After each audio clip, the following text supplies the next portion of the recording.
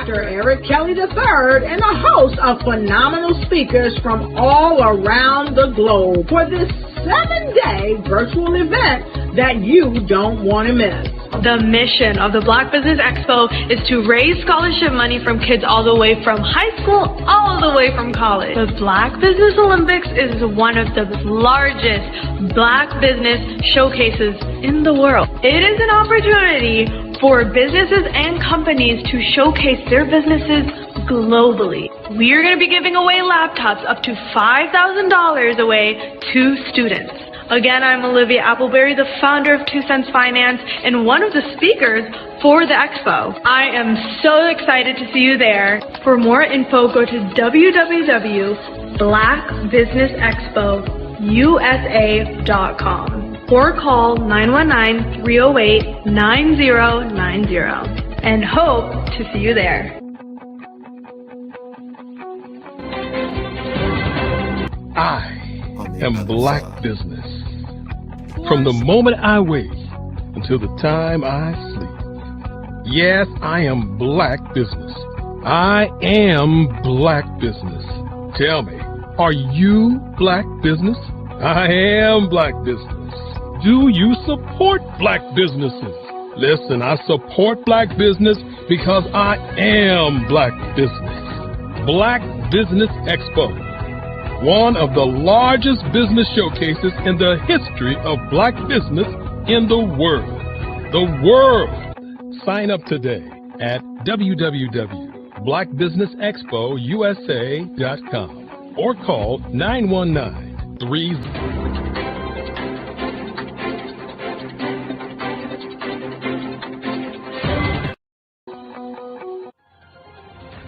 I am Black Business. From the moment I wake until the time I sleep, I am Black Business. I am Black Business. Are you Black Business? I am Black Business. Do you support Black businesses? I support Black business because I am Black Business. Black Business Expo, one of the largest business showcases in the history of Black America in North Carolina.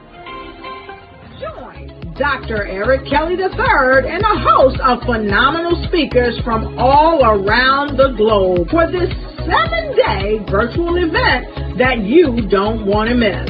The mission of the Black Business Expo is to raise scholarship money from kids all the way from high school, all the way from college. The Black Business Olympics is one of the largest Black business showcases in the world. It is an opportunity for businesses and companies to showcase their businesses globally. We are going to be giving away laptops up to $5,000 away to students.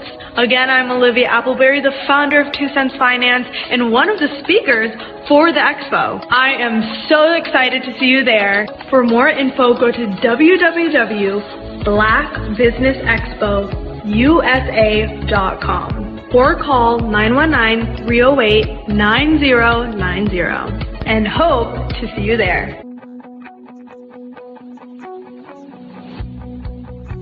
I am Black Business. From the moment I wake until the time I sleep. Yes, I am Black Business. I am Black Business. Tell me, are you Black Business? I am Black Business. Do you support Black businesses? Listen, I support Black business because I am Black Business. Black Business Expo, one of the largest business showcases in the history of Black business in the world.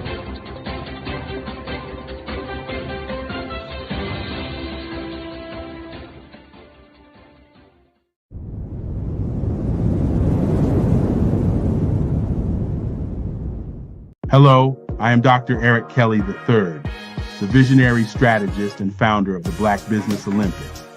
I invite you to showcase your Black-owned businesses on the Black Business Network global stage. The Black Business Olympics is a global Black Business Network platform that propels Black-owned businesses into the international spotlight.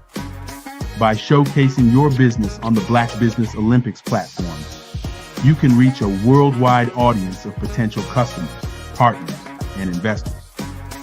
You can also establish yourself as a thought leader and expert in your field, attract lucrative partnerships, and more speaking engagements.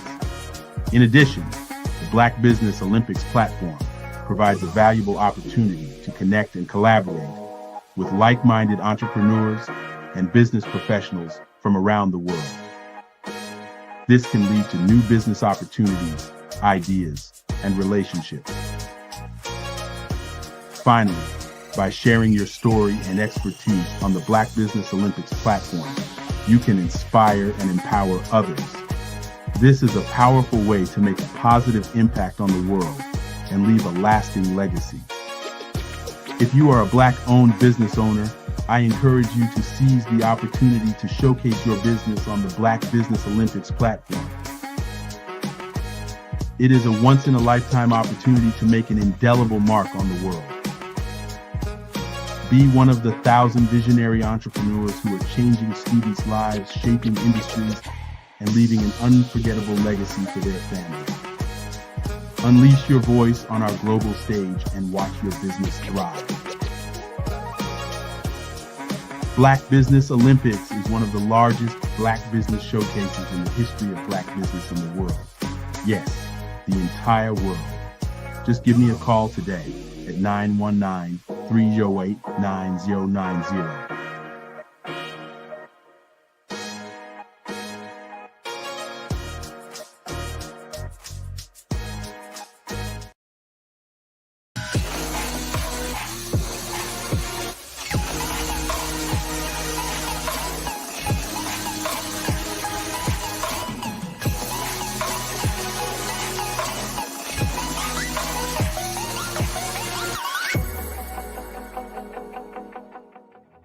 The Black Business Expo's mission is to raise funds for high school seniors going to college or K-12 entrepreneurs.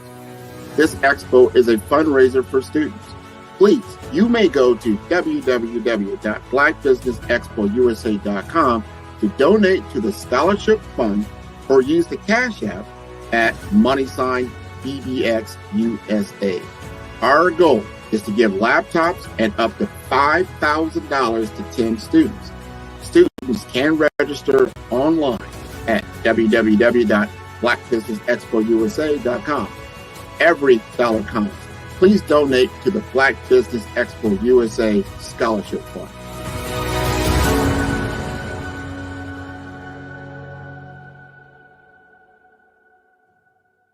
Sometimes you got to hear the news from the Black perspective, and more specifically, Black publishers. And that's exactly why you have to download the HeyTie app, the largest mobile app delivering breaking news, videos, and podcasts from 200 of your favorite Black publishers. Yes, 200 Black publishers delivering news as it happens, literally all in one app. Go to HAYTI.com or download the app in the Google Play Store or Apple App Store. It's completely free, along with information that you can trust, so go check them out. Did you know that approximately 333.34 million businesses exist today, according to a report from 2021? And you may be one of those businesses, or maybe you're not in the business market yet, but you're aspiring to be a business owner. Well, guess what? You're in the right place at the right time. Because let's face it, everything is about timing and opportunity. Hi, my name is Dr. Lotus Richey, and I'm the CEO and founder of the Lotus Richey Coaching and Consulting LLC, along with the Lotus Richey Ignite Show. 15 minutes of success with Dr. Lotus Richey, as well as books to boom your business and bring who you are. And today, I want to bring this amazing message to you about the Black Business Network and the Black Business Olympics. See, the Black Business Network and the Black Business Olympics is designed to help people just like you, that's right, that look like me, to take their business to the next level. Not just in your front yard or your backyard, but globally.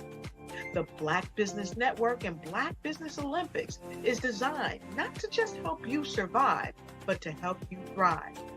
So join us today as we come together with businesses all around the world to support our students, our children, our young teens, our young entrepreneurs. What we do is we come together to help raise funds for students who are aspiring to be business entrepreneurs, who are aspiring and who are thriving in college. We endow them with a wonderful opportunity to gain scholarship of either a laptop or several thousands of dollars. And we invite you to help be a contributor to this amazing opportunity to help someone that looks just like you. So join us today at our website and let us connect with you and help you ignite and take flight in every area of your life on the Black Business Network and the Black Business Olympics. I'll see you on the other side.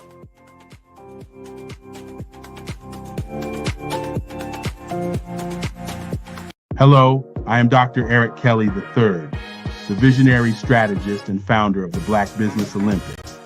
I invite you to showcase your Black-owned businesses on the Black Business Network global stage.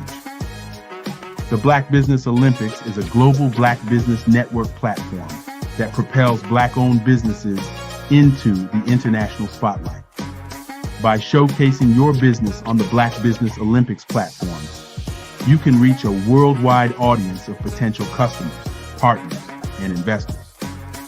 You can also establish yourself as a thought leader and expert in your field, attract lucrative partnerships, and more speaking engagements. In addition, the Black Business Olympics platform provides a valuable opportunity to connect and collaborate with like-minded entrepreneurs and business professionals from around the world. This can lead to new business opportunities, ideas, and relationships. Finally, by sharing your story and expertise on the Black Business Olympics platform, you can inspire and empower others. This is a powerful way to make a positive impact on the world and leave a lasting legacy.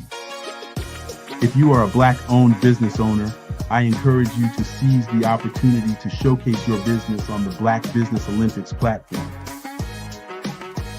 It is a once-in-a-lifetime opportunity to make an indelible mark on the world. Be one of the 1,000 visionary entrepreneurs who are changing students' lives, shaping industries, and leaving an unforgettable legacy for their families. Unleash your voice on our global stage and watch your business thrive. Black Business Olympics is one of the largest Black business showcases in the history of Black business in the world. Yes, the entire world. Just give me a call today at 919-308-9090.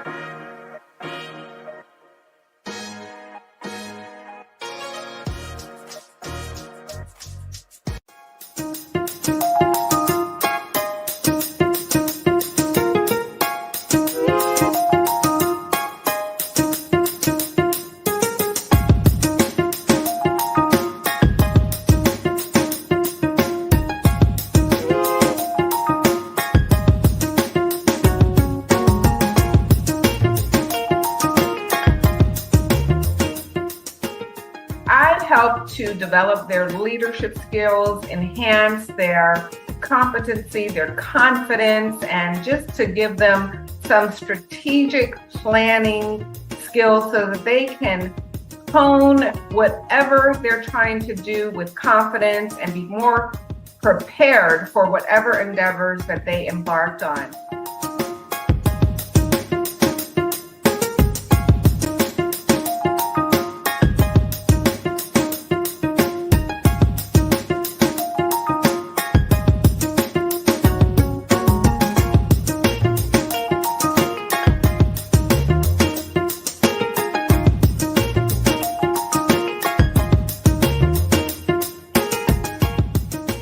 I grew up with a hunger and a motivation to do better, to be better, and to accomplish my goals and dreams without abandon.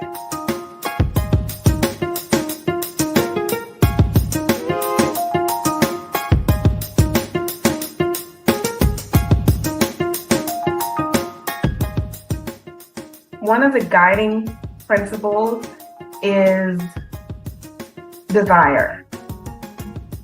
Having this unwavering desire to be successful and being teachable, being open and willing to learn from others, no matter how much experience you have.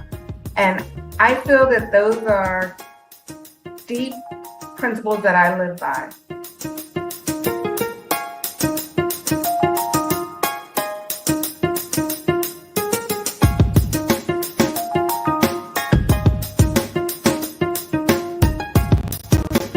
Hello, this is Israel, and I am CEO of Daydreams Interactive and author of Princess Planet. So, genius is common, and as a kid, I loved to daydream. Even as an adult, I love to daydream. And when my daughter became 6 and loved princess characters, but we just could not find the diversity that showed her, we created our own characters. So, for instance, you have Princess Nulu right here. Princess Nulu is from Uganda, and her genius is that she loves to take care of animals. She can actually even listen and hear what they say. And then we have Princess Isabella right here. Princess Isabella, she's from Cuba, and her genius is biochemistry. One day she hopes to eliminate disease. Then we have Princess Nia right here, and Princess Nia is based off of my daughter, and she is what she wants to be, the greatest dancer alive. So that's her genius. So what's your genius? My genius is my imagination. Genius is common.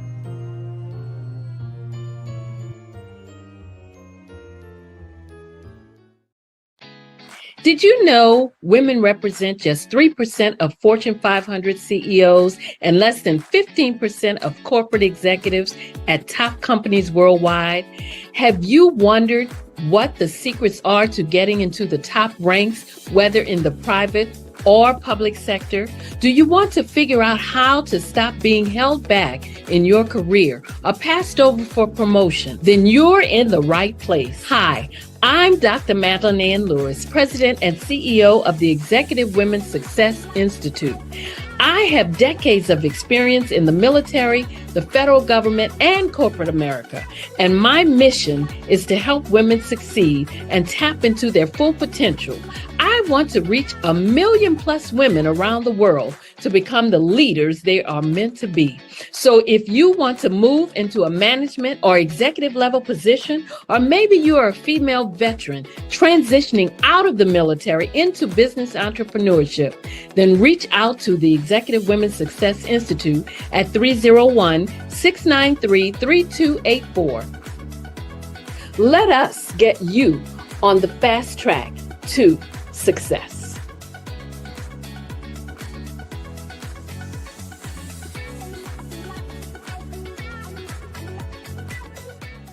Over the past few years, we've seen the growth of existing and new initiatives focused on financial inclusion, building global networks, and reducing the wealth gap in response to the idea there's not enough seats at the table.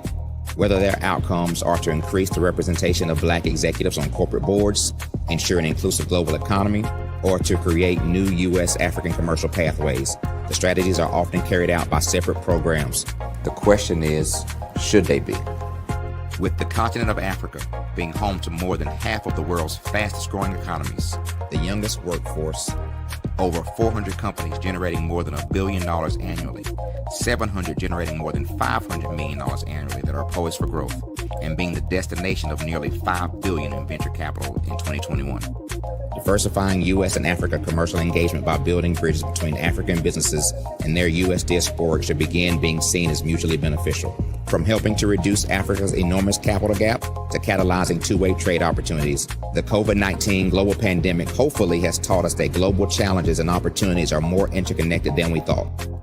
During the pandemic, African companies like Unicorn Flutterwave, insurance provider Reliance Health, ride-hailing app Yasir, and 54Gene, the continent's first bank of DNA on people of African descent, proved that when African companies have access to networks, capital, and information, they grow big, grow fast, and create solutions that are valuable to the world. This is why Be Direct was created. We are the first U.S.-based but African-centric board preparedness and board search company designed to connect U.S. Black talent and corporations to African businesses. Unique and fundamental to Be Direct's success is our process of helping board candidates adapt their experience and networks to an African context before they're connected to high-growth companies that are looking to locally and globally scale. From our focus groups with African business execs and government leaders, we don't ignore the sentiment that business is easy, but people are hard. Having a pool of board candidates with hard-to-access networks and extensive experience across the business life cycle, including successfully raising capital, is table stakes for an initiative like this. So yes, we have that. But corporate or entrepreneurial success in the U.S. does not guarantee success in Africa. Developed alongside industry partners on the continent, our training program, Be Direct Prep, is designed to transpose their experience to create cultural comfort, understanding, and a commitment to helping businesses in Africa scale. Our board governance sessions are African, continental, and country-specific, integrated with cultural awareness and dexterity training, masterclasses led by African industry execs, and mentoring and coaching from African continental-based facilitators. But even more unique to Be Direct Prep, we cap off our training program with an immersion trip to help candidates that have not been to Africa before see and feel Africa's complexity and opportunity from African soil. We all know traditional network-based board placement has historically left a lot of us out of ever really being in the paid board pipeline.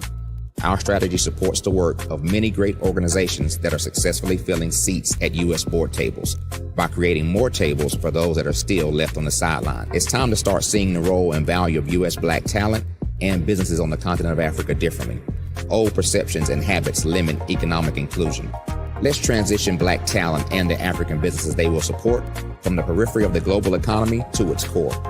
Living in a global lockdown, we all know now how fast local and global economies can change, and see the value of having businesses that hire, strengthen local value chains, and even grow globally. Status quo in any form holds back progress. We must democratize U.S.-Africa commercial engagement by socially and economically connecting cultures that have long been disconnected.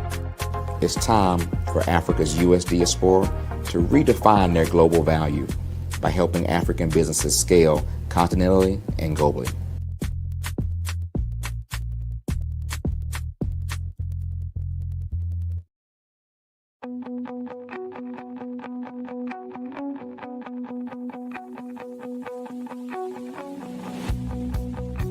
I am Black Business.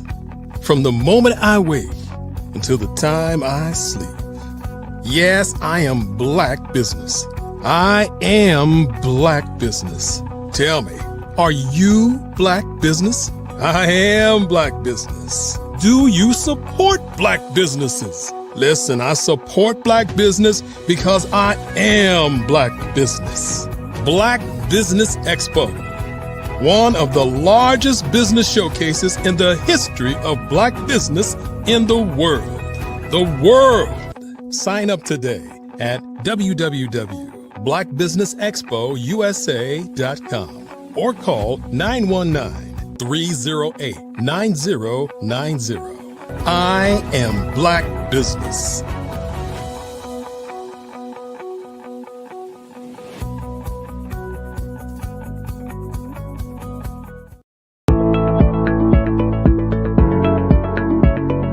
Prepare for what's coming and dominate in economic winter.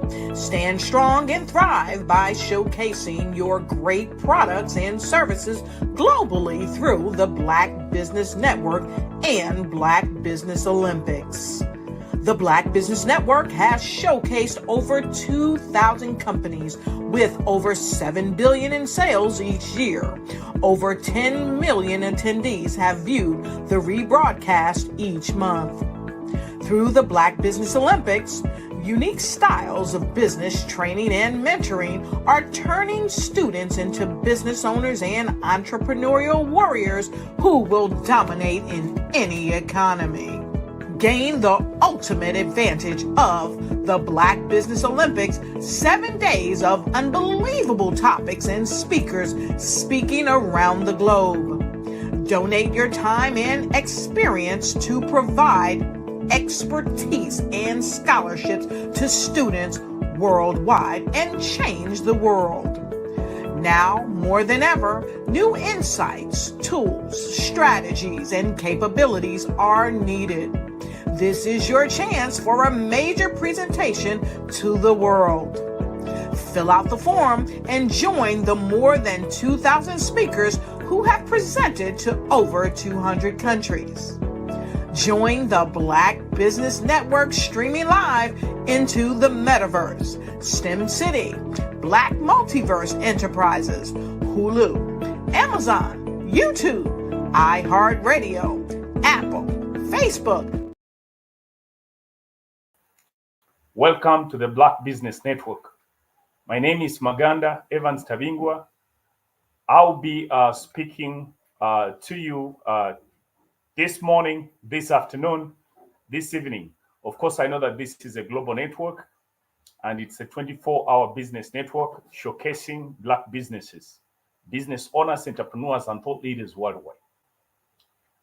We have speakers from North Carolina, London, Singapore, Africa, Japan, and cities all over all the United States.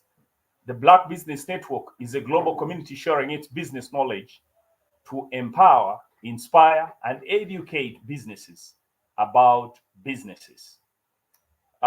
This morning, afternoon, evening, I will be your speaker today. My name, as I've told you, is Maganda Evans Tabingwa, live from Uganda, Africa. I hope we are all well. I am the CEO of Tanya Innovations Africa, a company incorporated back in Africa, but in particular in Uganda. Uganda is a country in East Africa. And I'm happy this evening that we are networking and collaborating with Black Business Expo to be able to showcase what we're doing back in Africa, okay? So the first question that comes to our listeners this afternoon is, what is Tanya Innovations Africa? Okay, so Tanya Innovations Africa is a company that was incorporated back in the year 2021 during COVID season. And we put up this company in a way of ensuring that we could bring on board businesses across Africa, just for the benefit of those who might not be having a lot of information about Africa. Africa consists of over 54 states or countries, okay? And during the COVID season, we had a lot of challenges of how we could sustain African businesses using digital technology. And Tanya Innovations came on board to help these businesses to be able to use technology and leverage internet to stay in business, especially those businesses that needed to use the internet framework to run, okay? There are many, I've been on this show before, and previously we've been able to talk about the real estate businesses. We've been able to talk about the different types of networkings that we do for businesses across the globe, okay? But just before I dive into a particular area, which is in education, that I want to speak about today, allow me to highlight some of the few key things that one would want to, network with Tanya Innovations Africa, okay? Number one, Tanya Innovations does what we call the Global Business Network. And one way that we have found ourselves with the Black Business Expo is that we try to make sure that, we bring the local businesses that want to have the international presence to work with other businesses like Black Business Expo or any other business that will be, back in the United States. Okay, if you have any business that you're running and you want to collaborate with some other businesses back here, then Tanya Innovations would be the best party to work with. What do I mean by that? You could be having, for example, investment interests back in Africa, but you don't have to start from square one. What Tanya Innovations does is that it would be able to provide other business parties back in Africa, find them and be able to let you network with those businesses. But equally, we could be having, we also have businesses here that want presence in the United States, they want presence all over the globe. If you are one of those businesses that is trying to work with us, that is trying to, that can be able to bring on board another business to work with, to collaborate with, then Tanya Innovation still presents the interests of those businesses, and then to be able to enable that type of partnership. Okay. Now, number two, we also do what we call collaborations. We are all aware that with the internet technology or with the digital economy today, we could be able to work hand in hand with other businesses without necessarily making sure that making sure that all the business processes are within a particular organization. Of course, what that means that you could carry out the functions of maybe digital marketing, but you could be able to outsource.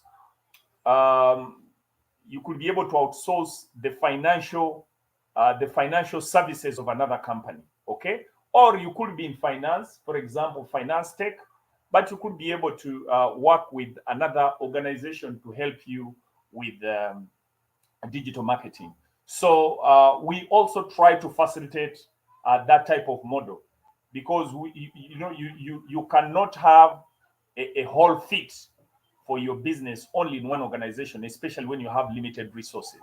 So what we do is that we try to also make sure that different businesses can collaborate on services of common interest to ensure that they don't overshoot their spending. Yeah, we have also we provide investment advisory services. These investment advisory services, we know that today you don't have to lock yourself in the country where you are because you are limited with the knowledge of only where you have been able to go to school and the opportunities that you're able to read in your neighborhood. So Tanya Innovation becomes your public eye all over the globe, because we meet a great range of investors, government officials. We attend conferences on the global market, being able to find what different entrepreneurs need, and then also being able to find different business needs. So what we do is that we can then be able to provide for you a forum. We can be able to advise you in terms of investment opportunities that exist in different countries, but especially in Africa. Okay, running all the way from South Africa, Limpopo, going up to the northern part of Africa, Central Africa, then the East Africa, where we are actually located. So it means that you should be able, with Tanya Innovations, you should be able to do your business anywhere on the globe. We shall be able to facilitate with you with information where business opportunities exist. And if you have the resources to be able to put in funds, you should be good to go. Okay. We also help in terms of events management, especially digital events management. So if you have events that you want to run online, we do that. You can also visit our global talk shows. We are involved in advocacy, trying to make sure that we keep international conversation on businesses. Yeah. So we also bring different business persons, just like the way Black Business is showcasing today, to be able to bring in different business parties and people to discuss on topical issues that affect us, or to be able to bring on board topical issues that can be able to help different business parties learn one or two things. Okay. Now, I have told you that today in particular, I wanted to talk about what we are currently doing with universities, and this particular we have started with institutions of higher learning in Uganda. That's over 53 universities. What Tanya Innovations is now doing, we are talking about the practitioners lecture series. Now, somebody would ask, what are practitioner lecture series? Now, we have realized that to be able to create the transformation that we need to train, we need to use the university space, okay, to be able to train young people, especially in Africa, to be able to, first of all, get the entrepreneurial mindset, but number two, to also be able to get the global mindset. Yeah, because so many times we have been wondering why, for example, many businesses or African young men or women are not able to, to compete favorably. Now, while we will talk about resources on one hand, but even the basic things that, we need to make sure that the university graduates come to terms with have not been substantially, open to university students. So what we're doing, we started with the practitioner lecture series, and we get to different universities once per month, and we are able to bring in practitioners to speak to students and members of staff. Okay. Equally, we try to bring on the practitioners are not necessarily limited only in Uganda or East Africa or Africa. These practitioners, we are looking for businesses, CEOs, technical persons all over the globe who would want to cause this type of transformation in Africa. Okay. So what Tanya Innovations is doing is that to be able to cause this transformation within the minds, because we believe that the mind of these young people, this young generation of average of about 16 years, we know that the average age in Africa, is about 16 years. So we're trying to say that we need to be able to make sure that we embody the change in the minds of these young people, especially in universities, and to be able to cause that transformation. While we say it comes from within, but it can only start with borrowing ideas from other parties. And we want different CEOs all over the globe, those who think that they can offer pro bono education lectures to talk about how they have been able to cause transformation, whether it's in the business, how you have been able to cause transformation in business processes, how you have been able to succeed as an entrepreneur, how you have been able to make your technology work for your business or in your country. These conversations are direly needed back here in Africa.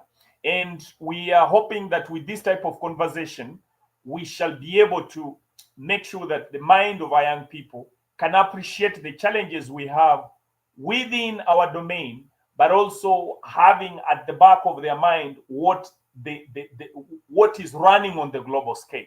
Yeah, because Africa has suffered through the three industrial revolution. You remember the first industrial revolution, we did not do much, but of course the challenges that were there. The second industrial revolution passed, we did not do much. The third industrial revolution, we are talking now about the robotics, AI, and all these other technologies, Internet of Things, and all these other things. If we don't strategize ourselves, while it would be that the nature of challenges we have right now might not give our young people to pay so much attention into that technological space, the world, or the rate at which the world is changing, will certainly punish us so hard if we can't also be able to get into that conversation and find where that global space takes Africa.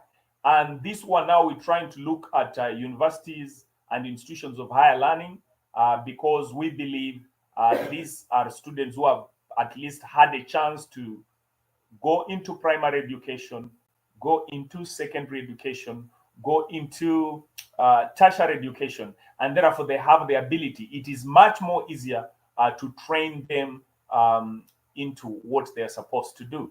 Okay, so we have so far had, we started this barely 4 months ago.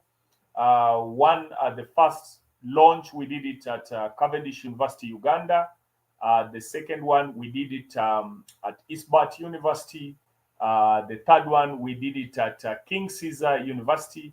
And now we are expecting to do the fourth one at Makerere University. That I think will be on around 12th of December.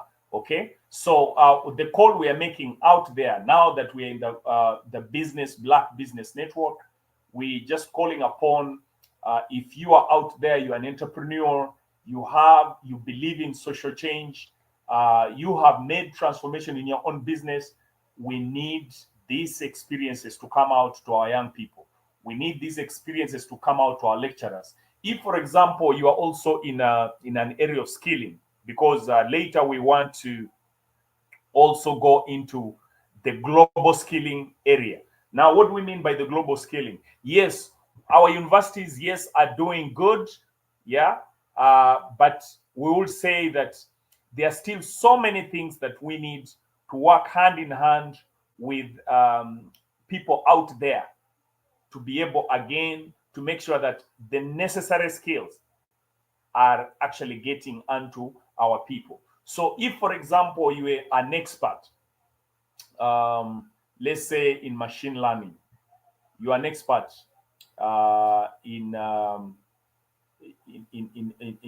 big data, you are an expert in different technological solutions, or you are an expert in fintech, or you are an expert in leadership.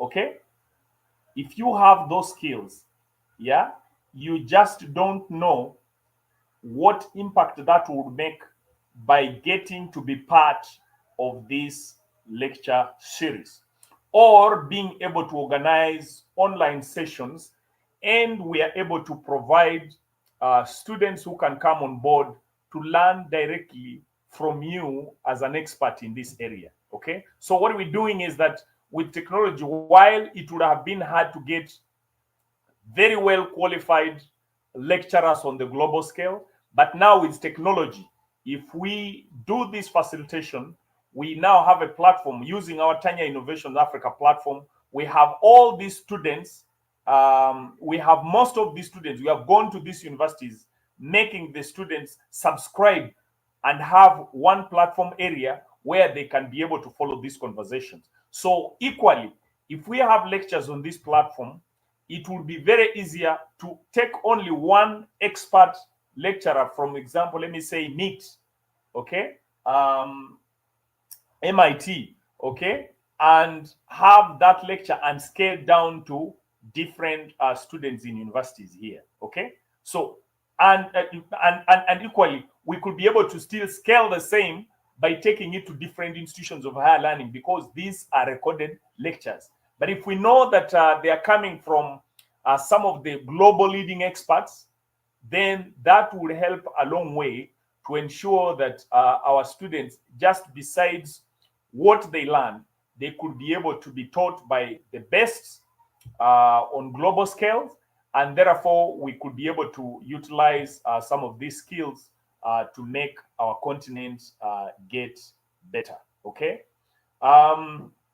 We also are paying attention in the area of startup ecosystems. Okay, we know that there is nothing much we can do, especially if the business environment, if the mind of the young people in terms of how to manage business doesn't go very well. If we don't have people who are very innovative, young people who are very innovative, to be able to create their own jobs. Yeah, unemployment in Africa is quite a challenge as of today, and as it has been for many years. But we don't need to keep on having the same conversation year in, year out. If we have something that, if we cannot engage some partners out there who can work hand in hand with us who are on ground to start changing this conversation, we need now to start asking ourselves, how many businesses have we been able to put in place? How many people are we employing, per country every year? So, but with the advent of digital technology, we don't just have to limit ourselves in here. So, do you have some business models, or are you having some business that you think that could be helpful? Do you have models, like startup models? Are you an expert in startup area? Do you want to train some young people who are just new graduates and they want to set up maybe new businesses, or you want to train them of how they can transform the problems within their business environment into working business? Okay, you may be an expert back in the US or some of the developing countries, but we can work hand in hand to be able to make sure that we scale this business within our environment. It is quite a challenge here, and these are areas that we would think that would be very helpful to the young people, to make sure that the issue of unemployment can be seriously dealt with.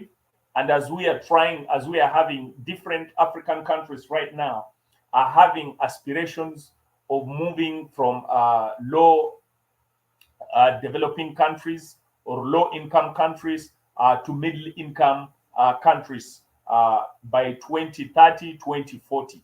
Okay, you should be able to know that we are now struggling. Most of these countries are below they are below that standard line. Okay, but the youth form a very formidable resource that can be utilized to cause these changes. So if you believe in social entrepreneurship, if you believe in training people in terms of startups, if you believe in being able to give maybe free online, some of them, if at all, we can have them the pricing scaled down, you could still be able to work with Tanya Innovations, and we could be able to still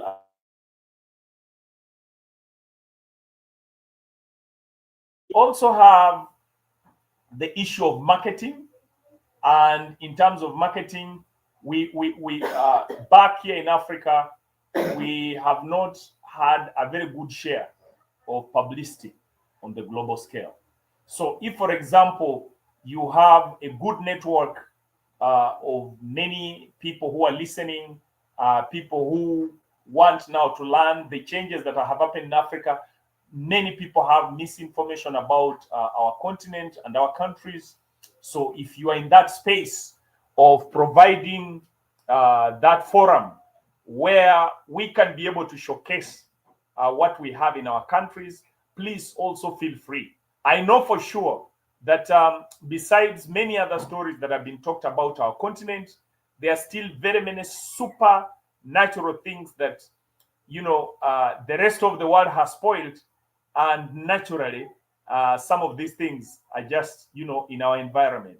If, for example, if we go into the area of tourism, yeah, you want to look at the 5 big animals, the cheetahs, the lions, the elephants, name them, the tigers, okay, you'll find, and then you want to find them in an actual natural system.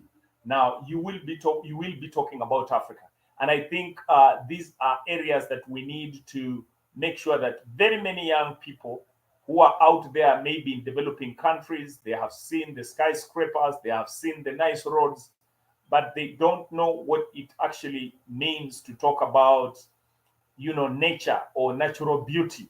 Okay, so those are things that we showcase. We make a number of documentaries for national parks.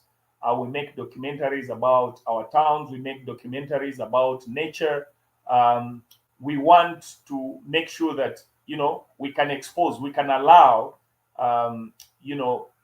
citizens who are coming from countries that have been maybe due to development, you will say maybe they have been adulterated, or they have gone into those higher space, but that higher space has not given them a chance to still conserve the natural beauty and environment. Okay, this is the only place you will wake up early in the morning, and you have a very nice sunshine, from morning till evening. Okay, you'll be able to walk into very huge forests, with very large flora and fauna. Yeah, you'll be able to see beauty that you have never seen. The green lush of the our environment is so amazing. Yeah, so these type of stories may not easily get that global space. Okay, because either people are talking about, if we are having people talking about going to the Mars, if we're having people talking about satellites, if we're having people talking about artificial intelligence, if we're having people, the internet crowded with, all these innovations, digital innovations, then you will find that it will be hard to bring the conversation about beauty of nature. But we all know that Mother Nature is a very important part of us, and therefore we need to promote it, and we still need to let our young people appreciate the essence of nature. Maybe that will help the future generation to avoid, or it will help future generation to limit the negative effect on our environment through appropriate climate change actions. Yeah, because we are talking about avoiding pollution, we are talking about the carbon mass and stuff like that. But you can imagine what that would mean to our generation in future, because they don't know what you're talking about. Yeah, but if somebody came in Africa, if we have investors who are able to make sure that they can come down on ground here to ensure that the mother nature of Africa could provide such incredible information, then it would also be a useful tool, or a comparison, a tool to compare and be able to help many other generations that are coming. Okay. Now, one critical part of technology that I want to talk about today, we are talking about digital. We're talking about digital economy. Okay, so if you are in the space of digital skilling, yeah, we'll also be very much interested to work with you. As we speak today, we have very many initiatives that are being done, being carried out by governments and private sectors in African countries, in order to enable migrating the traditional business models into the digital space. Okay, now we still have a number of gaps, or let me not call them gaps, but opportunities. We still have a lot, immense opportunities in the area of digital economy. So if, for example, you are in the area of digital skilling, and you're trying to penetrate the African markets, please come work with us, work through Tanya Innovations on how, we can do those skilling, but at least we'll be able to give you proper researched information to be able to show you the, to navigate you through our ecosystem, to make you appreciate, what would I say, the nature of the digital landscape, the nature of the digital map. Okay, so that you could be able to know which areas are critical in terms of our economy. Yeah, I've worked with quite a number of people who make assumptions and say, no, if these skills are working already on the global scale in the US or in Europe, this is exactly what should be working back here. Now, while that would be the dream that we all need to have, but because of the uniqueness that we have back here in Africa, you might need to get reliable, credible information that can give you insights of how we are structured. Number one, but number two, the status. Okay, if we talk about the status of our digital economic system, and then also to be able to show you the projections, the aspirations through sustainable development goals, the aspirations through the digital roadmap, okay? So because we now have many African countries that are now dreaming to use the digital platforms to be able to create tenfold economic, to create tenfold economic resources, okay, for their economies, okay? So there's so much space in that area, and if you are interested in working that area, please get in touch with us. Let us see how we can actually be able to go about that, okay? Now, besides the inter-university, I would like also still to emphasize the issue of real estate, okay? Real estate, in the previous talk show, I've been able to talk about the opportunities of real estate in Africa, okay? The land system that we have back here in Africa, the policies that are in place here are not as strict or bad as many policies that we have found in other countries. So if somebody has his resources, he or she has a very high chance to invest in real estate back here in Africa. You can be able to put up your business and you'll be able to make lots of money. You can be able to invest even in your homes, okay? We know that in some other countries, somebody might not have a chance to own his own home permanently, okay? Yeah, but if you are out there and you are in this Black Business Network, it doesn't matter whether your ancestral is in Ghana or is in South Africa or wherever it is. It actually means that you can have an opportunity to set up a business. You can have an opportunity to build a home. You can have an opportunity to build a hotel and somebody helps you to do that management, okay? So you don't only have to be worried about doing the business that you yourself have to govern. Now, with the type of networks we're providing in Tanya Innovations, we can create partnerships, okay, of how we can help you. If, for example, you identified what business area you have interest in, we can be able to carry out that feasibility down on the ground, and we can work hand in hand with you, be able to make sure that we do most of those process management on your behalf, sign official legal documents, make all those legal ties, and then be able to help you run your business. Of course, then we can, since it's a partnership, we can be able to agree on how to be able to share the outcomes of such event, okay? So your work will be majorly saying, I have these resources and I'm interested in ABC business, and we'll be able to help you manage in that accord. And like I've said, now in real estate, it's because it's now a very popular area back here in Africa, because we are doing a lot of infrastructural projects, okay? So if you good morning, Evans. Good morning. Good morning. You're doing a great job. And Rita, we're glad that you're here. You're doing a great job. It's always great when we have y'all from Africa to come in and talk. Rita, where are you located?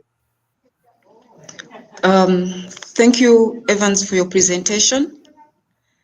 Genius is coming. I'll see you on the other side.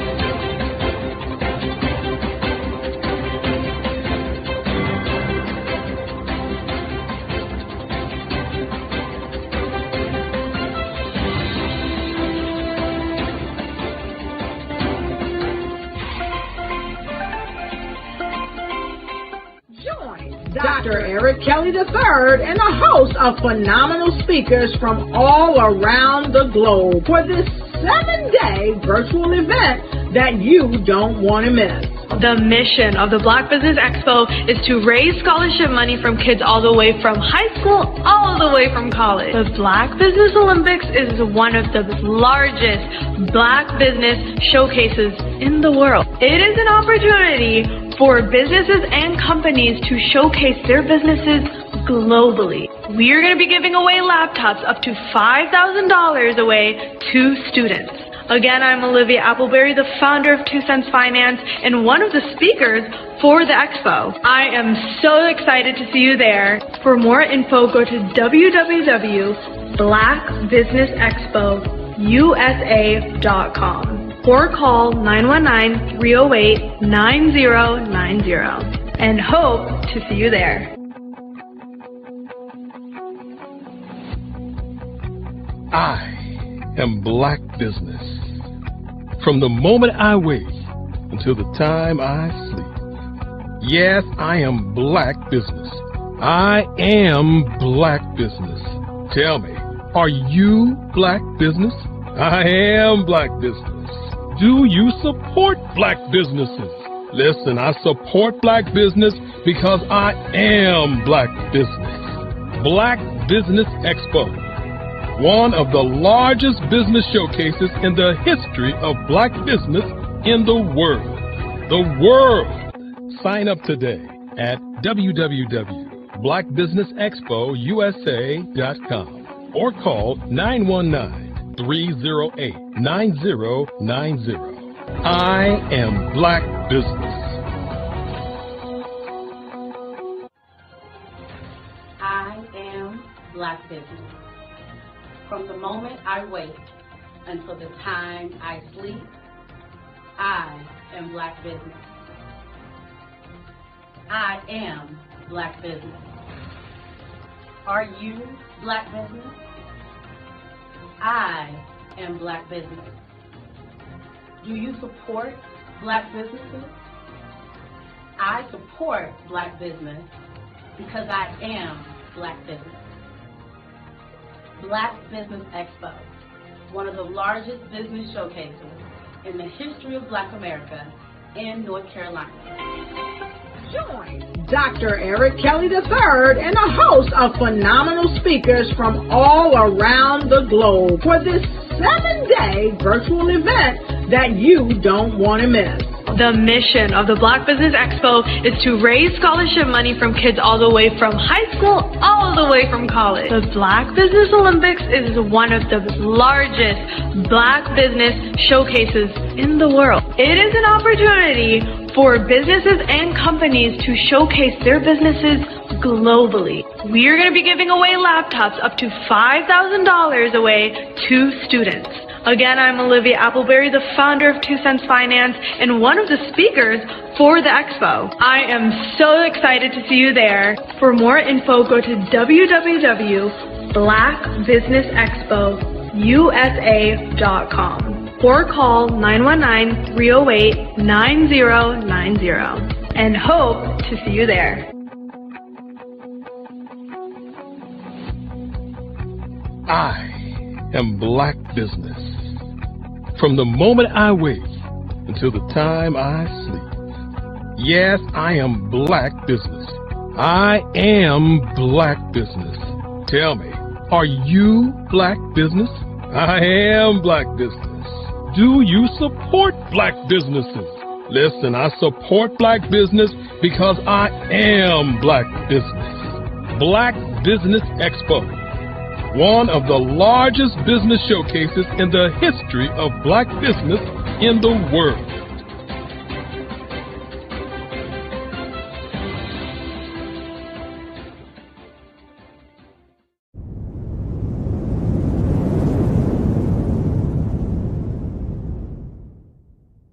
Absolutely. So our coaching program help people that have the lack of time, that lack strategies, and lack the confidence to go after their dream life.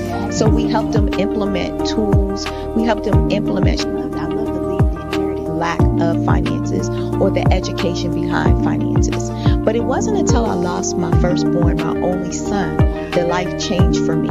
And where I was going after it all, living the corporate life, hit my 6-figure income, and living in my dream house with my dream man, driving my dream car. Wow. I nearly lost it all. Wow. When I lost my son. And so I realized it only takes one financial catastrophe that can change your entire life. That's what made me start All New Beginnings. Because no matter what's going on in life, there's a new beginning. And because of that, we develop a program called Wise Minded. My little slogan is, don't just dream it, let's live it. If they want to connect with you or work with you, what is the best ways for them to be able to do that? Well, for my social media guru, you can connect with me on every single social media platform as Tanya T. Wallace.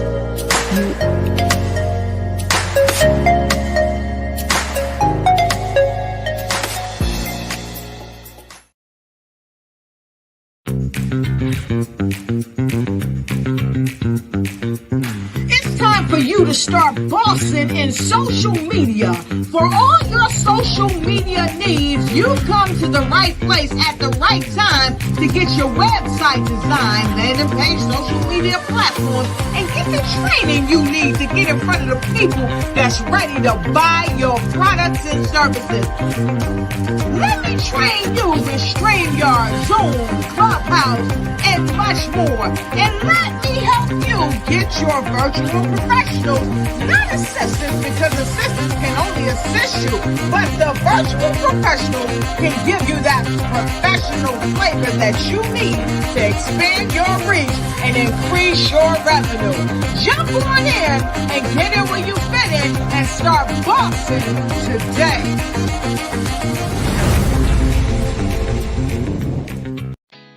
Did you know women represent just 3% of Fortune 500 CEOs and less than 15% of corporate executives at top companies worldwide?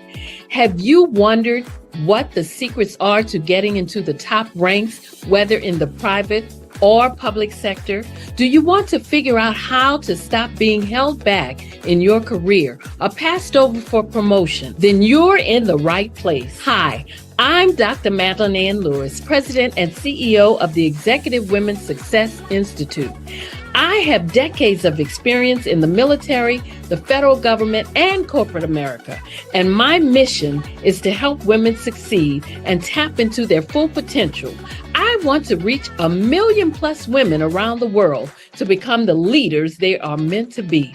So if you want to move into a management or executive level position, or maybe you are a female veteran transitioning out of the military into business entrepreneurship, then reach out to the Executive Women's Success Institute at 301-693-3284. Let us get you on the fast track to success.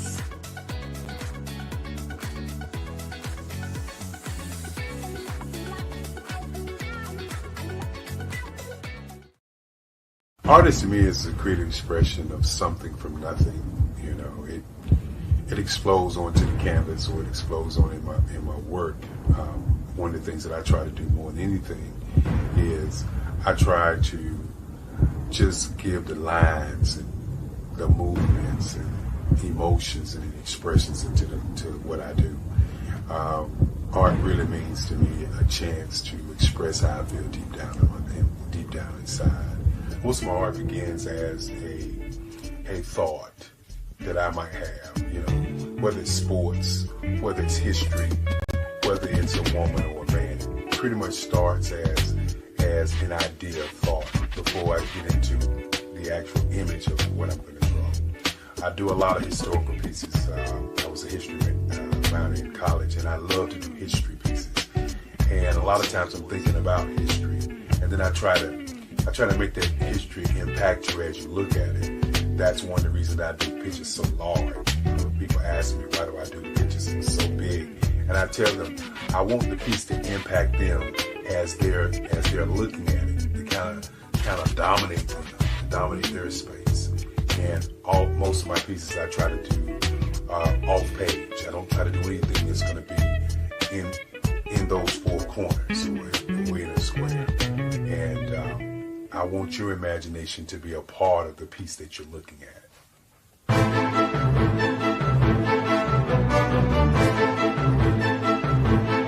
The Black Business Expo's mission is to raise funds for high school seniors going to college or K through 12 entrepreneurs. This expo is a fundraiser for students. Please, you may go to www.blackbusinessexpousa.com to donate to the scholarship fund or use the Cash App at $BBXUSA.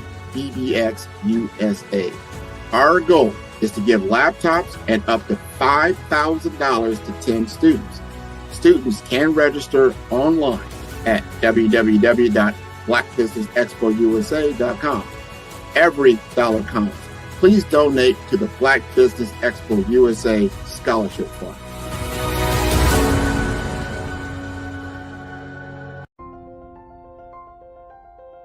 What if you could build your own city? A place where every child can find nurturing people to help them achieve their full potential. A place where every adult can access job training support, where health education is abundant, where social justice ruled the land. A place without limitations.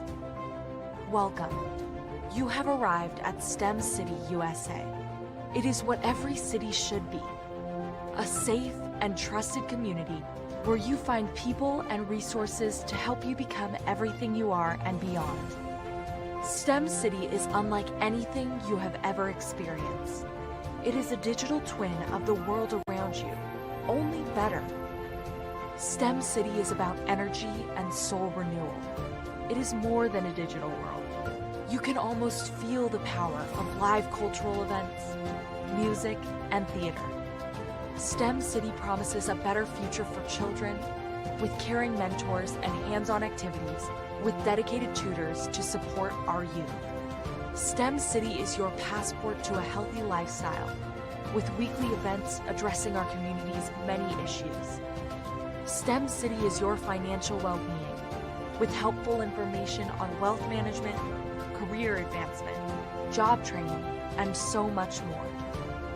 STEM City is the community you deserve. It is the city where your dreams can come true. STEM City USA, a place in the sky that is accessible to all who reach for the stars.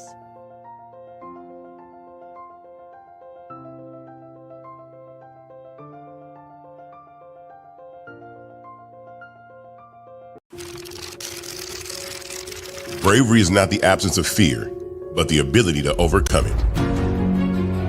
We stand for those who defy suppression, who speak out, and those who walk the road less traveled. Everyone deserves to be seen and their voices to be heard. We're sparking a movement, growing a community of creators united by the desire for freedom, choice, equity, and ownership. At Fanbase, it's all for one and one for all.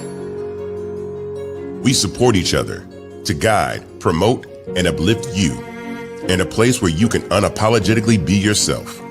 A place where your voice, ideas, and creativity are not just welcomed, but celebrated. We are Black founded, minority funded, and supported by a diverse, inclusive, powerful community that believes in the strength of authenticity and individual choice. Regardless of success or background, we welcome you. The marginalized, the underappreciated, the successful, the superstar. We're for all who seek a space to express themselves freely, where they are rewarded for being their authentic, true self. We transcend labels because only we have the right to define ourselves. We are built for the brave, the culture, the creators, and for the future where everyone has the power to shape their own destiny, where all are empowered, voices are amplified, and freedom is embraced. For the first time, you have a chance to own the platform you helped make popular. It's a revolution, a movement in how we connect, create, and share. Everyone is a creator, and everyone has a fan base. Here, you can be you without limits.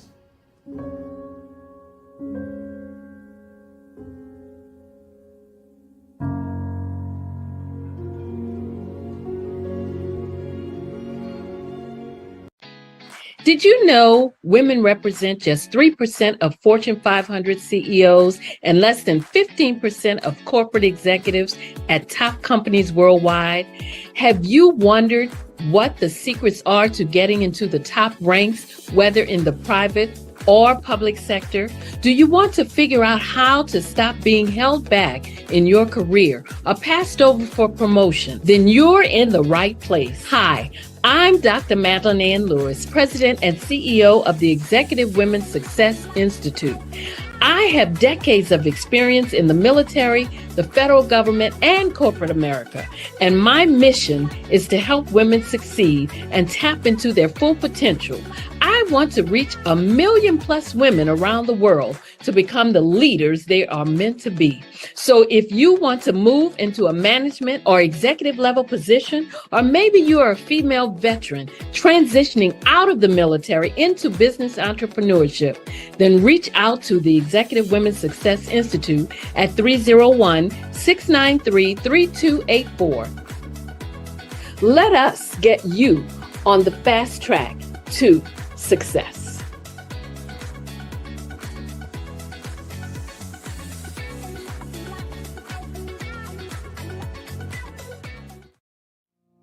Did you know that approximately 333.34 million businesses exist today, according to a report from 2021? And you may be one of those businesses, or maybe you're not in the business market yet, but you're aspiring to be a business owner. Well, guess what? You're in the right place at the right time. Because let's face it, everything is about timing and opportunity. Hi, my name is Dr. Lotus Richey, and I'm the CEO and founder of the Lotus Richey Coaching and Consulting LLC, along with the Lotus Richey Ignite Show. 15 minutes of success with Dr. Lotus Richey, as well as books to boom your business and bring who you are. And today, I want to bring this amazing message to you about the Black Business Network and the Black Business Olympics. See, the Black Business Network and the Black Business Olympics is designed to help people just like you, that's right, that look like me, to take their business to the next level. Not just in your front yard or your backyard, but globally. The Black Business Network and Black Business Olympics is designed not to just help you survive, but to help you thrive.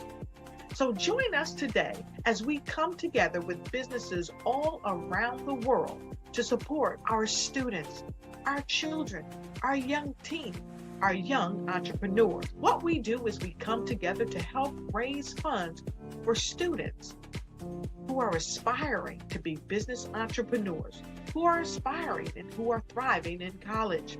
We endow them with a wonderful opportunity to gain scholarship of either a laptop or several thousands of dollars.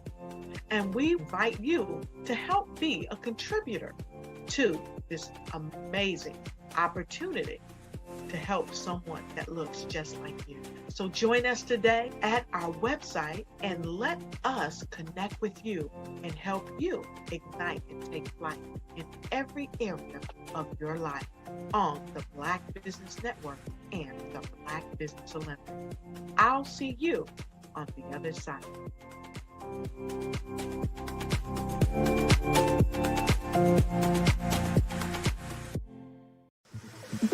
Be the spark that ignites change. Join us at the Ignite Your Life for Life Virtual Summit, where resolutions reignite and dreams refuel.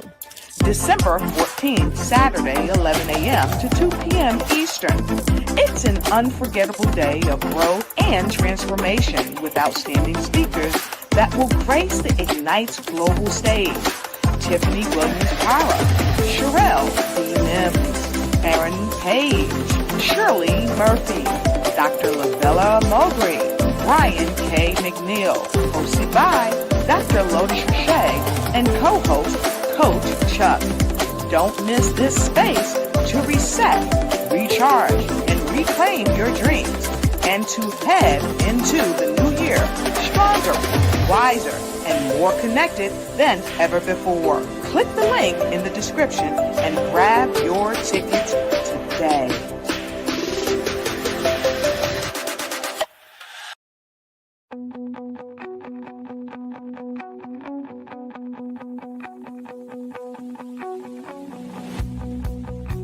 I am Black Business.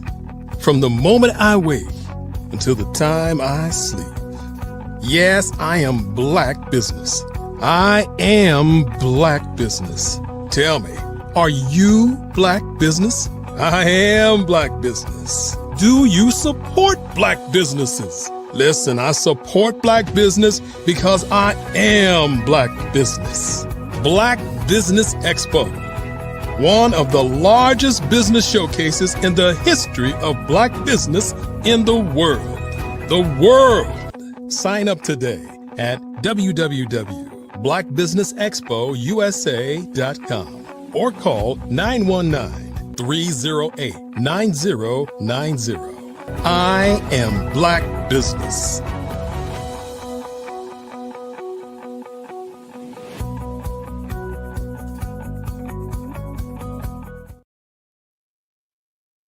It's a great day in every way. Good day, business owners, entrepreneurs, thought leaders, and corporations. Welcome to the Black Business Network. My name is Dr. Lotus Roche, and I am your business moderator for this session on the Black Business Network. The Black Business Network is a 24-hour business network showcasing Black businesses, business owners, entrepreneurs, and thought leaders worldwide. We have speakers from North Carolina, London, Singapore, Africa, Japan, and cities all over the United States. The Black Business Network is a global community sharing its business knowledge to empower, inspire, and educate businesses about, you guessed it, business.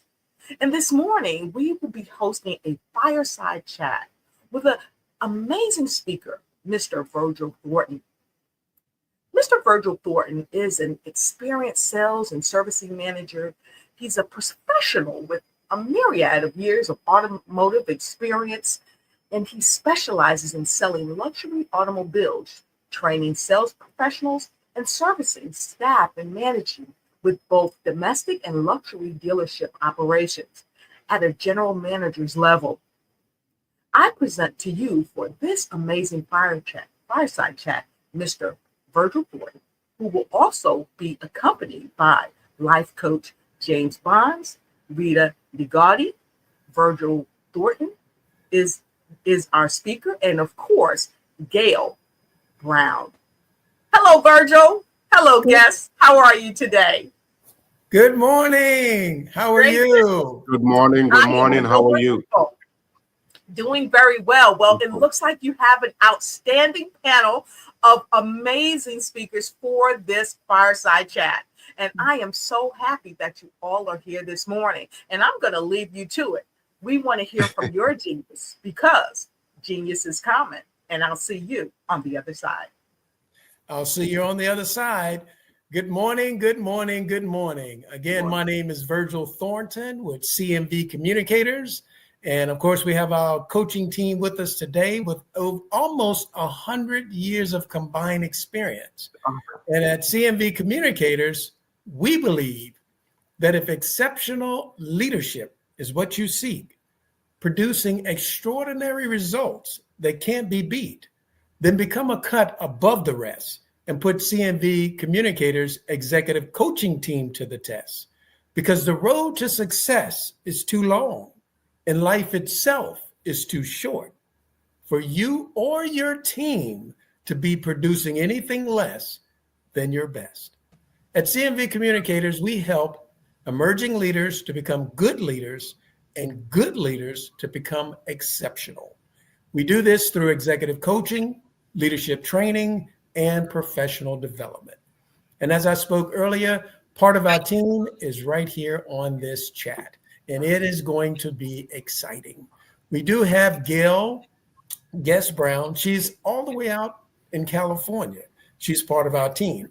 And we're coming together, all of these coaches, as part of a big event that we're doing, actually a big proposal we're doing for a major university.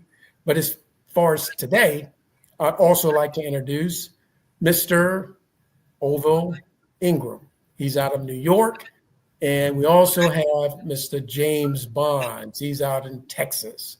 And I'll let each of the coaches do a slight introduction of themselves, and we'll dive right into some of these questions. And we'll start, of course, with Coach Gail. Good morning. Good morning. So happy to see you all. So I am Guest Brown Impact over here in Sacramento, California. We're all about all things leadership and all things equity. So I'm Gail Guest Brown, CEO of Guest Brown Impact, an award-winning executive leadership coach, equity leadership strategist, where I work with women of color to overcome challenges to equity in the workplace. I also work with businesses and their challenges to equity in the workplace. So at Guest Brown Impact, we love helping our women in those spaces where they feel unseen and unsupported. So we offer coaching, also negotiations, anything they need to be successful at work. Do I work with men? Yes, I work with men as well. Fantastic. And next, of course, we'll have Coach Orville out of New York. Oh, hi. Thank you so much, Virgil. And first, I want to say happy Thanksgiving to those who celebrated Thanksgiving, and just a big thank you for inviting me. My name is Orville Ingram. I'm out of New York. I'm an educator turned CEO of Ingram Educational Consulting. I work with educational institutions, but I also work with private equity firms, focus on everything leadership.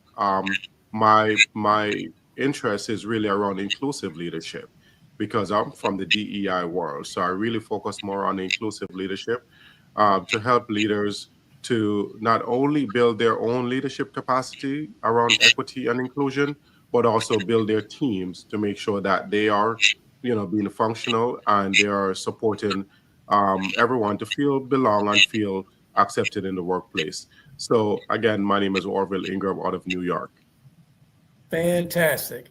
And last but not least on the call today, we have Mr. James Bond. I am Bond, James Bond, the best life coach that ever lived. Why? Because the great I am said that I am, letting no one else's approval.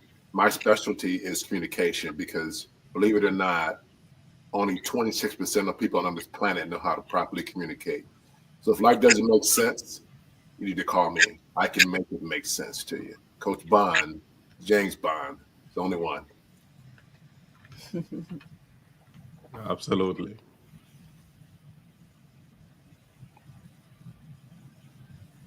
I love that. I love that. Thank you, sir. And my company is welldrivenlife.com.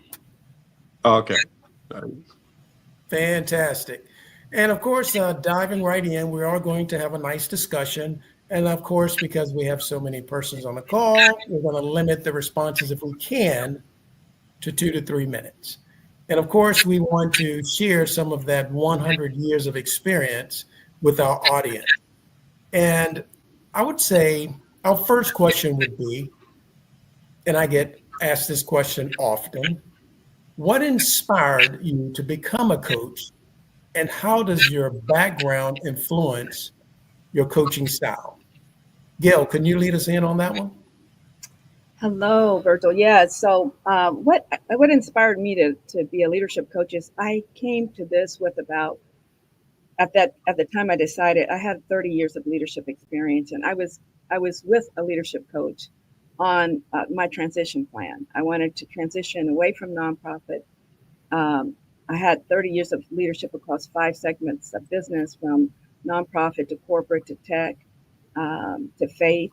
And I wanted to think about next steps, and coaches are great for that, and she helped me realize that I could put that leadership experience to use for others behind me on the path, right? As a person, my mission statement is to be a beacon to others on the path to living peacefully, joyfully, authentically, and on purpose. And it was a great fit for that mission statement, that purpose statement. Oh, fantastic. And I know, Coach Over, your background comes from education in New York. What inspired you to become a coach and performance and career coaching? And as far as your background, what influenced you as far as your coaching style?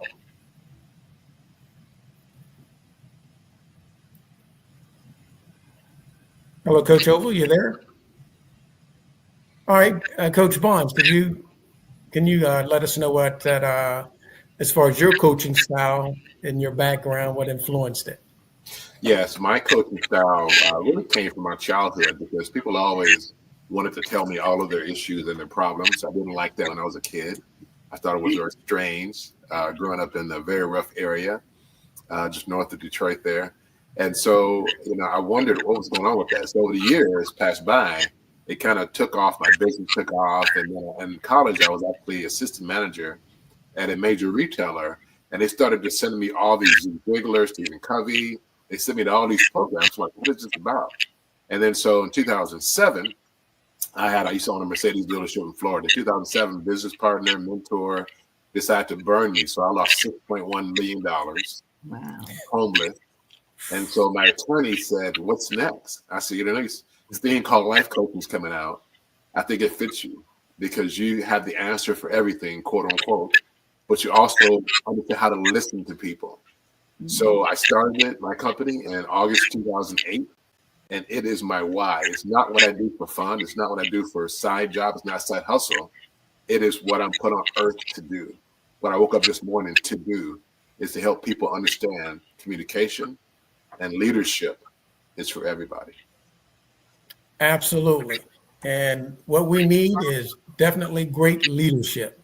And of course, Coach Oval, like I was saying, of course, your background coming out of education in New York and over 40 schools that you were dealing with there. That's a lot of kids and a lot of administration. What in your background influenced your leadership style?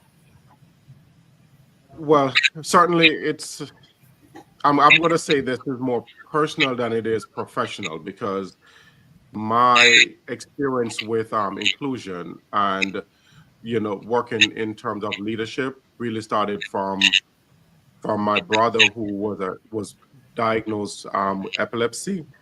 He had a stroke when he was younger, and he influenced me or even brought me or exposed me to what inclusion is. Because back in the day, when you were a younger youngster back in the island, if you had a physical handicap, you were placed in a handicap school. He was 2 years older than I was. I was placed in a regular school. He was placed in a handicap school, and we were right next to each other.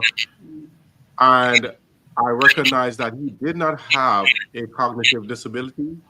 He had a physical disability, but they dumbed him down by putting him in a handicap school. That was my first exposure to exclusion, which brought me to inclusion. And I felt like it found me than I found it, because for some reason, as we went through life, I ended up in education, teaching special education and working in DEI and doing all of those things which involves inclusive practices.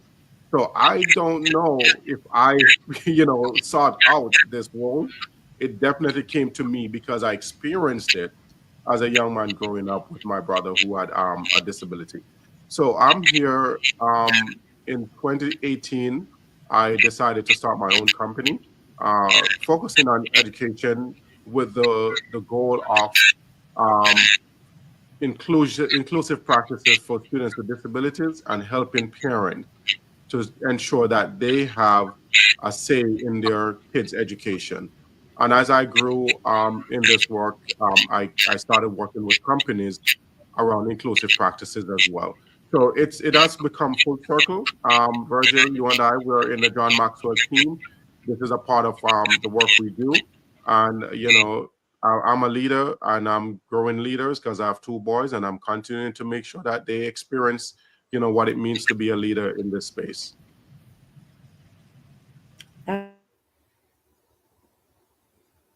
How I got into the specialty that I got into. And I do want to say that while I was in all those different fields, tech, corporate, faith, no matter where I was, I realized that we as women and my colleagues, we were being passed over for promotions. We were not being seen. We were not being valued. Our contributions were basically unseen. And I realized that was an injustice. And I wanted to, so when I hung out my shingle, it's not that I have anything against men. I love men. I'm married to a man. But I wanted to make sure that our sisters were getting their fair share of the pie, that they would learn to negotiate, that they would advocate for themselves, right? Because I think a lot of us thought that if I just do a great job, they'll see me and they'll award me, it'll be fair, but it's not always fair. And I just wanted to bring that to their attention and make sure that they were equipped to deal with the world and saw the landscape as it truly was. And so that's why I focus on women in my business, but I serve everyone, right? And I focus on Black women, but I serve anyone, right? So I did want to say that, and I appreciate my brothers on this screen who have shared their life experience. And so many of us, make that pain our gain, right? We don't want anybody else to go through that. So thank you for sharing that. Fantastic. And of course, my background comes out of the automotive industry, and before that, electrical nuclear testing on carriers and submarines, and seeing that there's a lot of people from different backgrounds who want to succeed, but they just don't know the way. And it said that a great leader knows the way, shows the way, because he or she has gone the way. And of course, we want to do that with others.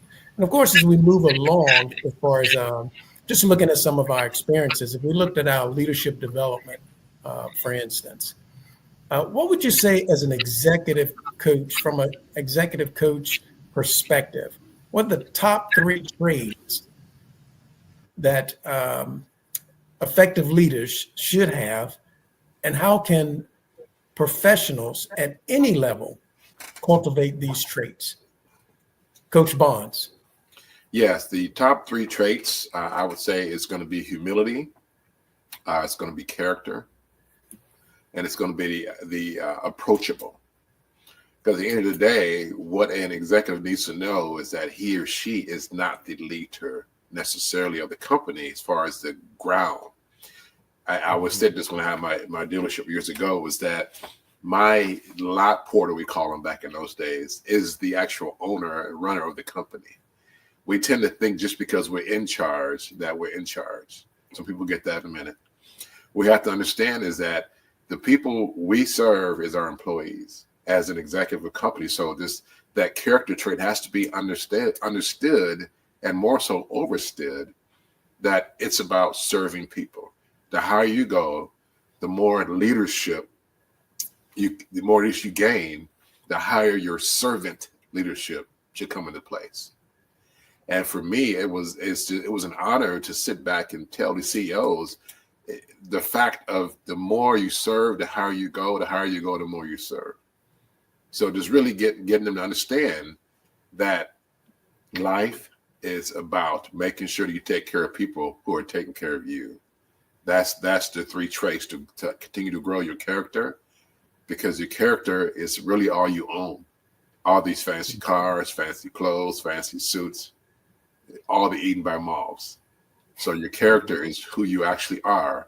And for me, being nominated and voted since I joined Maxwell team, top 100 of 26,000 coaches twice, was an honor that I didn't see coming. Just getting the email and the letter was like, this is incredible. And at the end of the day, the higher I go, the higher they go, the more servant they need to become. Fantastic. And what about you, as far as your perspective, Coach Oval? Again, coming from the education background. Yeah, and especially coming from the education world, I've experienced leadership in many different ways. For myself, but also what I've seen from other leaders. And the 3 things I would say that I've kind of shaped my leadership based on what I've seen and how I've seen people grow first thing is around empathy. I think a leader must be empathetic, and especially in this world and this type, the workplaces that we work in right now, where people really need to be more connected to the person that's leading them. And empathy, and just to kind of go back on what James said, I was thinking about Simon Sinek's,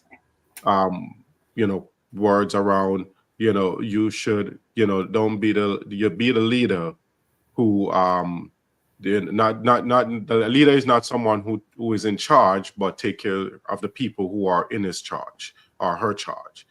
And oftentimes leaders tend to forget that. They just want to be in charge and just kind of take care of business. But there are people that you're working with. And I think about the human side of leadership. And that's the piece that where empathy really comes in. The other part is really integrity.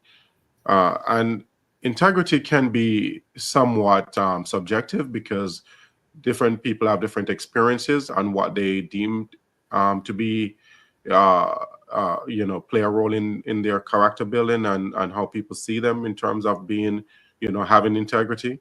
But I think at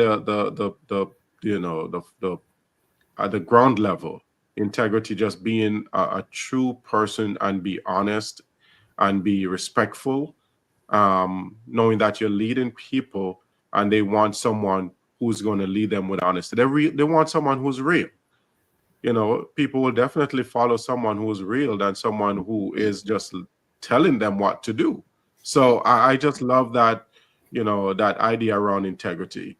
Now, the other one is, to just be authentic. And because I'm coming from the DEI world and this is, and I'm sure the other coaches can speak to this, especially as a Black person working in corporate America and in any workplace in America. One can tell it to be authentic as much as possible. But you know that when you step into certain spaces, you're trying to be authentic and be yourself, but you also have to put on that armor of protection around you. So I ask leaders to just really give people space to really and truly be authentic and to be their authentic self. And if you're being authentic and they can see that you're truly a trusting individual, they'll feel more open to be authentic, because it's not easy, especially for certain subgroups, to be authentic in the workplace. But if a leader is being authentic, then they definitely will feel more authentic in how they approach the work. Fantastic. Fantastic. And it seems as though Coach Gail, you wanted to chime in and say a couple of things? I would like to chime in. They've covered quite a few things that I agree with. One of the things I would say that all leaders need in this day and age is inclusive leadership. And so inclusive leadership would be like hearing all voices, making sure all voices get some space and time in the room. Also having a little bit of cultural humility, spending the time. Of course, there's so much to know about all of us. We're all such different flavors and come from such different cultures. But they could visit an ERG group, for example, on a regular basis to be acquainted, to get more, to know more about each of the different groups that work in the organization. The other thing I would say in this day and age for executive leaderships is courage, right? You have to have the courage to stand in what you know to be true and to stand for others. I heard both of the coaches say servant leadership. That's so important. But even to be a servant leader, you have to stand for your people and have the courage to do so. So courage is big these days. So I talked about inclusive leadership. I talked about courage. I think the other one I would think about is just to remember that at the helm of your ship, you bring the spirit. So if you're peaceful, that you spend some time every day orienting yourself, grounding yourself before you run into that battle, right? Because if you show up hectic, frantic, your people are going to feel that. And so the leader has to be settled, grounded as they meet the challenges of the day, as they're meeting with their people. They have to be prepared to or know that their emotions, the way they comport themselves, the way they respond to people, how they do what they do is as important as what they do. Absolutely. And if I could add to that from my perspective, I would say first, a visionary, because regardless of the level we find ourselves as leaders, we must have vision. It is stated in the book I read, man without vision or woman shall perish. And we must have that vision, where we are and where we want to go. Because if we don't know where we're going, we'll never know once we've gotten there. Also like to look at resilience, because as a leader, of course, as Gail was speaking about, you're going to find yourself on some rocky ground. And we want to always have a firm foundation of our standing as a leader, because then our followers see that we're in control and then they will follow. And of course, that resilience, we will get knocked down, and it's okay to get knocked down. Just don't stay down, get back up. So we need that resilience, regardless of the level we find ourselves as a leader. And of course, in the bookend of that will be a communicator. I know that all of us do public speaking, and there are no great leaders who aren't great communicators. So we must be able to communicate our message in a crystal clear manner to our followers. Otherwise, there's chaos. We've all experienced that. So those would be my 3 traits that you can actually incorporate at any level. That's adaptability, resilience, and of course, becoming a great communicator. And as we move along, of course, because there's so many areas that we can speak on as coaches, and all of us have different experiences. Like I say, we have almost 100 years here. But one thing for sure, it is said, no matter what happens, there will always be change. And we must adapt to change. So I would say, what advice do you offer to help professionals stay relevant in today's rapid changing market and workforce dynamics? Because it's always changing. We got AI on the scene now. So, and of course, we have all these different platforms when we're looking at social media. So, Coach Oval, how would you approach that as far as staying relevant today with all the changes that are going on? How do you get that across to your clients? Stay close to the fire, stay connected to the people, and stay aware of what their experiences are, because changes can be brutal depending on what's happening, whether it be in the socio-political world that we live in right now, or in the workplace with especially DEI under fire that is being pulled in so many directions. There are leaders who are coming and going. So in terms of helping employees and leaders to really understand what it means to really adapt to change, especially around change leadership, is really to stay close and connected to the people that they serve. My work with in terms of executive coaching and working with leaders is always to kind of get a sense of how connected they are with the people that they serve. Because when there's a change to be made, how are you communicating that? Do they feel like they can trust what you're saying because you've always been open with them? Can they trust you to say, this is why we're moving in this direction? So I think it's just really staying close to the people that you serve and really getting them to understand that you can be trusted when change is coming. Fantastic. And Gail, what would be your perspective on that? I know you deal with a lot of ladies in regards to change. And like my wife, she liked changing her hair, changing a lot of the decorations around the house, kind of used to change. What would be your approach to that? Well, what I would say is that, change is the only constant in the world, right? Everything is changing. And so it's something we have to get comfortable with. I think in terms of staying abreast of what's coming and so that you're not surprised by it, is to always be, I advocate for my clients as well to be in the know in terms of the research articles I get articles from Korn Ferry, I read articles from Harvard Business Review. I have a Google alert on my Gmail for DEI, so I can stay abreast of what's happening in that world. And so I think part of getting comfortable with the change is just being ahead of it. Keep your eye on the horizon. Don't have your head down like this, because the world is happening out here. So keep your eye on the horizon and try to stay abreast of what's coming, so that you can be prepared and be responsive. As leaders, we need to be prepared and we need to be in the know. The other thing I was going to say about change was that I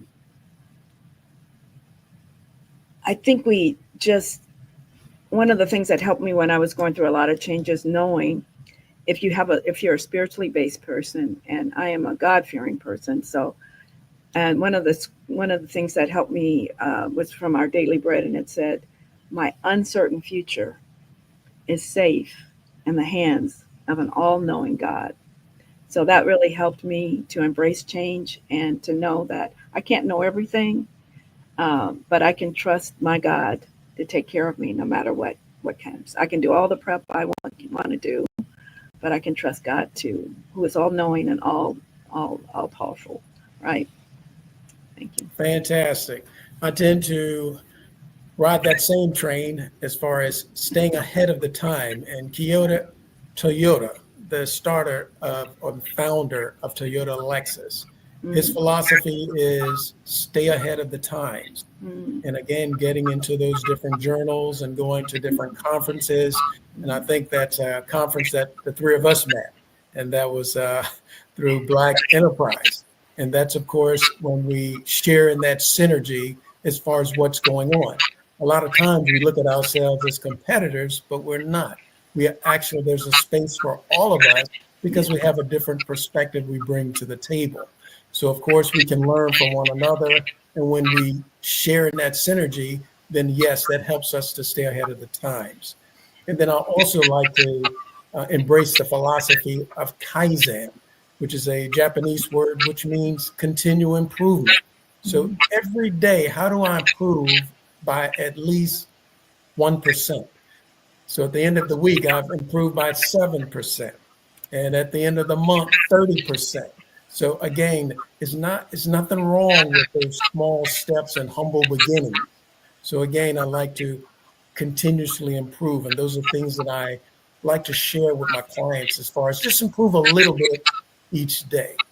If you can do 5 push-ups today, let's make it 6 by the end of the week. And then next week, let's make it 7. And before you know it, you're doing 50. So again, let's have those humble beginnings and let's make that improvement incrementally each day. But what I don't want to do, of course, is we run out of time. So I'm going to do it early. And that again is Gail and of course, Coach Oval. If you can let our audience know how they can connect with you. I don't want us to run out of time before that, and then we'll get to the next question if we have time. Okay? Same thing with you, Coach Bonds. How can people connect with you? We'll start with Gail, we'll go with Coach Bonds, and then we'll go with our Coach Oval. Hello. So you can connect me on various social media channels, LinkedIn, Facebook, Instagram, all under either Gail Guest Brown. My business name is Guest Brown Impact. And so my website is guestbrownimpact.com.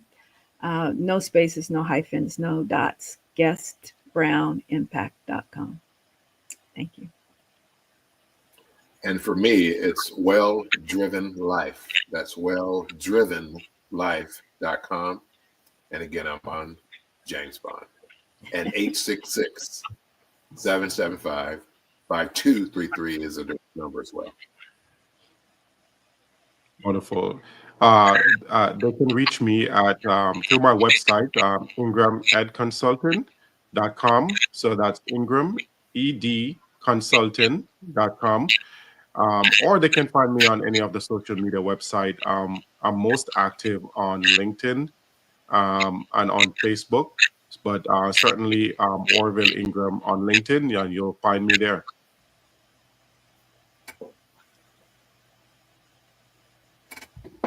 And I think I was cut off earlier. Sorry about that. I was cut off earlier. I wanted to come real quick, Virgil, about about clients, the remaining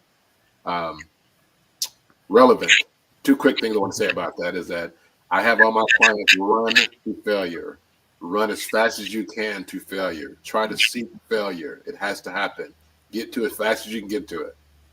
And the second thing is going to be relevant. I had a client I was coaching in the Southeast. He owned one of the major black construction companies. And I make all my clients go to at least 3 conferences a year based off what you do for a living. So he had just come back from a concrete conference that I forced him to go to. A major school system come up at the last minute with this RFP for this concrete work, and everybody else looked around the room. He said, like, we can't get that concrete dry that fast. He just came back from a conference about the concrete and took on $1 million project because he had just come back about a minute ago to the conference. If you are a builder, you need to be at a wood conference. Concrete. If you're a teacher, you need to be at an educational conference. You have to remain relevant in your space. Otherwise, go home and take a nap. Coach Bond. Absolutely. And of course, connecting with me is through our website, cmvcommunicators.com. You can reach me directly at 757-719-3400. And as we continue, we learn through stories, through many thousands of years. It's the transition of stories. Starting with Coach Oval, can you share a memorable success story with a client whose transformation deeply resonated with you? And what key lessons can the other 3 coaches and our listening audience draw from that journey? I had a client not so recently, but I think his story resonated with me more than anything else because of the transformation that happened. And when we started on our journey in terms of the coaching engagement, getting to know him by doing all the assessments and just kind of like talking through things, I realized that he has been through a lot. And the focus was on him just being more disciplined. He wanted to be able to be disciplined in whatever, task he was taking on. But sometimes I find that clients come wanting to take care of a certain thing, and it's more on the professional side. And when you dig deeper, you realize that sometimes it's more the personal side that's really affecting the professional side, and they're using the professional side as a cop-out, so to speak. So we ended up having more conversation about his personal journey, and recognized that this was a young man who had gone through the prison system, who had experienced some really brutal things during that time, came out, wanted to transform his life, get married, have a child. But what he did not do was really address the trauma that he experienced, and brought all of that into his relationship, into his work, and with the hope that he would just get through it because he has been released. So we had to go through a lot of conversation around, what he needed to do, not only to be more disciplined in the task that he was taking on, but to really address the trauma that he experienced. So I coached with someone else who was more therapeutic to ensure that he was getting that therapeutic help, as well as the executive coaching that he wanted, that he came for. But coming through me, he was able to really tap into what was really the issue. And during that time, he really made a great deal of change and transformation. And in fact, he has come to the realization that, and it just so happened that one day we were in a coaching session and he just say, "Hey, Orville, I want to do what you do." And I'm like, "What?" He's like, "I want to do what you do." I said, "Well, what does that mean?" I said, I want to coach, and I want to coach men who have been recently released from prison. And we went through that conversation. I was just shocked by the fact that he just he saw what I did and with him, and he felt like, I want to do this for others. And he's went through the John Maxwell leadership team. He got certified, and he is now a life coach working with men who have been recently released from prison. So I love the transformation, and I love to know that folks are really taking this in. But you go in with the hope that you're doing the work because it's the work that you do. You just never know how people are going to transform and how they will transform other people's lives. So I love that. I really, love his story. And every time I get a chance to talk to him and to check in with him, I go back to, wow, I see the transformation. Oh, fantastic. And Gail, any stories or success stories, transit resonates with you that you could share that we can glean some information from? And Yeah, thank you so much for asking that question. One of my recent clients came to mind, and I want you to know I work with some brilliant people, brilliant women, right? But all of us are dealing sometimes with some internal messages that we're telling ourselves. They're old stories from childhood, but they're still in our head. But one in particular I can think of joined me for a 6-month Command Your Worth at Work workshop I was having, because a lot of times women, we have to believe and understand our value that we're bringing and learn how to communicate that value and then learn how to negotiate it. So long time together. But over that time, we're working on confidence. We're working on the influence playback. We're working on helping them to communicate better. And so after going through 6 months of that, this particular person was my hardest person to reach, often missing classes. I have to reach back out to her and follow up. But I'm going to tell you, she took that in. At the end of this session, we get professional headshots, right? We get professional shots. She did that. She wasn't feeling like she was ready to do that. She wanted to lose some more weight, but she did it anyway. And then next thing I know, she's blowing up on LinkedIn. She's gotten her professional headshots out there. She's written that book that she had been telling herself that could never happen. She negotiated for a job at Raise. She raised her salary like 40%. And then she left that company because she left that company because she got offered another company by another job at her dream job. And so now she's working at her dream job. She's released her new book. She's being compensated fairly. She's on top of the world, and I get to watch it all, right? So that's kind of cool. That's nice. That's nice. Thank you.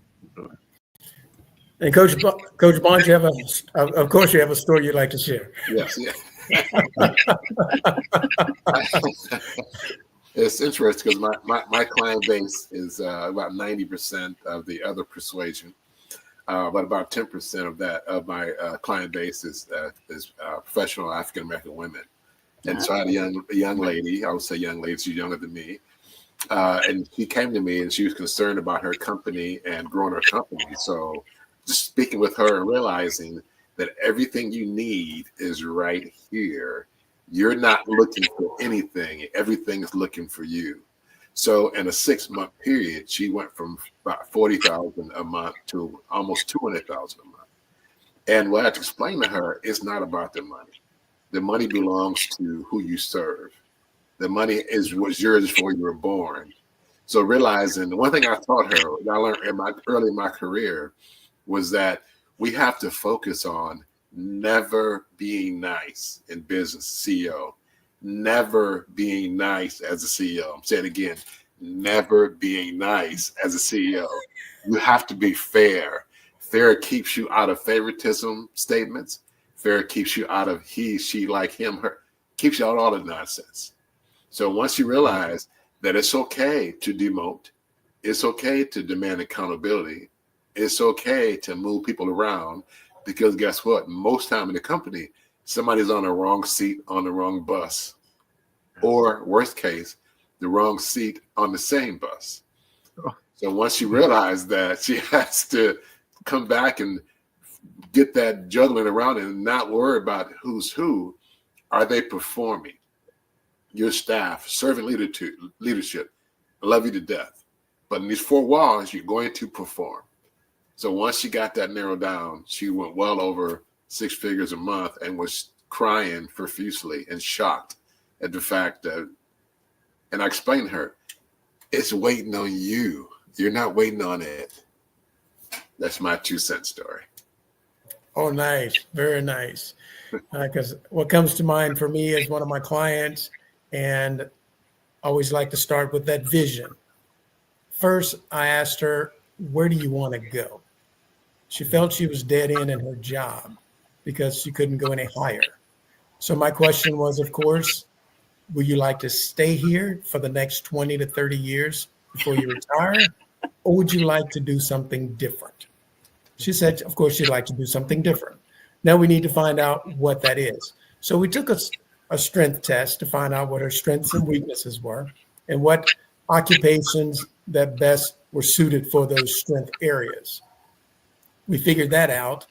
And the question I always like to ask my clients, of course, is if you won the $500 million lottery, so money is not an issue, what would you do with your time? Because now you've bought back your time. That's pretty much why we work. We want the time. So now that you have control of your time, what would you do with it? She said, I love to cook. Okay. So then let's look at cooking. Cooking, or cooking, baking? She likes to bake. So she started her own side business baking to the point that it replaced her income where she was working for the city. With that, she also wrote a book for youth, as far as youth cooking, to get them started, because she always told me stories about how her mother used to bring her into the kitchen, and that's where they had conversations as her mother was preparing meals. Long story short, she owns her own business. She's published her book, and it's all based on cooking. First, where are you and where you're trying to get to?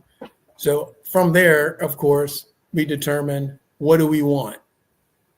Then we need to know what are we willing to give up. She was willing to give up that extra time to start building her business. And then we needed to come up with a plan. That plan is the bridge from where she was at to where she wanted to be. So we devised a plan, and then we worked that plan, going back to Kaizen. How do we improve by 1% each day? So on that plan, we concentrated on one thing per day to the point that she was able to make that transition. And then, of course, as Coach Bonds was speaking about, we want that association where we're going to those conferences. Again, the way the three of us met. We want to go to those conferences and those learning institutions and bringing in as much information as possible, like Gail was speaking about, in regards to becoming the experts in our field. When I think of that word, even expert, I think about the book Outliers. And of course, speaking about the 10,000 hours of focused work to become an expert. And when we think about it, a lot of times in our jobs, we've been engaged with that profession for over 10,000 hours. So how do we move that focus into what we really want to do? And as Coach Bonds was saying, what we want to do is calling us. We just have to give that listening ear, as Gail was speaking about, in regards to listening for those plans he has for me. And of course, we understand those plans are for me. let's move along, of course, because we could have a boss conversation on just some of the things we've gone through. Now, as far as coaches, sometimes, of course, in the professional field, as far as professional football, that I think about, again, I got to pull it out. LeBron James, a lot of persons have heard about him in basketball. This gentleman spends $1 million a year on investing in himself. And I think that was some of the things that Coach Bonds was bringing about. And then, of course, it is said also, we as coaches and also our clients, and we should invest at least 5 to 10% of our annual income back into ourselves. Pity for the farmer who doesn't invest in his land because he won't have a crop. So with that in mind, as coaches, how do you stay relevant in your field of expertise as far as sharpening your skills? Gail, would you like to start us out in that? So my personal favorite is going to conferences, right? Like I just saw you all in Miami at the Black Men Excel conference, but I just signed up last night to go to the Black Enterprise Women's Power Summit in Las Vegas, right? And that I'm always listening for what other people have to say, what's making them shine, what's giving them the glow up. And that's quite an investment. The women's conference is almost 3 times as much as the men's conference is. And you really have to think, okay, is this worth my time? But it's one of the, because I'm an extrovert as well. So it's one of the things, being around other people gives me energy and keeps me motivated. I would have met Virgil. Look at this, right? So, I mean, you meet some awesome people when you reach outside, and he's on the East Coast. Where would we have run into each other, right? If I hadn't been at that conference. So I like conferences, I like to read. So I'm listening for all of the Google alerts I have for leadership, for DEI. So a fair amount of reading, but also I like to, I like to be balanced. So I have a spiritual side. I have to balance that side. I have to grow in that way as well. We have some spiritual growth goals. Financially, I like to be well-rounded. Like my husband and I read a financial book a year, right? That kind of thing. So I like to be well-rounded in my growth, not just business. Thank you. Fantastic. And what would be your approach to that, Coach Oval? Similarly, I do go to lots of networking events. I do a lot of networking events locally, and that's how I came to know you, Virgil, not through you directly, but because I met someone else at a networking event who knew you and connected us. So you're in Virginia, I'm in New York. Right. I don't know how, but just by networking and connecting with folks, even locally, is an opportunity to just stay sharp and to just know what's going on. Having the conversation and kind of sharpening your skill set around leading others and just talking to others about what you do, it sharpens you. So I have that opportunity to really connect with folks in my local area. One of the things that I've been involved in for the last 2 years is doing some events, both locally in my community, but also in the church. So I also, just to give back to the community and I hosted last spring just a networking event, just a business networking event locally, and a lot of folks came out, and that is totally different from the chamber event. And I'm also doing the Global Youth Initiative in the church. I try to do it as consistently as possible every spring and every fall to make sure that I also give back to the community. Conferences is something that I do at least 2 per year, and the John Maxwell Conference is one of the conferences that I attend. I also, I don't do a lot of reading in terms of physically reading books, but I do have a lot of books that I have on tape because I'm always in transit. So I take those books and I listen to them. So I do at least, I would say maybe 2 every month or so. But I try to stay sharp. I'm just trying to keep up on things. Right now, I'm focusing on writing a manuscript for inclusive leadership book that I'm kind of drafting. So I'm working on that. So with that, I need to do research and to keep up with the change in time. So I'm constantly trying to get to know what's happening in around leadership and especially in DEI. So just staying sharp and just staying focused and connecting with people. Wow, that's awesome. Well, Virgil, Gail, James Bond, that is, and Orville, I want to thank you so much for this amazing discussion that you've all shared in this time frame. We needed to hear all of these things. So I just want to say thank you for sharing how people can connect with you. We look forward to everyone around the world connecting with you to really hone in on your genius. We know that genius is coming, and we'll see you on the other side. Thank you again.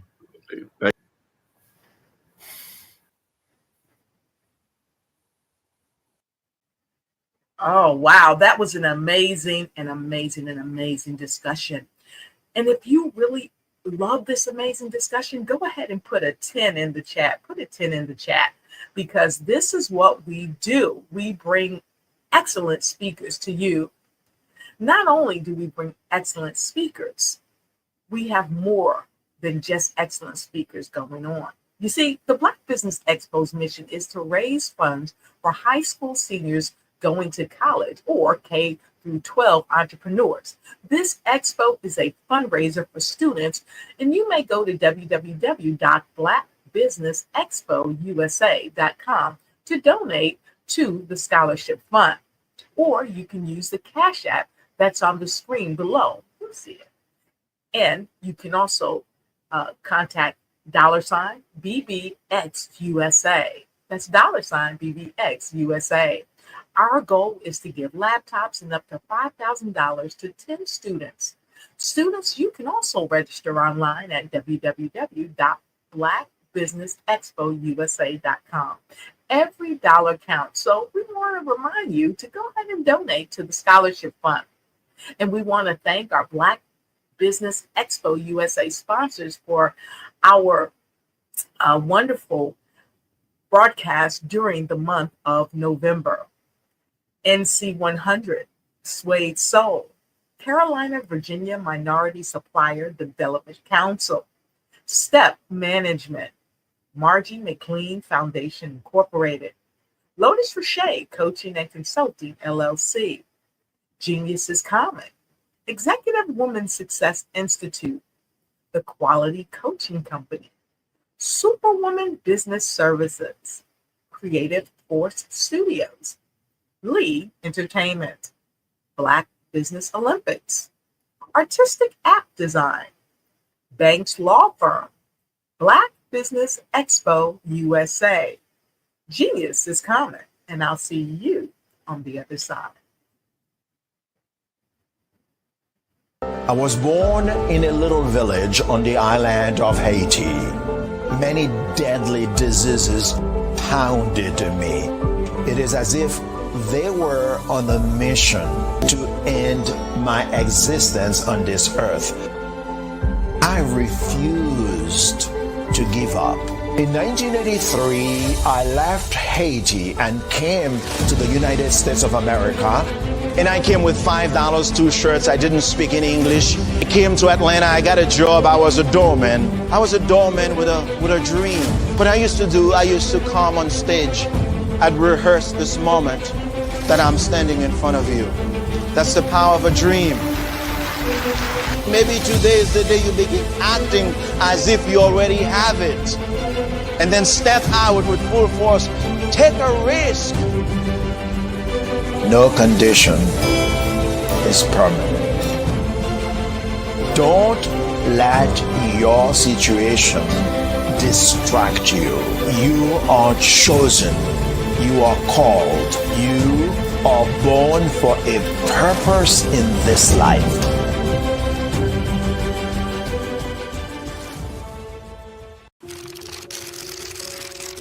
Bravery is not the absence of fear, but the ability to overcome it. We stand for those who defy suppression, who speak out, and those who walk the road less traveled. Everyone deserves to be seen and their voices to be heard. We're sparking a movement, growing a community of creators united by the desire for freedom, choice, equity, and ownership. At Fanbase, it's all for one and one for all.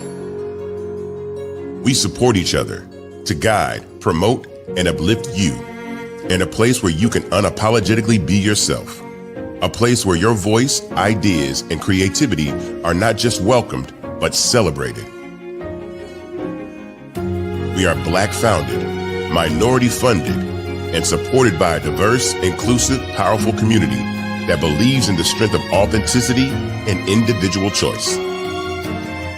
Regardless of success or background, we welcome you, the marginalized, the underappreciated, the successful, the superstar. We're for all who seek a space to express themselves freely, where they are rewarded for being their authentic, true self. We transcend labels because only we have the right to define ourselves. We are built for the brave, the culture, the creators, and for the future where everyone has a power to shape their own destiny, where all are empowered, voices are amplified, and freedom is embraced. For the first time, you have a chance to own the platform you helped make popular. It's a revolution, a movement in how we connect, create, and share. Everyone is a creator, and everyone has a fan base.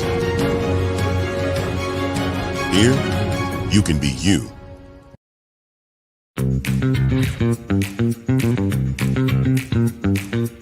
It's time for you to start bossing in social media. For all your social media needs, you come to the right place at the right time to get your website designed, landing page, social media platforms, and get the training you need to get in front of the people that's ready to buy your products and services. Let me train you with StreamYard, Zoom, Clubhouse, and much more. And let me help you get your virtual professionals, not assistants, because assistants can only assist you, but the virtual professionals can give you that professional flavor that you need to expand your reach and increase your revenue. Jump on in and get in where you fit in and start bossing today.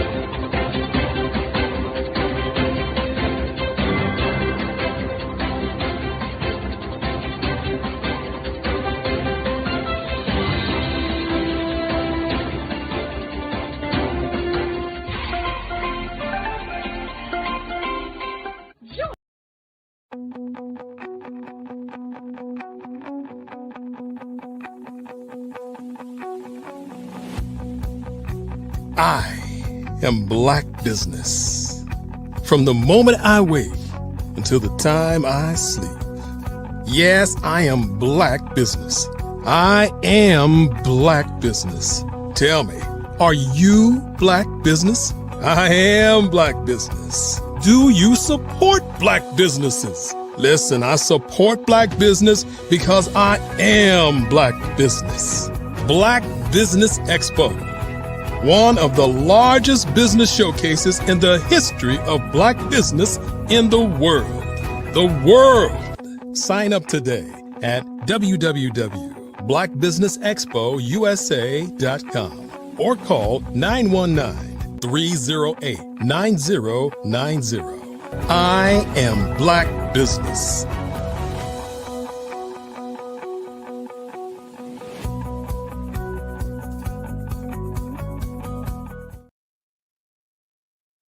Hello and good day, business owners, entrepreneurs, thought leaders, and corporations. Welcome to the Black Business Network. My name is Dr. Lotus Roche, and I'm your business moderator for this session on the Black Business Network.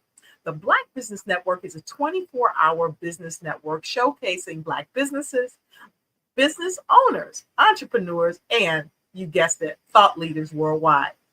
We have speakers from North Carolina, London, Singapore, Africa, Japan, and cities all over the United States. The Black Business Network is a global community sharing its business knowledge to empower, inspire, and educate businesses about business. And our next speaker is joining us all the way from Africa. Her name is Rita Nagudi, and she is the founder and CEO at Pumzi Teas. It's a product of Kapiki Solutions Ltd. She actually established her company back in 2019 in Uganda. And she is a qualified finance professional and a fellow with the Association of Certified Chartered Accountants since about 2015. She has worked in audit, finance, administration, in the private sector, in non-governmental organizations, and in international organizations. Rita has found her passion in herbal teas. As a processor and farmer, and her company's vision is to grow a successful global herbal tea brand that is organic, with the ability to calm, relax, and relieve your aches and pains and wipe your stress away. I'd like you to please welcome our next guest, Rita Nagudi. Rita? Hello, Rita. How are you? I'm very well, thank you. How are you? I'm doing very well. It's a pleasure to have you here today. We know that our guests all around the world are waiting with bated breath to hear from you. So Rita, let's get right into it. I want to thank you for being here today, and I want to learn more about your business. So we know that your business started in 2019, but what inspired you to start your business? Thank you very much. My business is a homegrown herbal tea brand called Pumzi, Swahili to mean Pumzi ya Maisha, the breath of life. I started it in the wake of COVID, where we were looking for alternative medicine. We were looking for something to soothe, something to heal, something to comfort. So I started it in my own kitchen, where I was, getting different herbs, putting them together to be able to come up with a perfect soothing tea. And that's how I got to the market. So fast forward, COVID releases us. We have space to go out to work. I carried one of my blends to my workplace, and my colleagues, my workmates wondered what was that aromatic tea I was taking. So I told them it's my own. I've made it on my own. And then they kept on saying, no, bring me one, bring me one. So just like that, I fall into the business because I got the customers that felt like this is the tea they needed in that season. Yeah. That's fantastic. And a lot of times this is how amazing things are begun, from what we feel inside. So I know that you took it to them. They absolutely loved it because your business was born. But what is your business model? What do you stand on? Yes. So mainly we do business to business, where we do process in large scale for other businesses who are involved, who deal in spices and herbs, who we give the products to repackage under their own brand. But we also do have a product that we take directly to the market, to the consumer, under our brand Pumzi. So in this product, we would like to satisfy your tea fancy. So we give it to you either in tea leaf or in tea bag or in powder. Depending on whether you want to brew it, we will give you a powder. You want to feel the herb in it, we will give you the loose leaf. And you want a convenience, we'll give you a tea bag. So we sell directly to the consumer and also to businesses for repackaging, and especially in the hotel industry, to repackage for their clients. Yeah, so that is our model. We do both business to business and business to customers directly through our brand Pumzi. Right. And it sounds like you have such a diversified way of providing it to your customers and those that you do business with, whereas no one is being left out. So you have a little something for everyone. So I really like that. That's a great model. So does your business have a exit strategy? Yes, we do have an exit strategy where our vision is to grow a global tea brand that we will be able to sell out. Yes. In the next 5 years, and then move to business, where we can do the manufacturing to the person who has bought our brand. That is how that's where we see ourselves in the next 5 years. Build a global brand that is top notch, sell it out to a big business, a big tea brand, big global tea brand that needs to find its way in Africa, and then be their supplier of the ingredients. Fantastic. That's great, because a lot of companies oftentimes don't have that exit strategy. And so it looks like you actually started with the end goal in mind. So I congratulate you for doing that. So how does your product compete in the sector in Uganda? Currently in Uganda, we have a lot of imported specialty and herbal tea blends. So what we have done is to position ourselves as a local brand that is homegrown. We are working directly with farmers in Uganda, especially in disadvantaged communities, to let the market know that this is our own. This is our own product. And if you support this product, you are building our community. You are adding to our environment, because we are growing herbs that we can coexist with. And the other strategy we have come up with is quality. We ensure that we are in charge of the entire value chain. We are tracking and tracing our farmers to ensure that what we bring to your table is of the highest quality and of origin and organic. Absolutely love that. That's fantastic. So if someone wants to live healthy, this is a tea that's going to help them do that, because it's healthy, it's organic, and it's not with like just made with a bunch of fillers, because we see that in a lot of other tea brands. So I think that's excellent. That's excellent. As a tea drinker myself, I'm always looking for healthy teas that don't have a lot of additives in it that aren't good for the body. So that's magnificent. So let's talk about your target market. Who is your target market? We are looking at a health cautious tea enthusiast who is looking for a healthy alternative to a healthy beverage that is not only going to give you the pleasure of taking a tea, but also is giving you, it's packed with health, with the health benefits. So we are looking at that, that mother, that father, that youth that is saying, I'm done with caffeine, I'm done with artificial sugars. I would like to take responsibility of my life, and I would like to take a healthy alternative. So we are targeting you. All right. And and we say that for every sip that you will take, it is a sip of life. It is a breath of life. That's the name Pumzi. That's wonderful. That's wonderful. And that's what many of us around the world are trying to do, have more of a quality of life. So that's fantastic. So where is your business located, and how can one access your products? We are located in Uganda, that is Africa, East Africa. We are in Kampala, at the capital city. We are also in the outskirts. We work with different farmers, but we have an online presence. We have a website that's pumziteas.com. You can order anywhere you are in the world, and then we will deliver with DHL.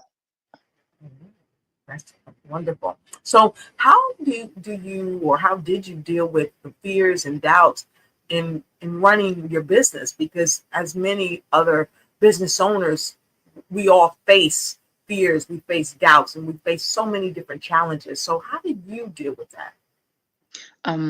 I did have quite a number of challenges at the inception of this business. And the truth is, there's times when I felt like I should give up. But it was always the feedback that I got from the customers. Every time I would feel like it's not working, it's not worth it, I'm not meant for this. That would be the time a customer would come in and tell you, I had a problem with pain. But since I started taking your teas, that pain is no more. I was having issues with sleep, but now I sleep better.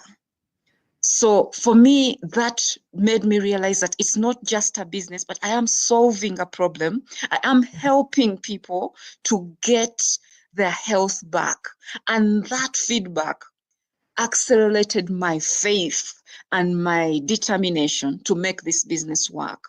But then the other thing, I also formed my tribe, a group of fellow women that are in agro-processing, where we sit together and have a fire chat and talk about business and the challenges and share ideas on how we can maneuver these challenges. That has made me realize that all business owners go through challenges, but it is the resilience, the consistency, and the never give up attitude that propels that business to continue growing.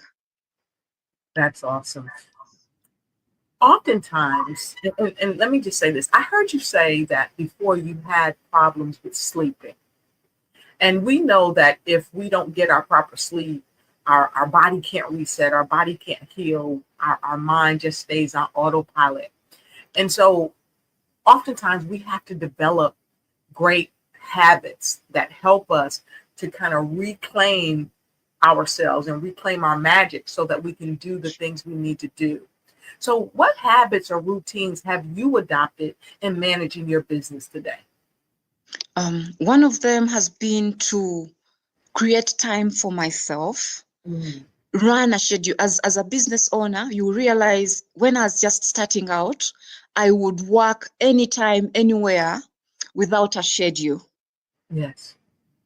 And this affected my sleep patterns. It affected my health until I decided that I need to set my working hours, stop when my body tells me to stop. Yes. And take breaks when I need to. So I have come up with a schedule where I work an 8 to 5 and shut. And then if, let's say when we are in production, once we have done the production, we have a break. And this break has been vital in recouping and helping us cope, not only me, but also my team, to cope after the hard work.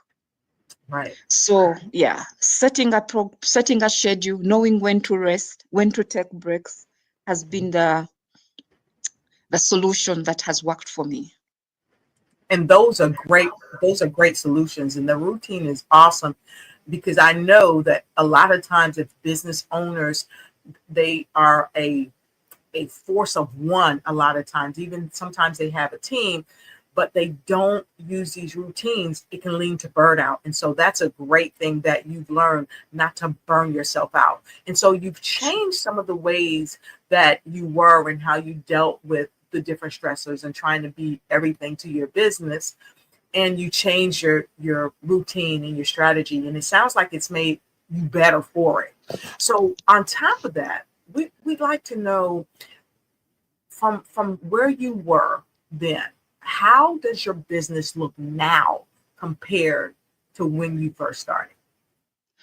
I have seen my business grow from the kitchen where we started, from packaging for a few customers on order, to having a product that is on the market, to having a processing or a drying unit that can dry up to 5 tons, to having 10 farmers that are outgrowers for our hubs and still counting. Hopefully we will reach 500. We have seen, we have attracted investors that have so far given us seed capital.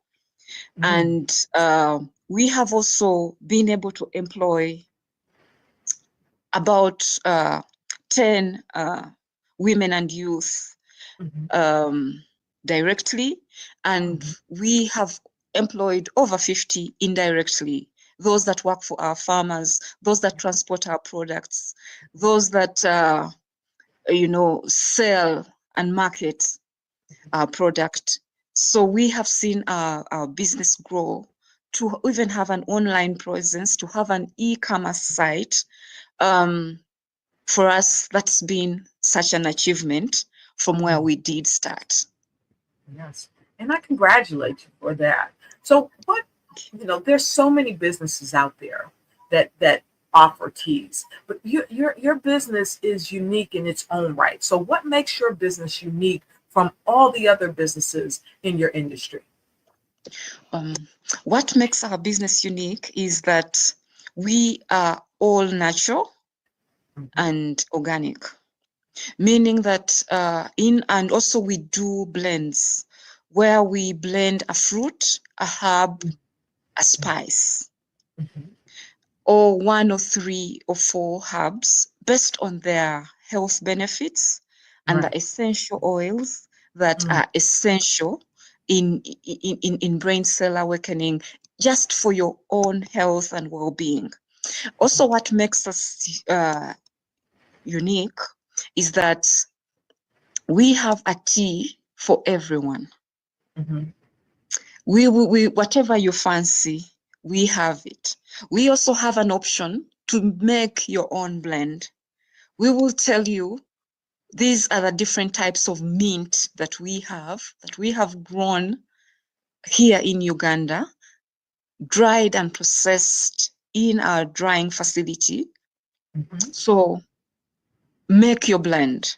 And based on your choice, we are able to make you a blend on your selection. For us, we believe that that tea is not just an occasion, but an experience. And we would like to give that experience to you that will give you, that will be memorable at every sip, and that will keep you coming back. Right, I absolutely like that. And as a tea drinker myself, and I really believe in the commingling of the various fruits and herbs and the oils, because these in combination actually bring out the true flavors, and it also helps full body releases of flavor. It also helps the parts of the ingredients that are designed to help our body heal itself. A lot of times these ingredients cause it to be more powerful and help our bodies experience a greater healing in a short amount of time, which is often sustainable, especially for people that drink tea on a regular basis. So I really like what you shared with that. As a tea drinker, that means a lot. That means a lot. So how did you penetrate the market with your brand new product? Okay, so one of the things that I did was mainly referral, word of mouth. Yes. Having had my first customers test the product I had worked with to my workplace, they became my ambassadors to tell their family and relatives and friends about this specialty they had taken. And this word of mouth helped me to slowly but progressively get into the market. The other thing that I did was to go to do a lot of sampling and testing events. For every time there would be an expo, I would carry a boiler, teacups, a strainer, and give people to test. You had Give everything. them an experience. Have a Yes. tea bag they could carry home. And that has my contact, that has my details. Yes. And after they had experienced, they would call and make their order. Right. So Yeah. you said some key components. One, you had everything ready. It was like your tea kit, your tea travel kit. You were going to places, you had what you needed. So you were prepared. One, I heard, this is what I'm hearing you say. But also, two, you didn't just give them a tea, you gave them an experience. And that's amazing. And so we know that you also said that you took your time. It was a slow process and you did a lot of research. And so with research, with taking your time, there also comes sometimes a level of challenge, stagnation, and or failure. So can you share with us if you did have any experience with failure and how did you overcome that? Oh, failure I have experienced so many times. One of them has been getting onto the market. People are warming up to my product. The orders are coming in, and then I do not have the capacity. I remember one time I had an order that was big, and we were working manually. I remember we worked until midnight. We burnt the midnight oil until morning. And on delivering this order, the client tells us that, oh, we have changed our mind. So this was really a challenge and a lesson where moving forward, we realized that we need to have things formalized. Give us a purchase order, make a deposit, have some sort of confirmation before we get into a bulk order. Otherwise, you can easily lose money and resources. Yeah. Exactly. So with every challenge that we have faced, that I have faced as a business owner, I have sat back to analyze where did we go wrong? What can we do better? How do we mitigate it in the future, but it does not happen again? So that is how we have been able to move through the challenges that we have faced. There have been many. Others have been suppliers not delivering on time. Others have been an entire greenhouse falling with your seedlings before they come of maturity. And we have had to go back to the drawing board. We have had to go back and see, what did we do wrong? Was it in our control? Was it out of our control? How can we make sure that doesn't happen again? Right. Yeah. You've shared so many areas where you've met a challenge, you've met failure. You talked about the time when you were oversubscribed, and when you were oversubscribed, you didn't have what you needed to fulfill the orders. You also talked about the fact that people contacted you, they made an order, you did what you were supposed to do, they didn't come pick it up. So now you've invested so much money into it, but you didn't get to reap it. So it made you say, hey, I need to have my contracts, my paperwork in place so that this does not happen. So you really learned through all of these experiences, and it helped to enhance your business. And I absolutely love that. And I see chemistry, growth mindset, transformational coaching and consulting on the line with us. Hello, I hope you're enjoying this. Go ahead and put some comments in the chat to what she said. Have you ever experienced this? And if you're out there and you've ever experienced this, let us know that you've experienced this, because Rita, that is excellent. A lot of companies don't want to talk about failure, but you spoke about it with such clarity and such transparency. And so I thank you. And I see also Margie McLean Foundation is in the house. Thank you. And good morning to you as well.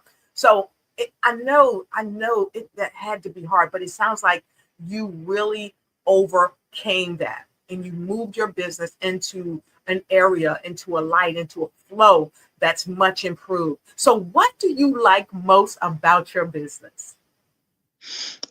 What I like most about my business is the impact we have been able to create in terms of employment, in terms of health, bringing onto market a health option that, with or without intention, because we've had some of our blends that we did not even intend when we were blending them, but the feedback we have got of the amazing things that have happened to the tea drinkers as a result, for us, it makes us proud. We look at the communities, the farmer groups that we are working with, that are able to take back money home and feed their families because our business exists. For us, that is amazing. We are looking at the vendors, we call them the motorcycles, the border on our side, that transport our products to the customers, that do the deliveries. We are creating jobs indirectly. We are transforming lives from the body, the mind, and the soul, as well as the pocket. And for that, we are proud. Wow. You know, you have shared with us that some of your biggest lessons in running your business was basically simply to, one, be prepared. And if you're not prepared, make sure that you shift so that you can be malleable enough so that even in that moment, if you're not prepared in that moment, you can be ready for the next moment. And that is so powerful. And you taught me. I don't know about you all. If you all got this, put a 20 in the chat. Put a 20 in your comment, okay?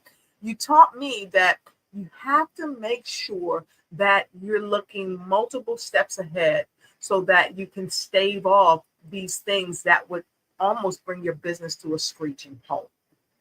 So I absolutely love that. And thank you for sharing that with us. So tell us about your human resources, because human resources can make or break a business. So what has been your experience with the human resources department in your organization? Thank you so much. Human resources has been one of our greatest challenges, to attract, as a small business, to attract professional labor and retain it has been such a challenge, because we have been training, and after you have trained, our employees feel they are ready for the next big job. And so one of the things we have done is to create a space where we make you be part of this vision, that and that commitment to serve, to make you get so interested that by the time you remember that you have to leave, you have given us your time. But then the other thing we have done is we have also used more of, because we realized we couldn't attract professional labor, we decided to work with consultants or with part-time professional labor. And then for the other, the casual, we did bring in part-time workers, come when we have a production, come when we have a packaging happening, and then we'll release you so that we can employ you again when we have work coming in. So this has helped us as a small business to stay afloat, and also to keep our key human resources, so that they know that, okay, I can go elsewhere and work. I can come and work for Pumzi for 2 weeks and then go work somewhere else.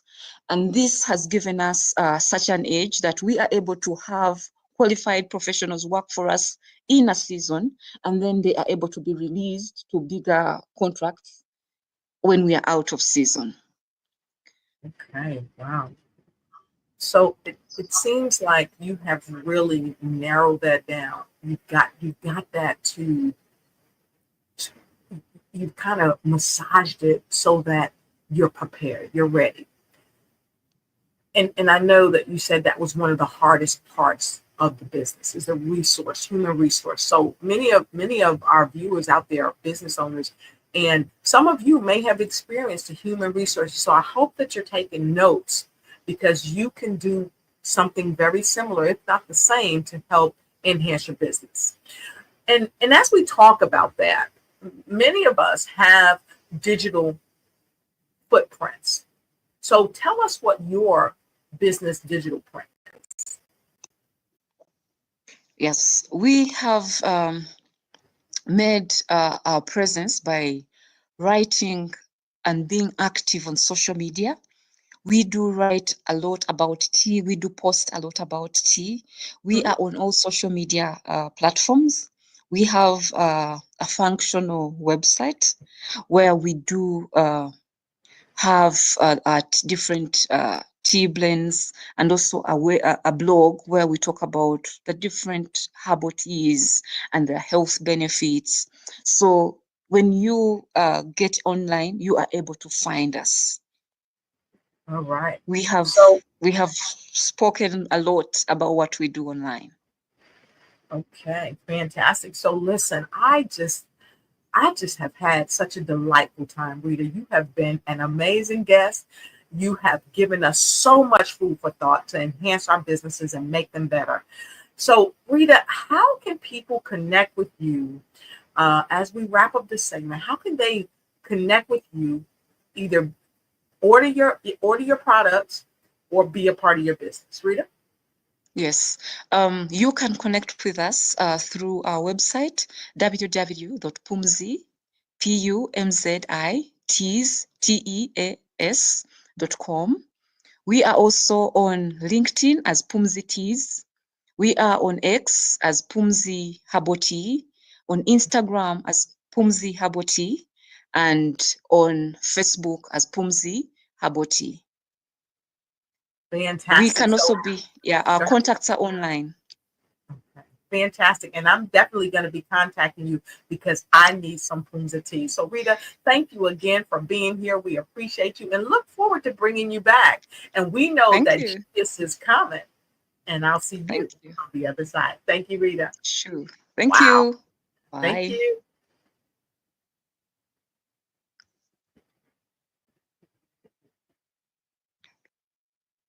Wow, what a powerful discussion with Rita. It was amazing. Rita, Pumzi tea, got to get your Pumzi tea. You know, this is what we do. This is how we do it, bringing people from all around the world right to your doorstep, right in your living room, right in your office, so you don't have to go anywhere.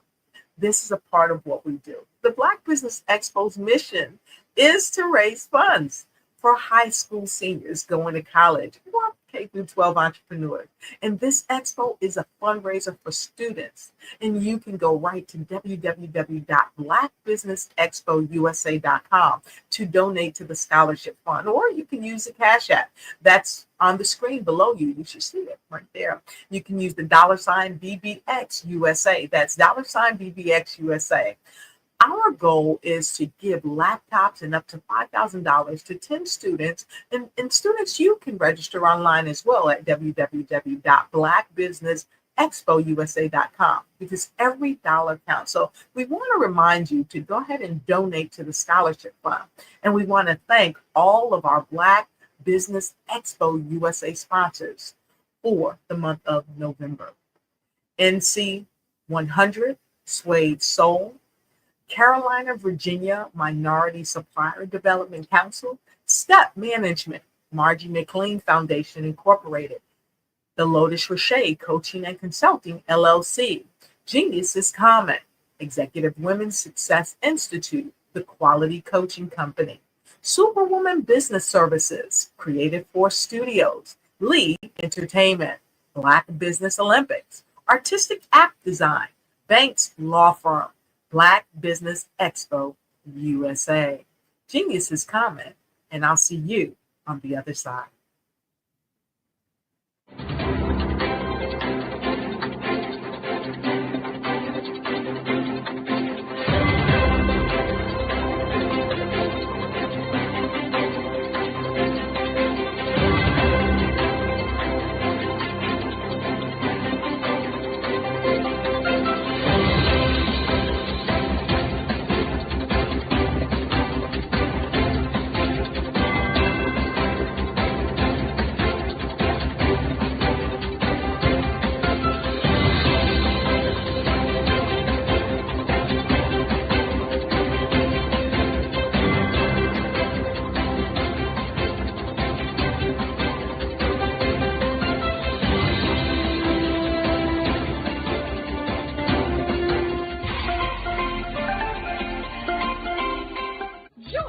Dr. Eric Kelly III and a host of phenomenal speakers from all around the globe for this 7-day virtual event that you don't want to miss. The mission of the Black Business Expo is to raise scholarship money from kids all the way from high school, all the way from college. The Black Business Olympics is one of the largest Black business showcases in the world. It is an opportunity for businesses and companies to showcase their businesses globally. We are going to be giving away laptops up to $5,000 away to students. Again, I'm Olivia Appleberry, the founder of 2 Cents Finance and one of the speakers for the expo. I am so excited to see you there. For more info, go to www.blackbusinessexpousa.com or call 919-308-9090 and hope to see you there. I am Black Business. From the moment I wake until the time I sleep. Yes, I am Black Business. I am Black Business. Tell me, are you Black Business? I am Black Business. Do you support Black businesses? Listen, I support Black business because I am Black Business. Black Business Expo, one of the largest business showcases in the history of Black business in the world. The world! Sign up today at www.blackbusinessexpousa.com or call 919-308-9090. I am Black Business. I am Black Business. From the moment I wake until the time I sleep, I am Black Business. I am Black Business. Are you Black Business? I am Black Business. Do you support Black businesses? I support Black business because I am Black Business. Black Business Expo, one of the largest business showcases in the history of Black America in North Carolina. Join Dr. Eric Kelly III and a host of phenomenal speakers from all around the globe for this 7-day virtual event that you don't want to miss. The mission of the Black Business Expo is to raise scholarship money from kids all the way from high school, all the way from college. The Black Business Olympics is one of the largest Black business showcases in the world. It is an opportunity for businesses and companies to showcase their businesses globally. We are going to be giving away laptops up to $5,000 away to students.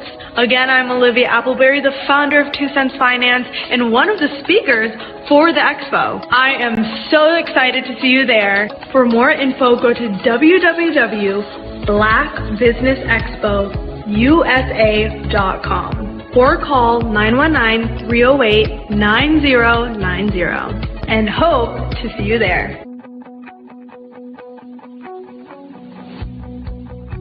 I am Black business. From the moment I wake until the time I sleep. Yes, I am Black business. I am Black business.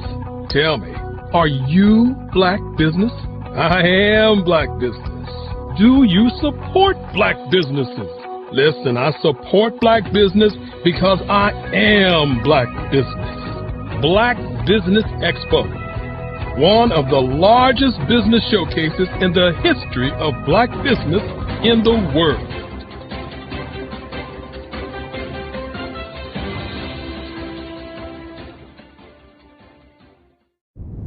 Hello, I am Dr. Eric Kelly III, the visionary strategist and founder of the Black Business Olympics.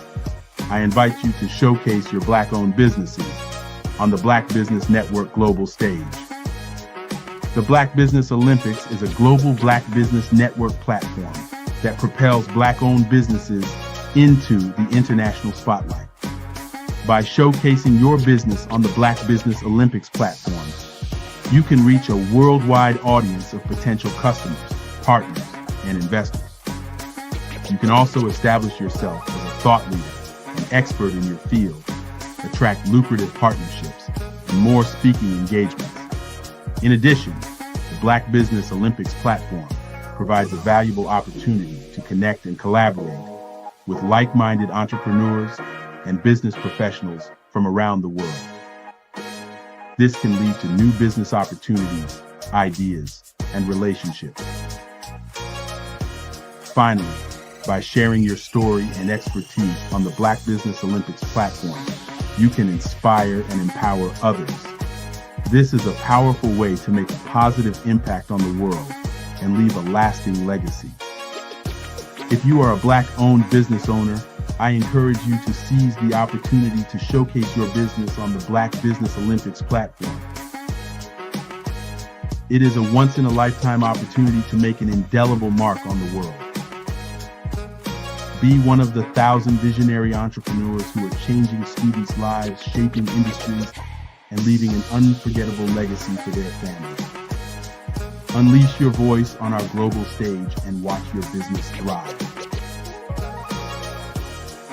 Black Business Olympics is one of the largest Black business showcases in the history of Black business in the world. Yes, the entire world. Just give me a call today at 919-308-9090.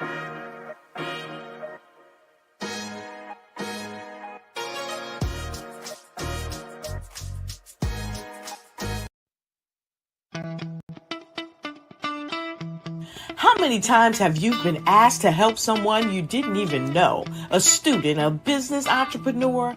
Or did you ever even ask, where did they end up? That business, that friend, that entrepreneur. Well, just maybe they ended up in a gang, bankrupt, homeless, or worse, dead. Maybe they turned to crime, drugs, and alcohol. Did you ever wonder? Did you destroy their dream, or was your life always so easy? At the Black Business Olympics, we started a movement to help students complete. Give them hope and foster success. Help them to leave their dreams of providing laptops, computers, and up to $5,000 in scholarship funds. Today, we ask you to help a student, a business owner, or an entrepreneur to realize their dream by sponsoring them, supporting them, and buying from them. Consider this. With $1.6 trillion in our Black community, we only ask for a small donation for our students, our businesses, and our entrepreneurs. And you can change a life today. So I ask you, what are you going to do? Sit on the sideline and watch our students in high school be losers, miss out on their dream from lack of resources? Or are you going to donate to the movement and change their future and yours as well? Give us a call today at 919-308-9090. Change their life by investing with action to to the Black Business Olympic Fund. The Black Business Olympics, one of the largest business showcases of Black business in the history of the world.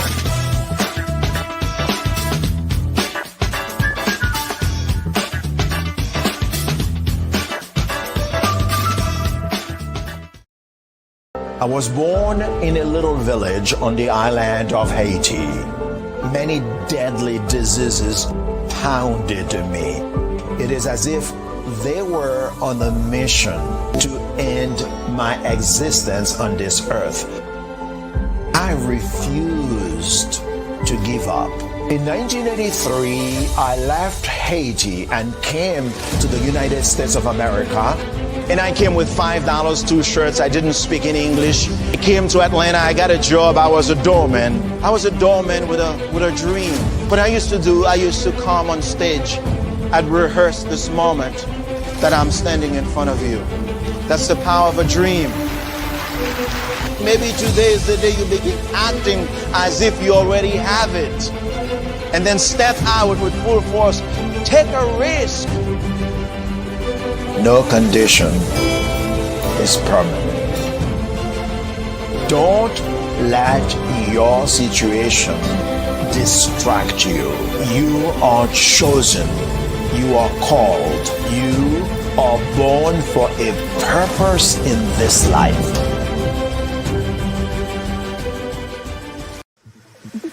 Be the spark that ignites change.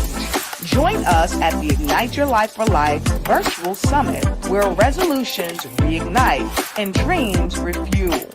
December 14th, Saturday, 11 a.m. to 2 p.m. Eastern. It's an unforgettable day of growth and transformation with outstanding speakers that will grace the Ignite's global stage.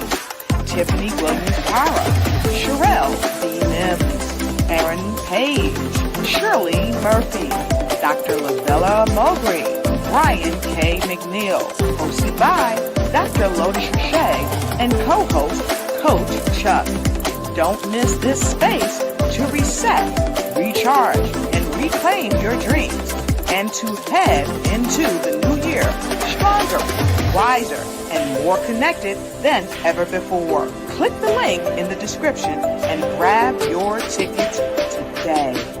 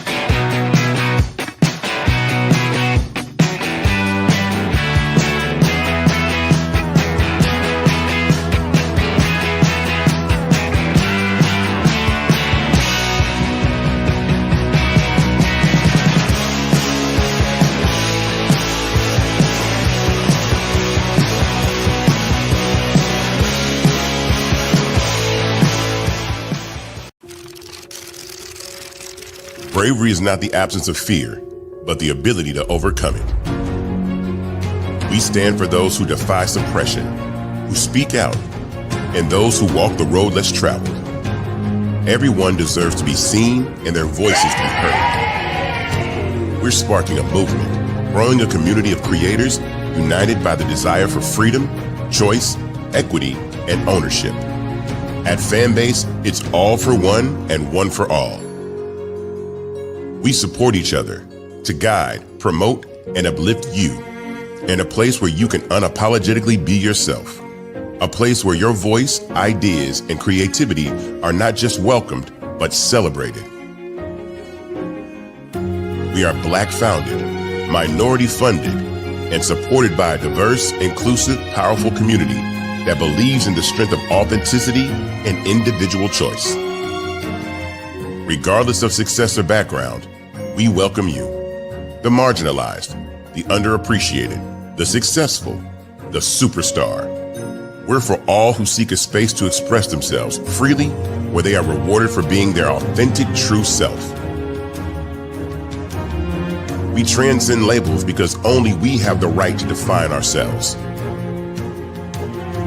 We are built for the brave, the culture, the creators, and for the future where everyone has the power to shape their own destiny, where all are empowered, voices are amplified, and freedom is embraced.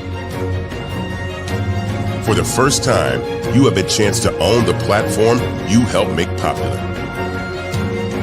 It's a revolution, a movement in how we connect, create, and share. Everyone is a creator, and everyone has a fan base. Here, you can be you without limits.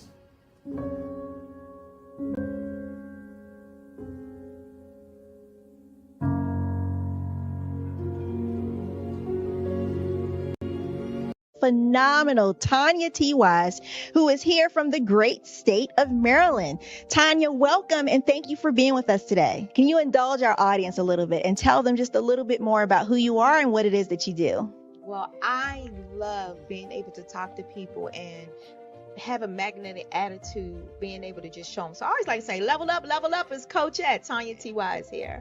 So can you tell our audience, just give them a teaser about what your presentation will be about? So my philosophy is that we should all be living our dream life. So tomorrow I'm going to talk about how you start living your dream life. What are some of the things that you thought about in your childhood that you just kind of let go and dormant? Wow. And I want to reignite that and just give you some pointers and some tips, some tools, some strategies to be able to start living your best life now. And guess what, Rhonda? And leave an inheritance for your legacy. Oh my goodness. Okay, I know that's resonating with a lot of people. I've heard that you have a dynamic coaching program. Can you tell us a little bit more about that? Absolutely. So our coaching program help people that have the lack of time, that lack strategies, and lack the confidence to go after their dream life. So we help them implement tools, we help them implement strategies, as well as give them resources so that they can live their best life now and leave that inheritance. Wow. Oh, I love that. I love the leave the inheritance part. Listen, you are dropping some major nuggets, and I know a lot of what you're saying is resonating with a lot of people, but I think we're all curious. How did you even make this transition into the speaking and coaching arena? What's the story behind this? So I started out in finance, and I realized that a lot of people don't necessarily go after their dream life because of the lack of finances or the education behind finances. But it wasn't until I lost my firstborn, my only son, that life changed for me. And where I was going after it all, living the corporate life, hit my 6-figure income and living in my dream house with my dream man, driving my dream car. I nearly lost it all when I lost my son. And so I realized it only takes one financial catastrophe that can change your entire life. That's what made me start All New Beginnings. Because no matter what's going on in life, there's a new beginning. And because of that, we develop a program called Wise Minded. My little slogan is, don't just dream it, let's live it. If they want to connect with you or work with you, what is the best ways for them to be able to do that? Well, for my social media guru, you can connect with me on every single social media platform as Tanya T. Wise.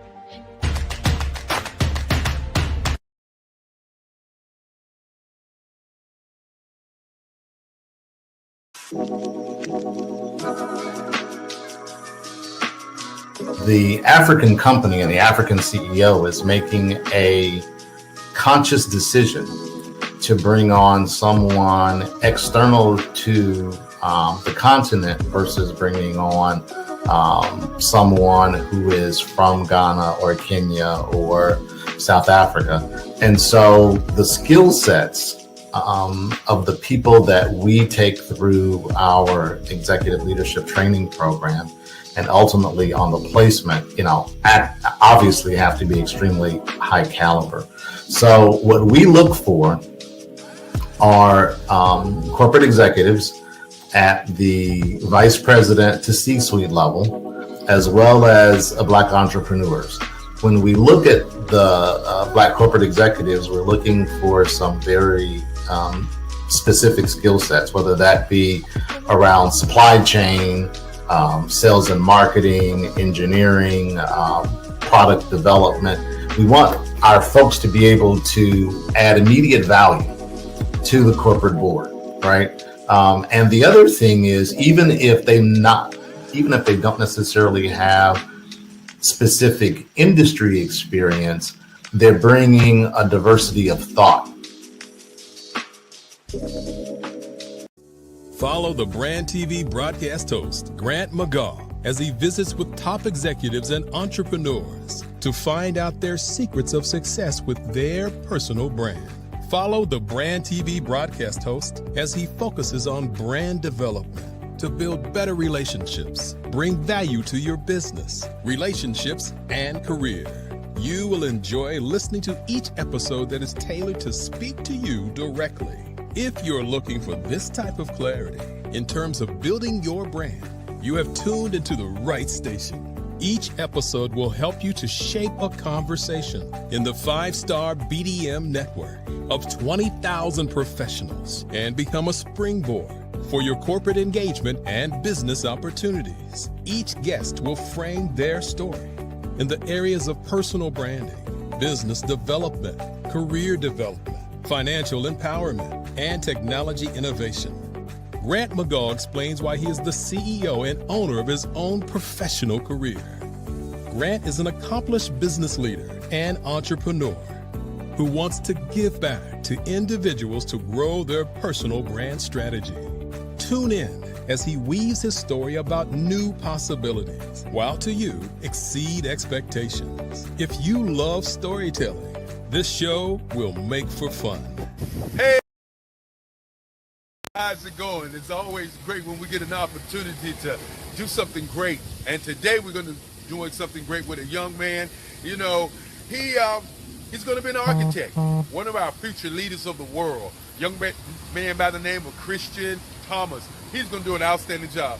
Of course, this is the Black Business Expo ceremony. My mom, say a few words to the young man as we give him the laptop, as we give laptop computers and up to $1,000.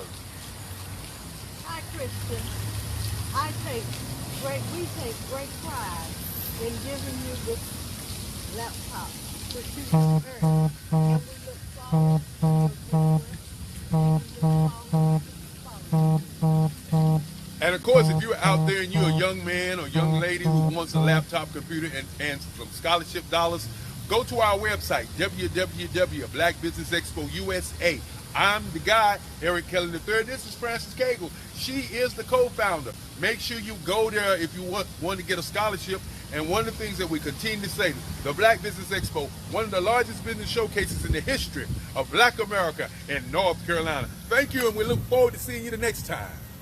The Black Business Expo's mission is to raise funds for high school seniors going to college or K-12 entrepreneurs.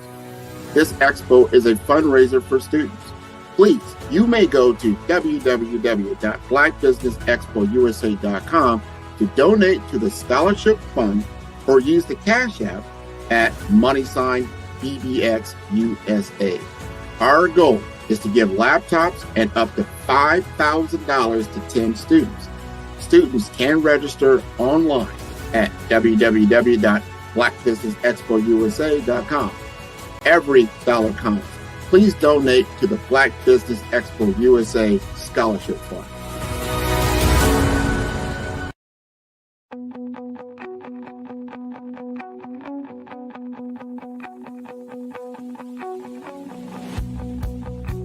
I am Black Business.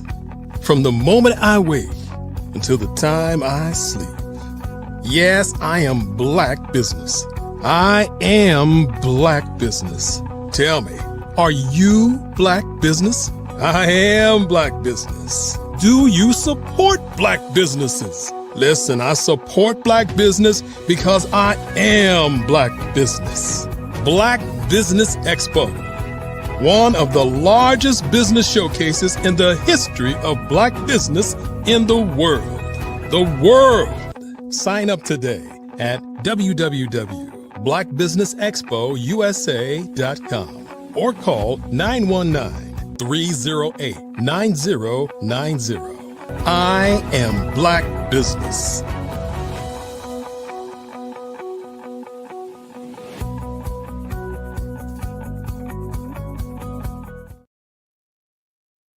Hello and welcome, welcome, welcome. Good day, business owners, entrepreneurs, thought leaders, and corporations. Welcome to the Black Business Network. My name is Dr. Lotus Rashay, and I'm your booming business master for this session of our business segment. We are having such a great time here at the Black Business Network. The Black Business Network is a 24-hour business network showcasing Black businesses, business owners, entrepreneurs, and thought leaders worldwide. We have speakers from North Carolina, London, Singapore, Africa, Japan, and cities all over the United States. The Black Business Network is a global community sharing its business knowledge to empower, inspire, and to educate businesses about, you guessed it, business. And coming up, we have a phenomenal fireside chat. We will be having Mr. Troy Richardson leading that fireside chat. Let me tell you a little bit about Mr. Richardson. He is known for his tenacity and empowering the work that he does to help business owners just like you and me. He is a New York resident, and he's from New York, but he actually resides in the metropolitan Washington, D.C. area, not too far from me. And he runs the RCG Richardson Consulting Group, LLC. It's a company dedicated to fostering long-lasting partnerships. And with over 30 years of experience leading sales organizations, he has amassed over $400 million in revenue. That's right, I said it, over $400 million in revenue. Troy's ability to develop relationships at all levels of organization is an unmatched skill that enables him to build sustainable and profitable relationships. Troy is also a passionate advocate for veterans like me and you. He's also an advocate for the homeless and blind communities and the special needs community as well. He is currently serving as an executive board member to 4 nonprofits. Troy's involvement is evident to everyone that the level of dedication that he has is unmatched, and he provides this to his community. As a licensed financial professional and educator, international speaker, and media owner, a former U.S. Air Force member, he was mentored by general officers and the vice chief of staff at the Pentagon. And during our upcoming fireside chat, he's going to help you learn so that you can earn and share and embody others to do the same. Please welcome our leader for our fireside chat, Mr. Troy Richardson. Troy? Dr. Lotus, thank you so much. I mean, who is that you were describing? I mean, that person is phenomenal. My God. Yes, you are. Yes, you are. It's so great to have you here today, Troy. And I'm looking forward to this fireside chat. I know it's going to be phenomenal. So with no further to do, I just want to pass the mic to you because we're ready for your genius. Genius is coming, and I'll see you on the other side as you're joined with Harvey Lee and Alexander Rockefeller. Thank you, thank you, thank you. Good afternoon, Harvey Lee. Good afternoon. It's actually good morning here. Well, you know, it is morning here, but the way Dr. Lotus, shines, it feels like afternoon. You know what I mean? But this is such a treat, man, a pleasure, a treasure to be, chatting it up with my guy, right? Harvey Lee. And folks, for you who don't know, Harvey Lee is a Southern University grad. He's an HBCU guy, first and foremost. But he used to play a little baseball back in the day. And the topic that we're going to talk about is transformation, right? How do you transform yourself from one place to another. Well, whether it's your life, it's your business, your relationship, everything evolves, everything transforms. So today we're going to talk to Harvey about his transformation from playing professional baseball for my New York Yankees and transforming that experience to what he's doing today. So Harvey, you ready, bro? Hey, I'm ready. Stay ready, ain't got to get ready. I love it. I love it. Well, let's talk about where it all started, man.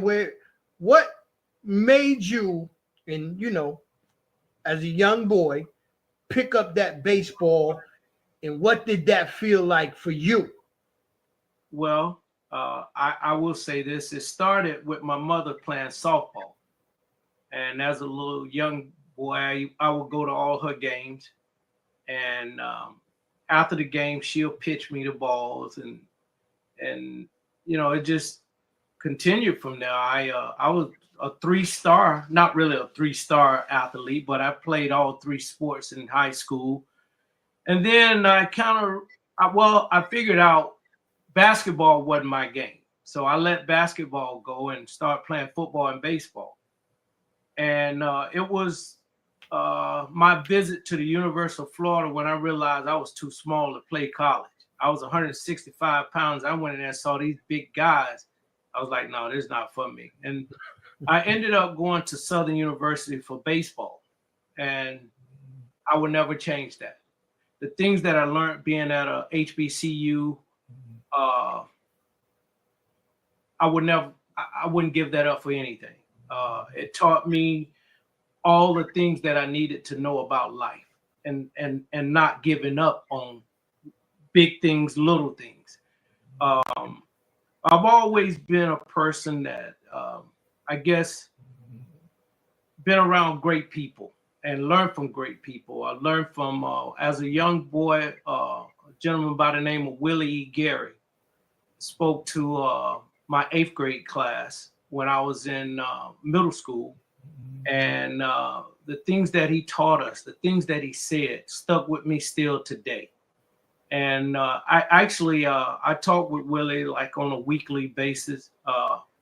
Mainly I call him for advice and just the motivation he gives. But to get back to baseball, I ended up going to Southern University. I had one of the best coaches ever.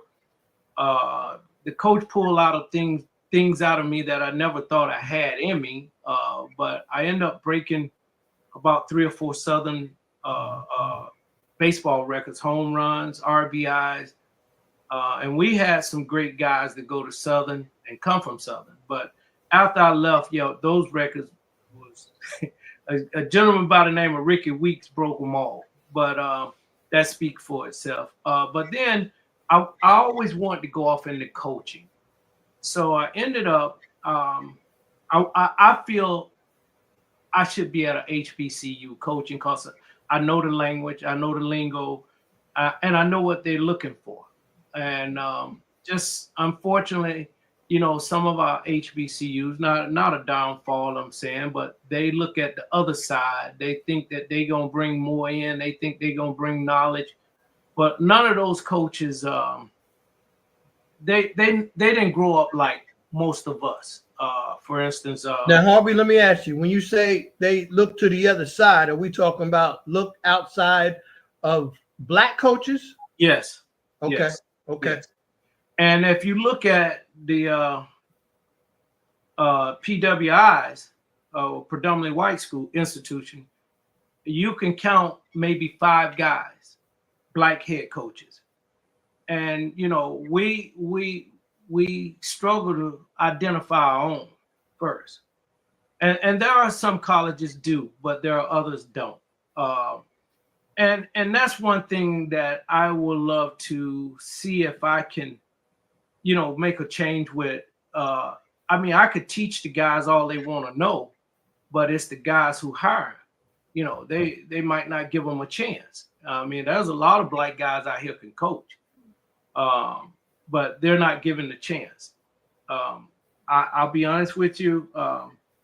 since I got out of baseball in '88, I've never had an interview at a PWI, and every year I just put I put in for all the jobs that's opening, and it's been that same way with HBCUs. I had one job, and again, I don't want to stay to school because I resigned because they didn't have a baseball field, and I'm going, how can I teach? I don't have a field to teach them, and so I resigned because I take baseball very serious. And the thing I look at, I blame the athletic directors, because when you look at every young man that goes to these HBCUs, he's looking for someone to help him with his dream. His dream is to at least learn the skills and the knowledge to help him get a look or a chance to at least try out. And they're not hiring those type guys. Now, Harvey, let me slide it back a little bit there, because we're not just going to glance over the fact that you said you was hired as a baseball coach to an institution unnamed that did not have a baseball field for the coach or the players. That's true. They told me when I got there, you can practice the boys in the gym. I said, no, I can't. It's not basketball. Where were the games going to be played? Well, the games was played about 30 minutes off campus. And I think they were renting that field, but to rent that field daily was a lot. Then we get into a whole nother realm of cost and fundraising, and we know what that world looks like. Yeah, but again, that's why I say I'm suited for a HBCU. And I'll be honest with you, I had several people wanted to give donations when I was at this HBCU, but the athletic director at that time didn't want the donations because they wanted to go to D2 because of a gentleman that was coaching there. I mean, I don't want to put all that out, but it could be a movie. Maybe you might take the movie. You know how we do, baby. Shoot. Yes, it wasn't nothing that, I thought, I'll be honest with you, I was like, man, I'm getting ready to be in heaven. I'm going to a HBCU, and I'll go to another one. Don't get me wrong. I just thought everything was going to be heaven. It's going to be a black world, but it wasn't. And I don't take that same turn in thinking that every other HBCU like that, because I went to a HBCU. I love Southern University, and but that one had a lot of animosity, anger, and I'm going, whoa. And I'm glad it's shows like this, to be honest with you, Mr. Richardson, that we need more blacks to watch shows like this. We need to bring back blacks. All blacks have to do is open their eyes and go back to when the blacks was out in Tulsa, did the Black Wall Street. They worked together. And that's another thing I look at with all these professional teams.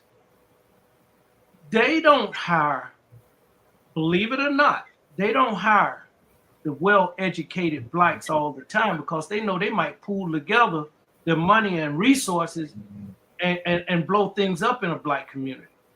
If you notice, they have guys that they track their record, and they know these guys go out, spend $30,000-$40,000 in a bar. I don't want to say what kind of bar, but that money could be going back into a neighborhood or a community, black community. And if you look at today, Major League Baseball is 3% blacks. 3%. They saying that blacks are not playing baseball in college, but yes, they are. Now, I will say this. I've gone to the last 3 SWIPE baseball championships, and Grambling State had a gentleman on their team second to none, to no one, and they didn't draft.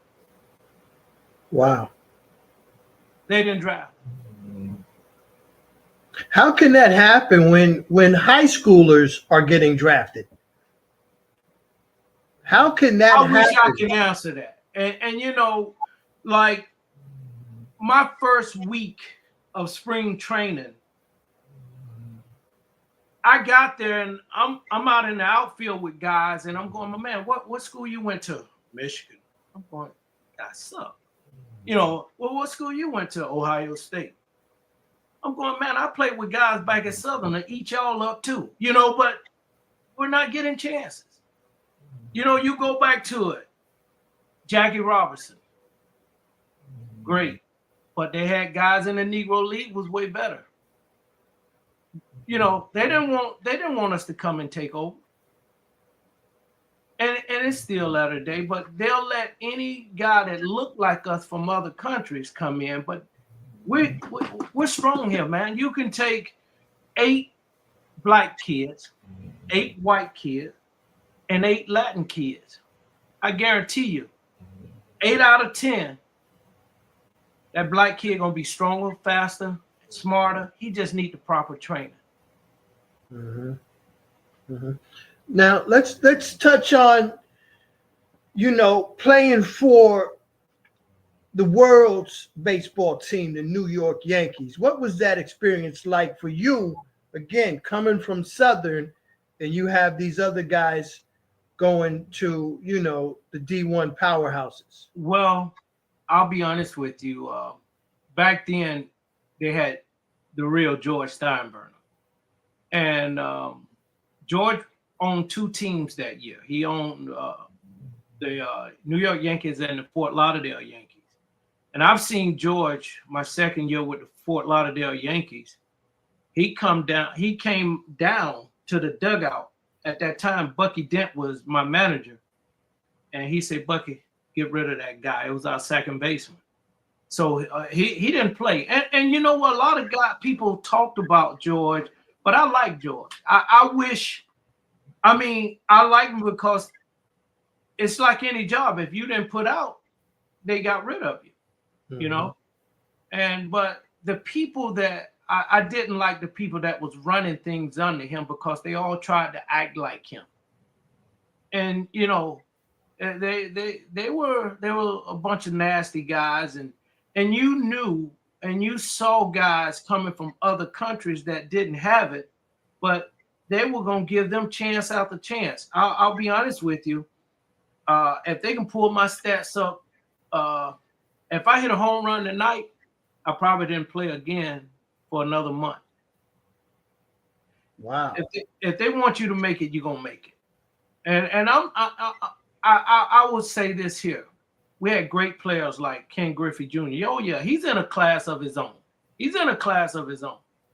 But you know what?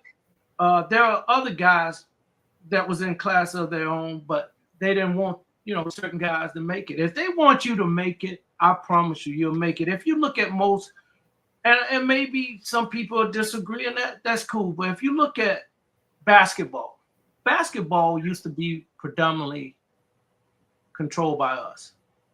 But they start opening it up around the world to get more other looking faces, because they look at the people that's paying the money. You know, we know who if you go to DC, Maryland, New York, that's where all the basketball brothers was coming out of back in the days.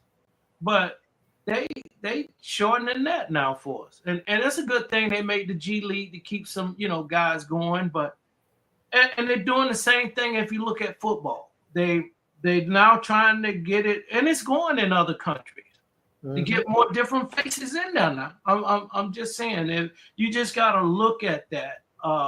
But like I said, I just always felt they won't get those strong-minded brothers who they feel gonna pull together and make great things happen for their communities. Well, I'll tell you, Harvey, it's the mindset of profits over people, right? And that's a societal type of mentality that we're dealing with with these teams, because as you said, you bring in these other markets internationally, globally, and we're always saying business-wise, you gotta go global. So that's what they're doing. So what do we do as a people? And you alluded to it. Organizations like this, like the Black Business Network, Black Business Olympics, and so many others have to align themselves together, right? There's no reason why organizations should not collaborate the same way as individuals like you and I are collaborating. But we got to collaborate at a higher level where we got more people integrated and putting all the resources together. We could have our own baseball league if we wanted to. Listen, my goal, I still say, is to start my own Negro League baseball league, because they're out there. They're out there, and I've been putting things together that's not going to cost much, and that's my goal in the next 2 years. I'm telling you, I go to HBCU games, and I'm going, whoa, man, this boy, hell bad. He gonna be there. They won't even give him a shot, man. Grambling State had 3 players. 3 players should have been in the first 2-3 rounds. Didn't get drafted at all. See, as a parent, that would not sit well with me. And that's just me. I'm a little bit more outspoken, but these stories need to be brought to light. Now remember, I went to Southern. I'm saying Grambling State players. Yeah. That's a mouthful. Yeah. Coming from Southern, yeah. That's a mouthful. I get it. The Bayou Classic, baby. But that shows your heart, right? You know, you want justice. It doesn't matter that that's your rival. And don't think there are blacks that work for Major League Baseball, but our hands are tied. We see what's happening. Our hands are tied. You know, and I know, and everybody else know. You say something, you worry about getting fired. Yeah. You say it today, you're canceled by the end of the night. Yep. You got to be careful, but you just got to be careful. So I remember, man, and they knew what they were doing back in the days. I wasn't back there, but just going and look at films of Negro League, man, they had packed houses. And we all dressed up nice. I mean, you look at it, man, our guys, the ladies, oh my God, everybody went to a game after church. They were dressed up nice. It was amazing. I just wish that league was around when I was coming up too. Seriously, I just wish I can bring something like that back. Harvey, you know I'm on board with you, right? Number one, you know I'm on board, but and you mentioned your mom. My mom played softball too. That's how I got interested in it. I saw these women out there doing it, man. But I also remember the fast pitch softball leagues where the men would play. And my God, you talking about some of the best ball players, fast pitch softball, man. Them dudes was bad. So your concept is not far-fetched at all. It's going to work because we have a base of ball players that are looking for something like that. And so you know what? Work. For extra money, I would run it. Like I said, I have everything on paper, but just give you an idea. I would start it in May and end it in late August, because HBCUs that have nice stadiums and fields, that's who I would have the teams at. Number one, they have dorms these guys can live in. Number two, they have cafeterias. I'd rather that money to go back to the cafeteria there in the dorms there, you know, just for the team. So there are ways it can work. And, Yeah. and you're killing two birds with one stone. You know, you helping a HBCU that has baseball to put more back into their baseball program. You know, it's funny, when I was at Southern, we used to play LSU. We'll put it on LSU. But you got to remember, you got 9 guys on the field. But when you play against one of those schools, you're playing against 11 or 12. Mhm. You got those umpires, you know, Mhm. making those calls. Mhm. And we used to see it all the time, every time we go play a PWI. But thanks to technology, and now they videotaping everything. Yeah. For instance, a couple years ago, Mississippi Valley was playing against a PWI, and the umpire struck the boy. I don't know. It was clear, a ball. And thanks to that technology now, the world saw that. Yeah. Yeah. So, Yeah. but back in the days, that was our call. What they did, though, they taught us how to hit balls we weren't supposed to hit. We knew we had to go up swinging, or this guy gonna call us out. Mm-hmm. So, Mm-hmm. hey, they thought they were hurting us, but they were helping us. Yeah. Yeah. Yeah. You just naturally, you know, as a people, we able to make adjustments on the fly, right? That's right. That's just the way we was brought up, man. Hey, it ain't going your way right now. Hey, if you don't do this, you might die. So you got to make those adjustments on the fly, man. You know, and I tell this And story you know all what? the time. But it's a reflection, right? You gotta, like, I have a cousin who was hung in 1932, in August 1932, man, Lowndes County, Alabama. I'll never forget the first time I heard that story, man. I couldn't believe my relative was hung. But that's how serious this can be. Yeah, and man. it was, right? People will try to hold you back just because of the color of your skin, man. It's a fact. So you got to go much harder. You got to have that Mamba mentality, which I preach about all the time. Ain't nobody going to outwork Troy. You're not going to do it, because just to let all y'all know, I don't sleep. Maybe an hour or two, maybe 3 or 4, but I'm relentless when it comes to impacting lives. And Harvey, what you're talking about is transformation. And that's what we're talking about. You transforming a Negro baseball league, right? That I've never heard anybody say they're going to do that, right? I for the last 30, 40 years, I have not heard anyone say, I'm going to create another baseball league. You heard it for the NFL, basketball, but you haven't heard anyone say that for baseball. So let's get started. Let me know what you need from me, and let's get some potential sponsors on board. All my businesses out there, you're going to hear this. Get involved with the new Black Baseball League with the commissioner, former New York Yankee, Harvey Lee. Let's go. Hey, I tell you what, when I signed with the Yankees, my dream was to be the next big Reggie Jackson in New York, but they had different plans. And, you know, it took me years to get over it. You know, especially when you're on the inside and you see how things are being run.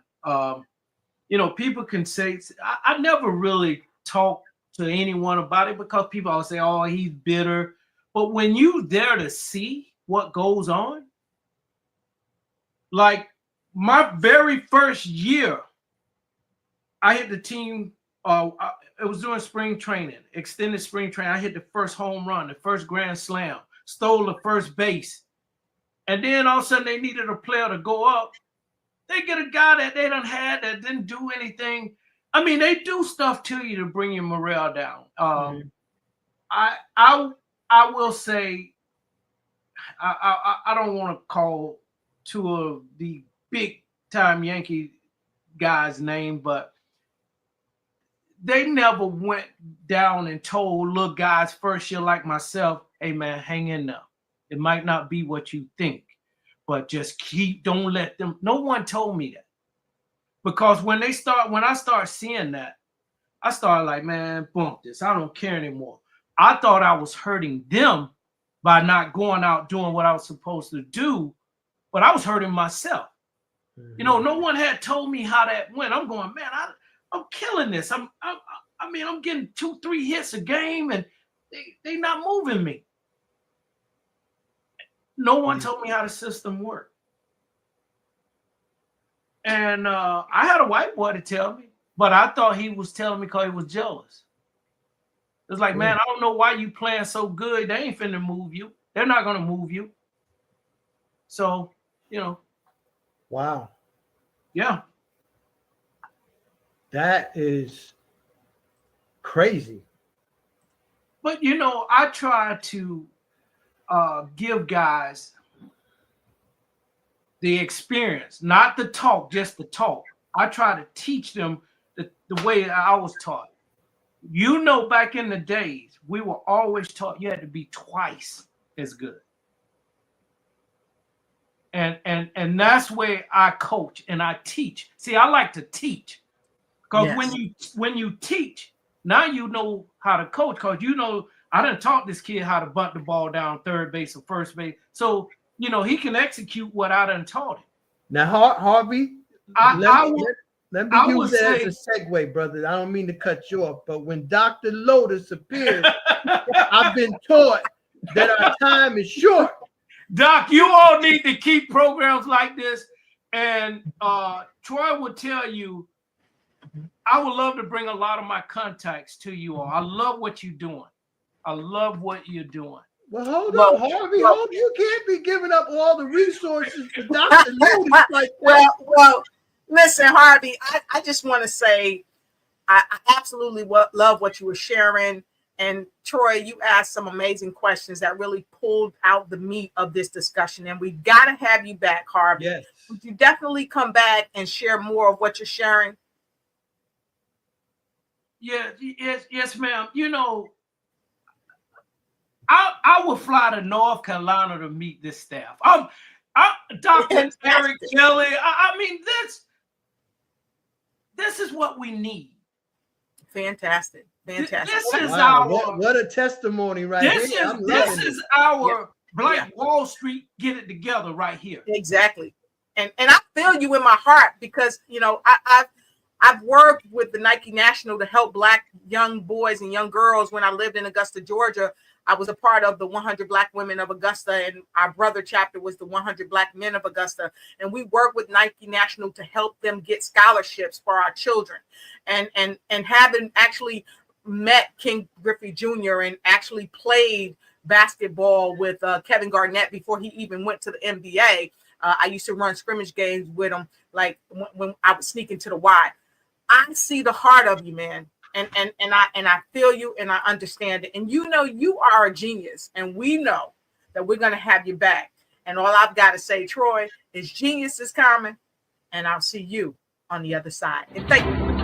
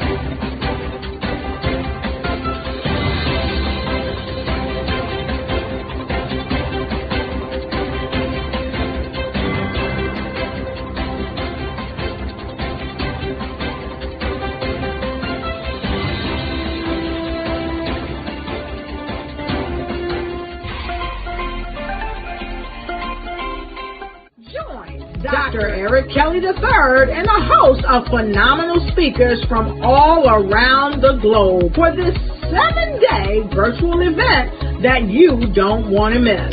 The mission of the Black Business Expo is to raise scholarship money from kids all the way from high school all the way from college. The Black Business Olympics is one of the largest Black business showcases in the world. It is an opportunity for businesses and companies to showcase their businesses globally. We are going to be giving away laptops up to $5,000 away to students.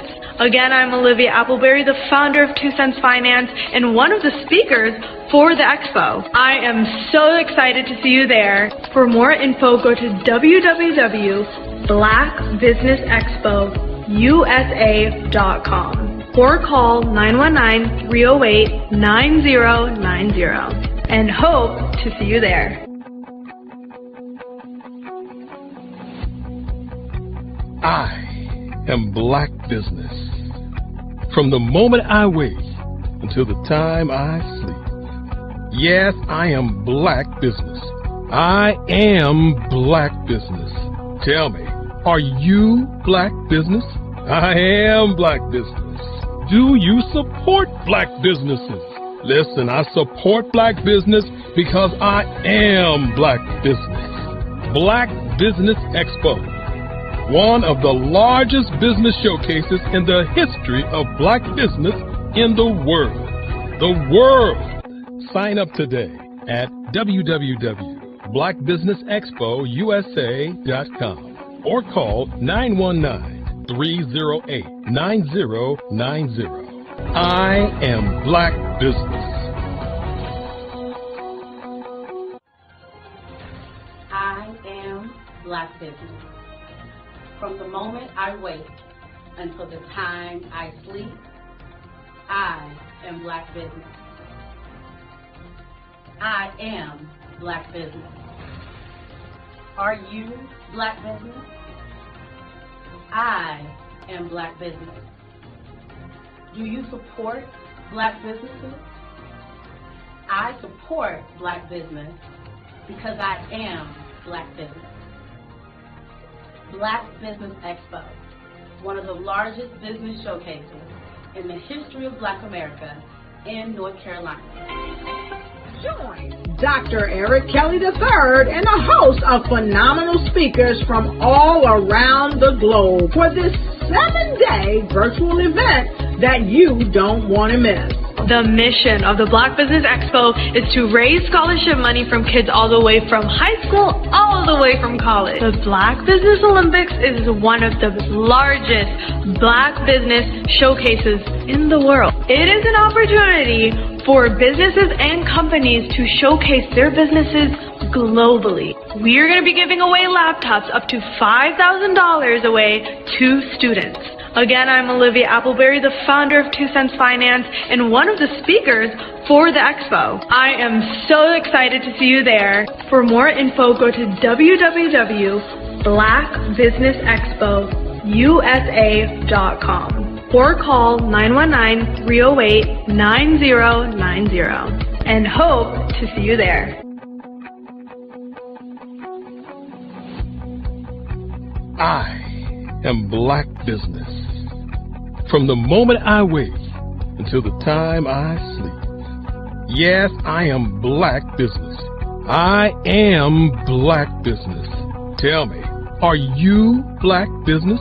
I am Black Business. Do you support Black businesses? Listen, I support Black business because I am Black Business. Black Business Expo, one of the largest business showcases in the history of Black business in the world.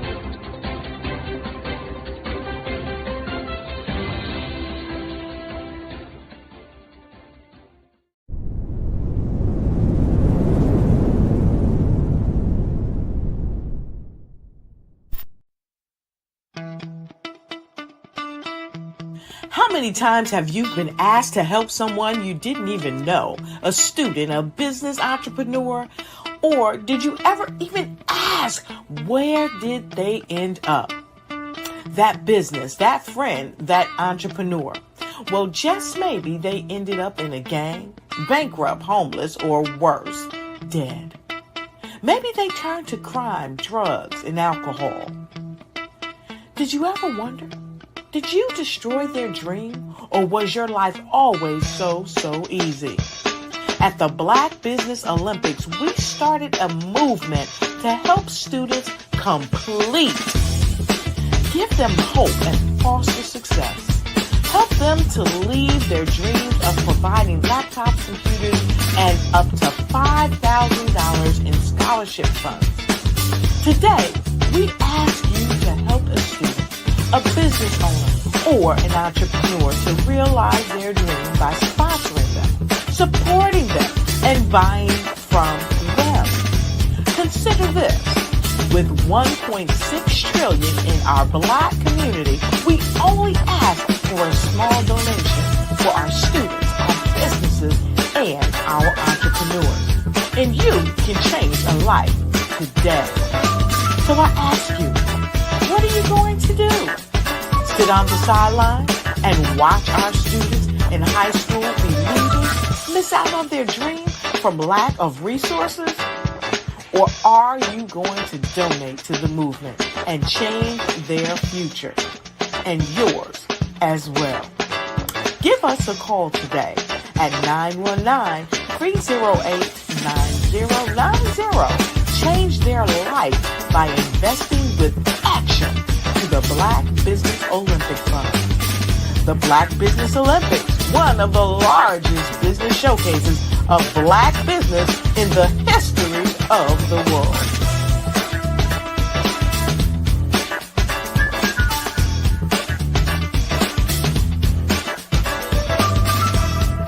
The Black Business Expo's mission is to raise funds for high school seniors going to college.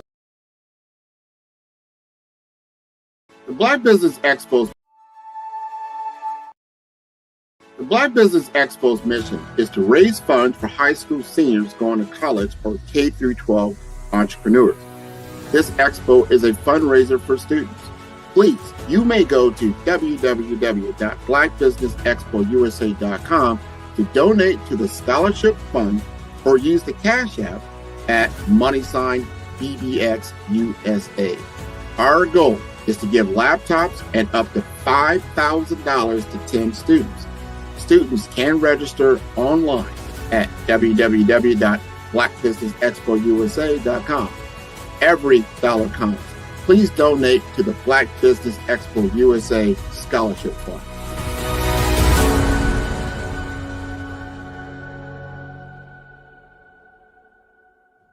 Sometimes you got to hear the news from the Black perspective, and more specifically, Black publishers. And that's exactly why you have to download the HeyTie app, the largest mobile app delivering breaking news, videos, and podcasts from 200 of your favorite Black publishers. Yes, 200 Black publishers delivering news as it happens, literally all in one app. Go to HAYTI.com or download the app in the Google Play Store or Apple App Store. It's completely free, along with information that you can trust, so go check them out.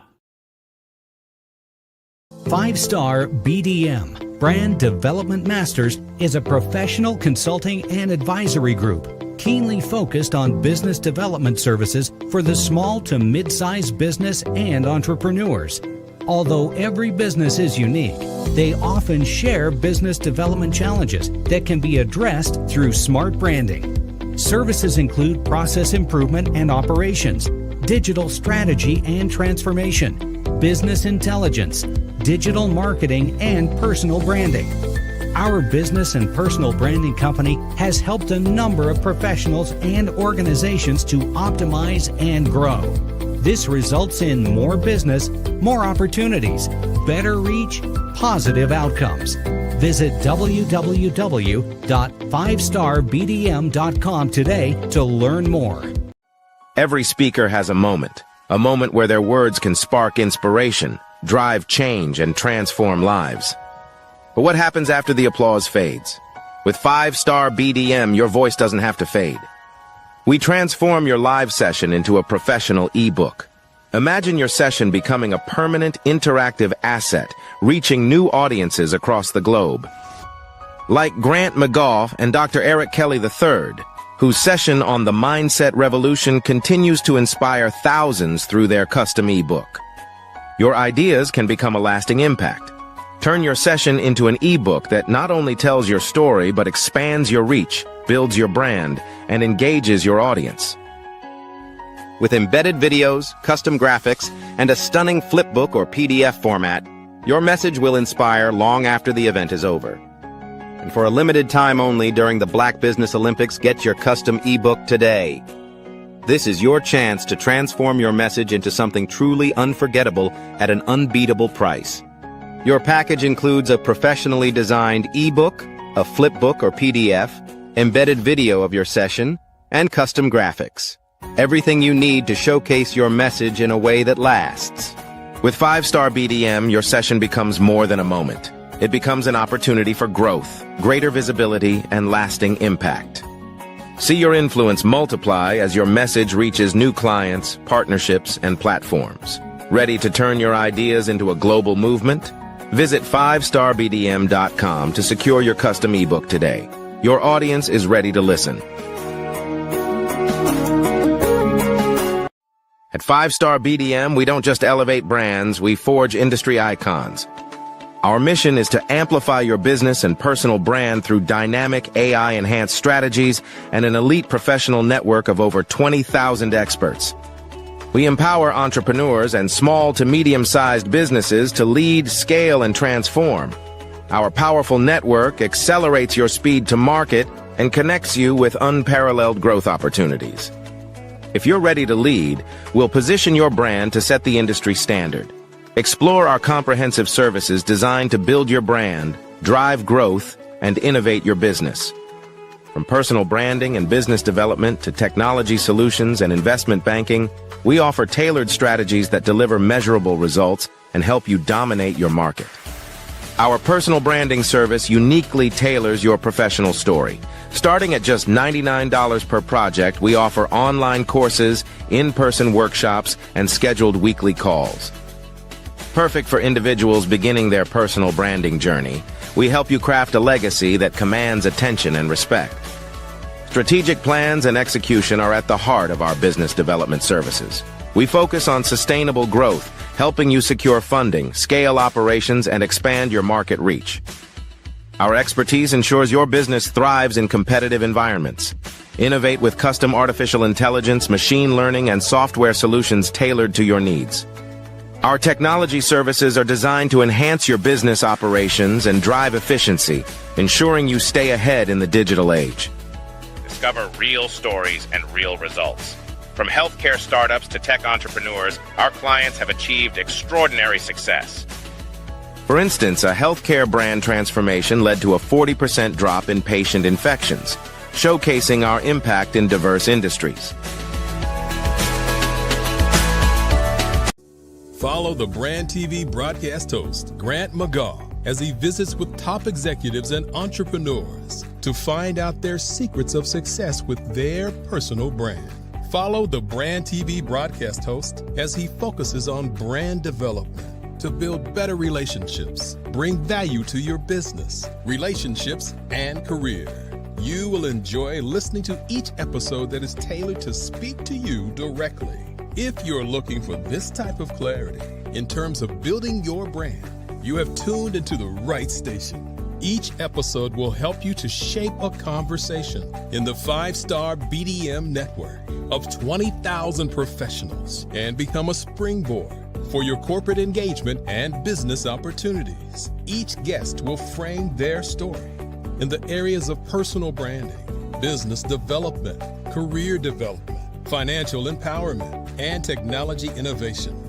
Grant McGaw explains why he is the CEO and owner of his own professional career. Grant is an accomplished business leader and entrepreneur who wants to give back to individuals to grow their personal brand strategy. Tune in as he weaves his story about new possibilities, while to you exceed expectations. If you love storytelling, this show will make for fun. Are you searching for a website that truly reflects your mission and vision? The 5-Star BDM website services portfolio, led by Grant McGaw, transforms ideas into impactful digital platforms for personal brands, nonprofits, and small businesses. Each project in our portfolio tells a unique story. From JADICC, a infection control expert organization with professional polish, to Ekaba World Community, a dynamic hub for events and memberships, and Pink Lotus Project, empowering women with donation and program features, every site is crafted using our Brave branding framework and mobile-first development. Our portfolio is more than a gallery. It highlights project context, purpose, and measurable outcomes. We demonstrate brand consistency, strategic user experience, and deliver results that build trust and drive engagement. A world-class portfolio proves capability, sets you apart from competitors, and positions you as an authority. It is your most trusted sales tool and reputation asset. Ready for a website that leads with purpose? Book a discovery consultation or request a brand audit today.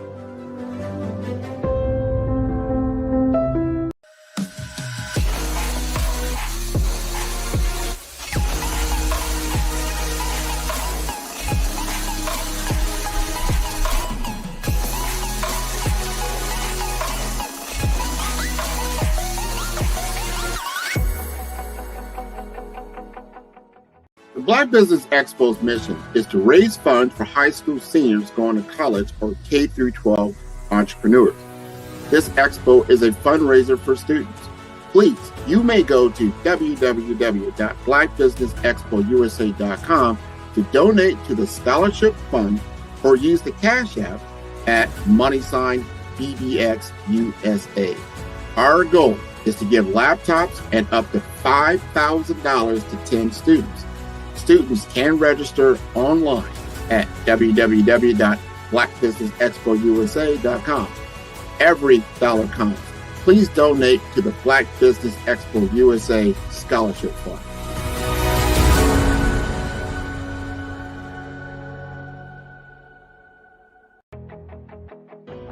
I am Black Business. From the moment I wake until the time I sleep, I am Black Business. I am Black Business. Are you Black Business? I am Black Business. Do you support Black businesses? I support Black business because I am Black Business. Black Business Expo, one of the largest business showcases in the history of Black business in the world. Sign up today at www.blackbusinessexpousa.com or call 919-308-9090. I am Black Business.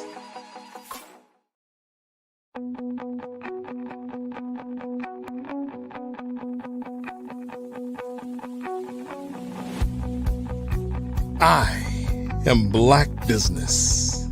From the moment I wake until the time I sleep. Yes, I am Black Business.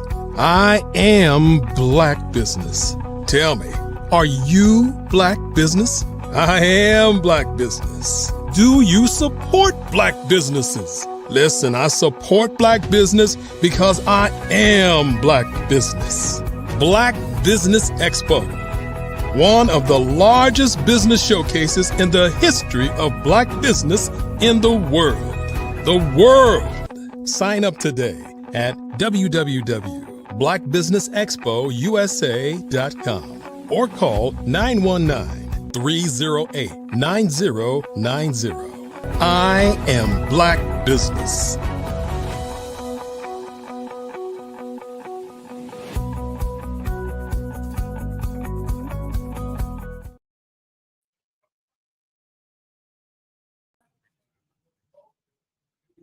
Welcome, everyone. I want to welcome everyone to the Black Business Network. I am your moderator, Grant McGaw. I'm the CEO of 5-Star BDM, and I am the host of the Follow Brand podcast and the award-winning TV series. Now, I'm your business moderator for this session on the Black Business Network.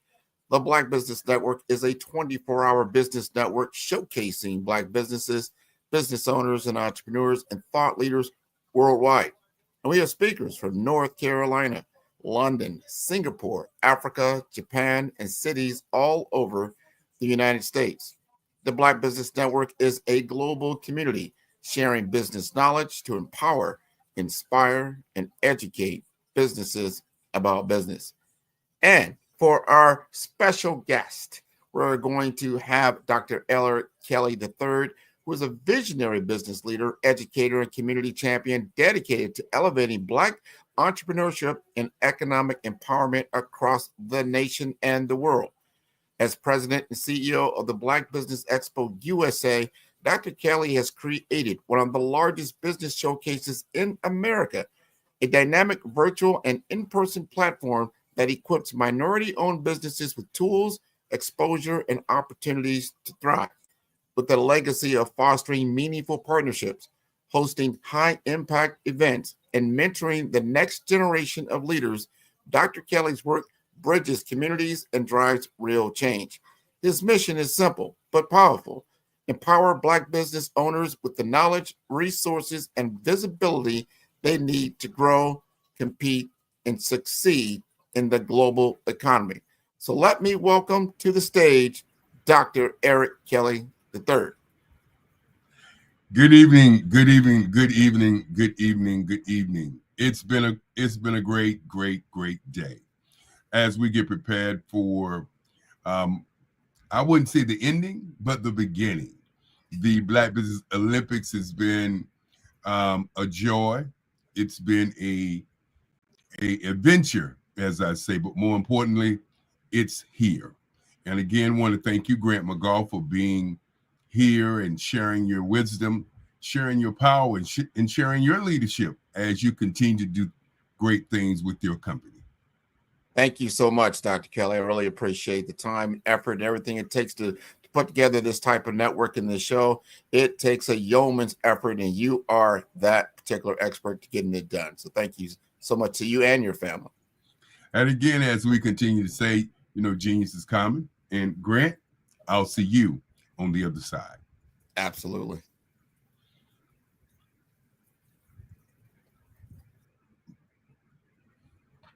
As we get prepared for this evening, many people out there have had an opportunity to see the great works of this week. Each week that we do this, it's more than joy for me and my family. It's more than an occasion. It's history. And history, or herstory, is a story.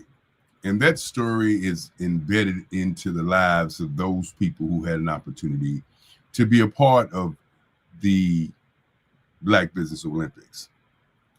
Before I start, I'd like to first of all thank the shoulders that I stand on. I'd like to thank my great-grandfather, Henry Stansel, who, when I was a little kid running around, wanting to be known in the family circle, pulled me aside and said to me, young man or young boy, or hey, I don't want to do my nickname, but let me talk to you for a minute. And I was the one that he walked to, he would walk to elementary school, walk to kindergarten school, and he would pick me up and bring me home. We stayed near downtown Durham, and the courthouse was right there. And every day he would walk down, pick me up, and then he would go to the courthouse. And we would sit in the courthouse, and there I would just, sit there, look around. And we would leave there and come home. And once we got home, he would always say, "Did you see what happened today?" And I didn't understand what he was talking about then. But when I became around 5, 6 years old, he came into my room and he said, "What are you going to be?" And I looked at him, and, of course, I was not a kid of waiting. I was one of those kids that was always doing something. And so I told him I wanted to be an artist. And he walked out and he came back and he brought these giant books. And he said, "Every family needs a lawyer. And you know what's funny about that statement? The funny thing about that statement is that that is truly something that every family needs today. And that is a lawyer, somebody to understand the judicial system. And so I looked at Papa and I said, Papa, I don't want to be a lawyer. And he said, well, what do you want to be again? And I said, I want to be an artist. And he said, if you want to be an artist, where's your work? And I said, my work is right here, Papa. And I went to my bed and I brought out my drawings. And he looked at them and he said, I want you to think about this. You know, every family needs a lawyer. So he left, and about a month later, he came back. I took the books and I took those big books and turned it into a desk. Put a board on top of the book so that I could draw, you know. And so when he came in, he said, have you decided what you want to be? And I said, Papa, I want to be an artist. And he said, well, if you want to be an artist, then I guess that's what you're going to be. I thought it was going to be a little harder than that. I thought I was going to have to read those books, but I didn't have to read the books. So I kind of smiled because I thought in my mind that, hey, I'm doing what I want to do. And so another month had passed, and he came to my room and he said, well, since you want to be an artist, we're going to have to go and look at museums. What I didn't understand at that time was that I was just 5 years old. And he was an accomplished man at that time. And he had traveled the world, being in the war, being overseas, and he saw things a lot different than I did. And so that morning, we embarked on a trip to go to some museums. And we drove to Washington, D.C., went to some museums. And when we got back home, I had never seen a museum. And so in my mind, the museum had all these pictures on the walls. And so he said to me, I'm going to take this hallway that we have in the house, and we're going to turn this into a place to put your art. And so I was so excited. I went into my room. I pulled my papers out, and I stick them on the wall and stick them on the wall and stick them on the wall. And then he said, what are you doing? And I said, well, I'm putting my pieces on the wall like in the building we went in. And he said, you didn't see all that was there. And so at that moment, he handed me a book. And this book was on museums. And so I looked in the book and I started to kind of look at the pictures. I couldn't read that well. But one thing that I did notice, all of the pictures were in frames. And with that thought, I took the pictures off and I began to find frames for my pieces. And my great-grandfather would say to me each day after that, he would say to me that you can only sell to collectors, because collectors would keep your work. They would know where your work and cherish your work. And so that was my portrait into art. And thinking about that today, I wanted to thank him for starting the Eric Kelly Museum. And the Eric Kelly Museum started, and it is going on for years since then. I want to thank my grandmother, excuse me. I want to thank my grandmother. And my great-grandfather was Henry Stansel. My grandmother's name was Lovella Kelly. The reason I want to mention family names today is because I think it's very important for us to keep oral history going, because many times we don't write history about our families down as we know it, because each person in the family has their own particular history. And sometimes we just take the general history and say the general history is the important history. But your history is valuable and it's very important. And again, I want to thank Lovella Stansel Kelly, my grandmother, who, as I was growing, said to me I could do anything I wanted to do. And I embarked on a career to break records in business and break records in art and just do things the way that I thought that would be in terms of my success. I want to thank both of those people. Then I want to thank my moms who always made me think about everybody else, consideration about everybody else, that everybody else has an opinion. All opinions are not the right opinions, but all people have opinions. And so I've lived through that as we move forward. I want to, of course, thank my sisters, my brother. I want to thank Lisa, Frida, and I definitely want to thank Frida, who's the sponsor of this show. She sponsors the Black Business Olympics. She sponsors the broadcast. I want to thank Lisa Williams, who makes sure that all the things are in place. I want to, of course, thank Esther Shearer, who cooks for all of us during this week. I want to thank Al Cagle, my younger brother. He hates me saying young brother, but he is my younger brother, who continues to keep us all on our toes. And then, of course, I would like to thank all of the family that's still here. Today, when I got up this morning, I was alerted by one of my speakers, and would like to say to her and her family today that our prayers and our love go out to the family as they have lost someone this morning. Well, once I thank my family, then I have to thank my other family, my family of 10,000. And when I say that, I want to thank all of the speakers who have gone on and spoke on this platform since 2020, when we first started. Our first beginning of speakers in 2020 was 7 days of speakers. And each one of those days that we did on the very first one, and the reason I want to go back to the very first one and thank all of those speakers and thank all of those team members is because they were making history at that time. They were looking at where could this go. We didn't know that we would be sitting here 5 years later looking at where we are. We were just looking at where could we go. And so I want to thank all of those first team members for the first year, the second year team members, the third year team members, the fourth year team members, and the fifth year team members. As we continue to do what we do, you know, over 10,000 speakers have spoken on this platform. We are working toward 365 days, a live network.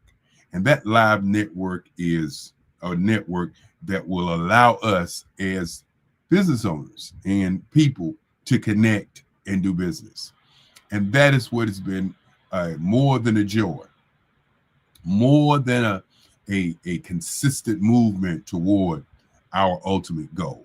And the reason that I continue to thank people is because many times we are not thanked.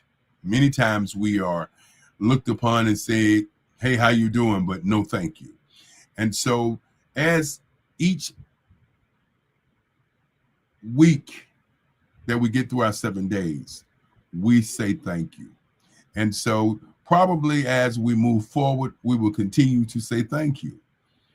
Each one of the days, the 7 days of the Black Business Expo, for those who have not had an opportunity to even understand what's going on.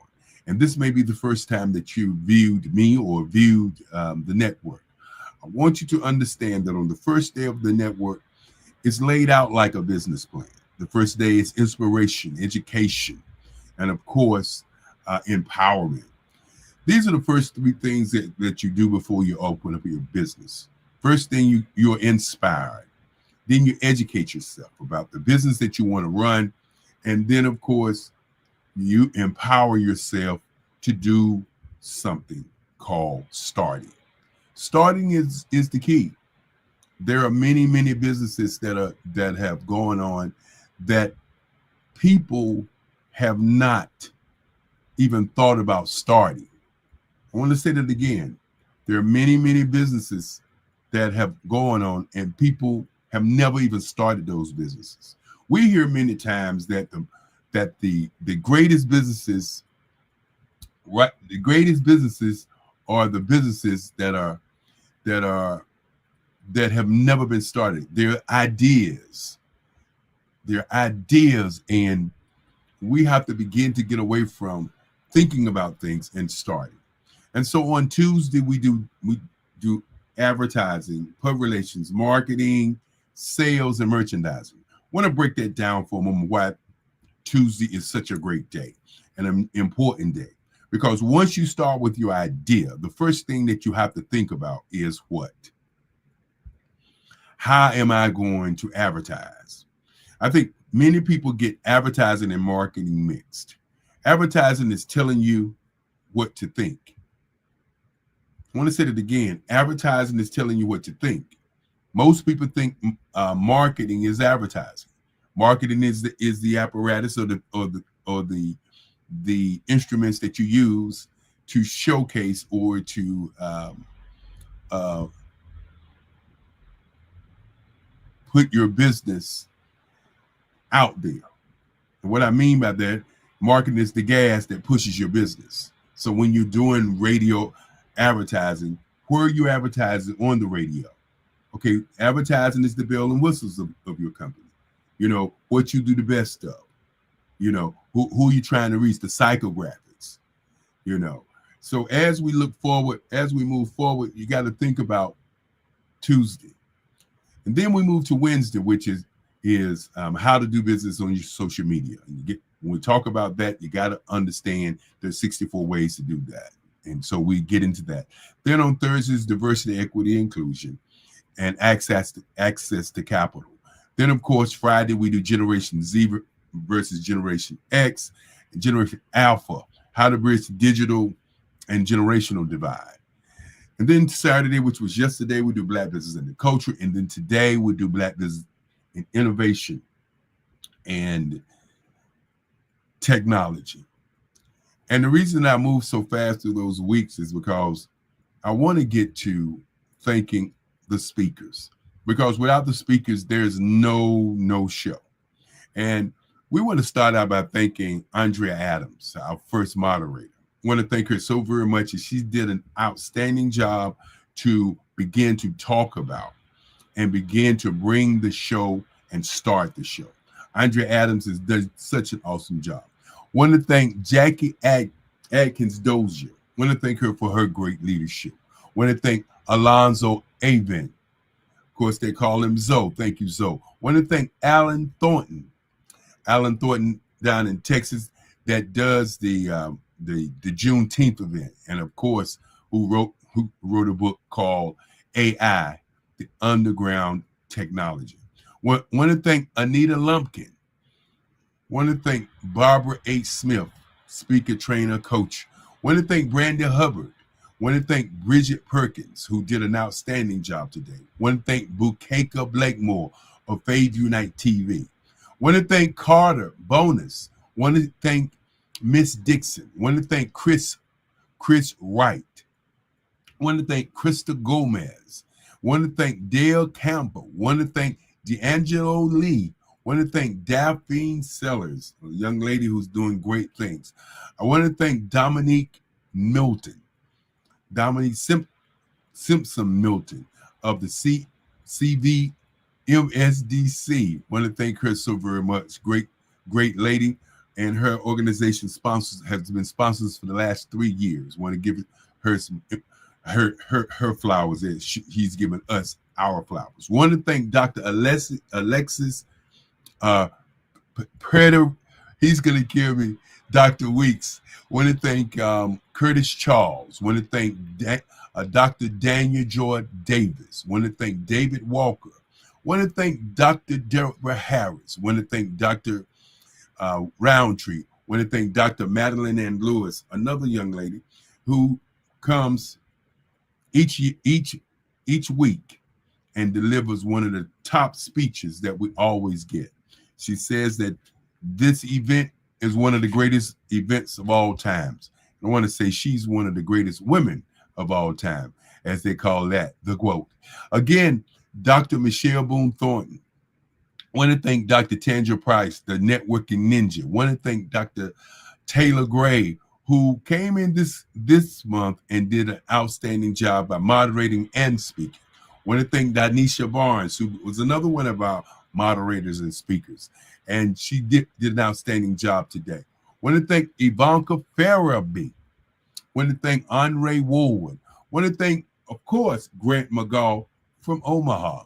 Want to thank Jerry Smith, Jamila Barrell, one of the team members. Want to definitely thank her today. Want to thank Carrie Jackson, one of our team members. Want to thank her today. And want to definitely thank Jimmy Davies. I'm wishing him on a very, very, very fast recovery. Want to thank Joy Macmillan. Want to thank Joseph Simmons. Want to thank, of course, Jeremy Newkirk. Want to thank Karen Glace. Want to thank Kazoom Chapman. Want to thank again Lakeisha Hardy. Want to thank Mary D. Welch. Want to thank Maurice Butler, Maurice McMillan, Mia Ele. Want to thank Muriel Thompson. Want to thank Edward Farley Jr. Want to thank Shabir Chrisson. Want to thank Nadine Buchanan. Want to thank Reviva. She's going to kill me. Rivana Amos. Want to thank Rita Pallett. Want to thank Rachel Johnson. Want to thank Seth Cramp.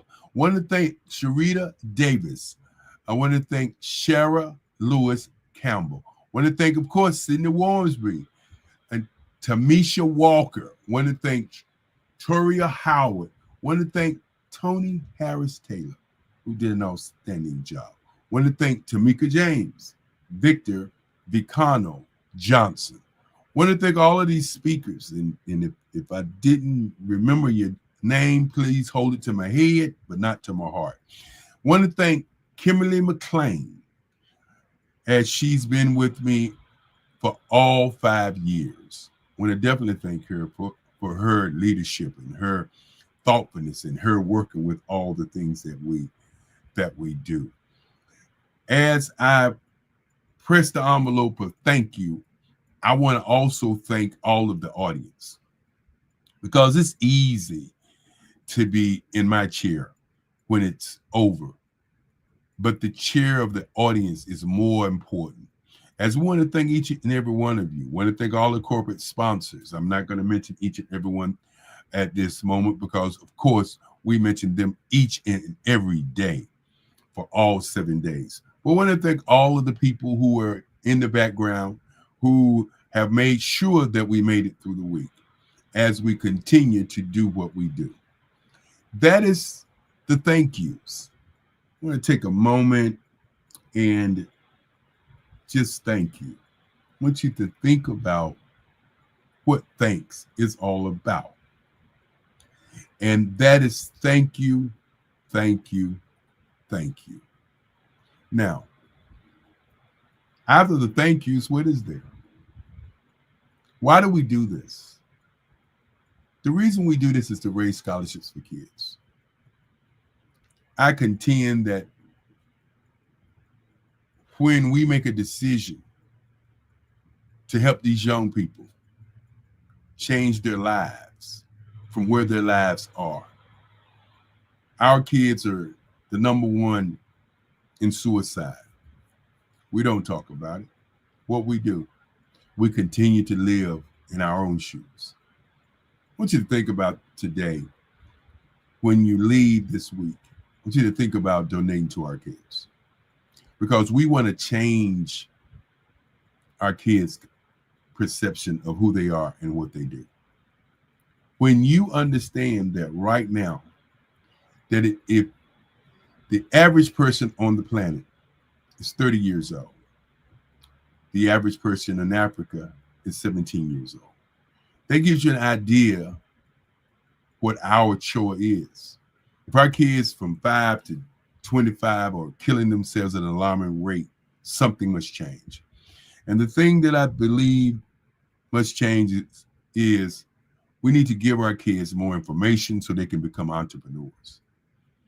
We have to get out of what I call the 5 rooms of what I call distractions. And those 5 rooms are there to distract our kids. And if you look at those 5 rooms of distraction, you'll notice that they all have something in common. Only about 1% in those rooms are successful. And when I mean the 5 rooms of distraction, entertainment. It's a big room of distraction where our kids get in the mindset that they can be rappers, they can be singers and dancers and actors and poets, and they can take that and become wealthy. They can become influencers. And we're going to talk about the whole influencer piece this afternoon, because while influencers is great, there's another level that's even greater if you are in business and you're an influencer in business. And so the whole entertainment, only 1% is gonna win. If you think about it right now, and I said, who are the top artists, entertainer in the world? You probably would say Beyonce, you probably would say Denzel Washington. Okay, now name the top 100. That's what I thought. Cannot name the top 100 because there is no top 100 entertainers. Only 1% in that field is going to be wealthy. And we're pushed into that arena to think that we all can be great entertainers. Then another room of distraction is sports. As many times our families are living through our youth, you ever ask yourself what happens to the kid that don't make it?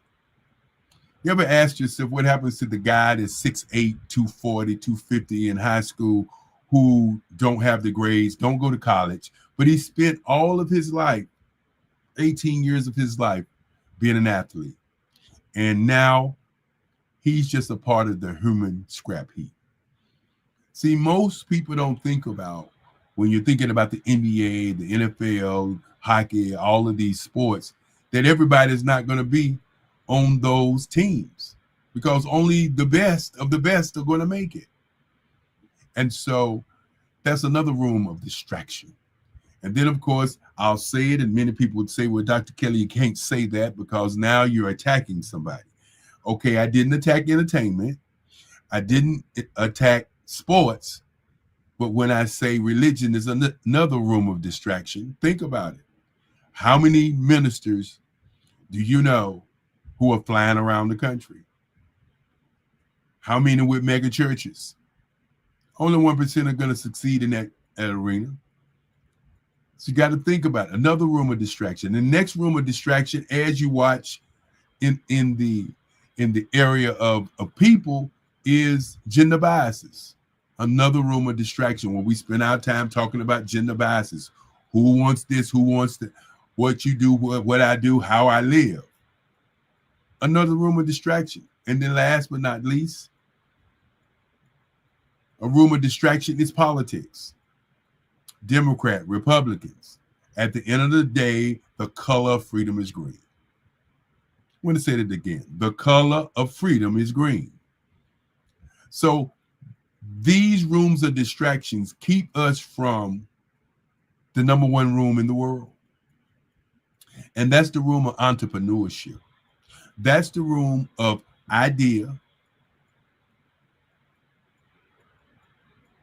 creation to business creation to wealth creation. Let's say that again.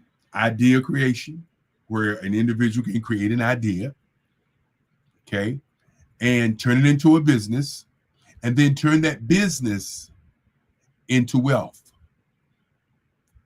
You got to ask yourself this question. With the advent of AI, artificial intelligence, long language models, what is really going on right now?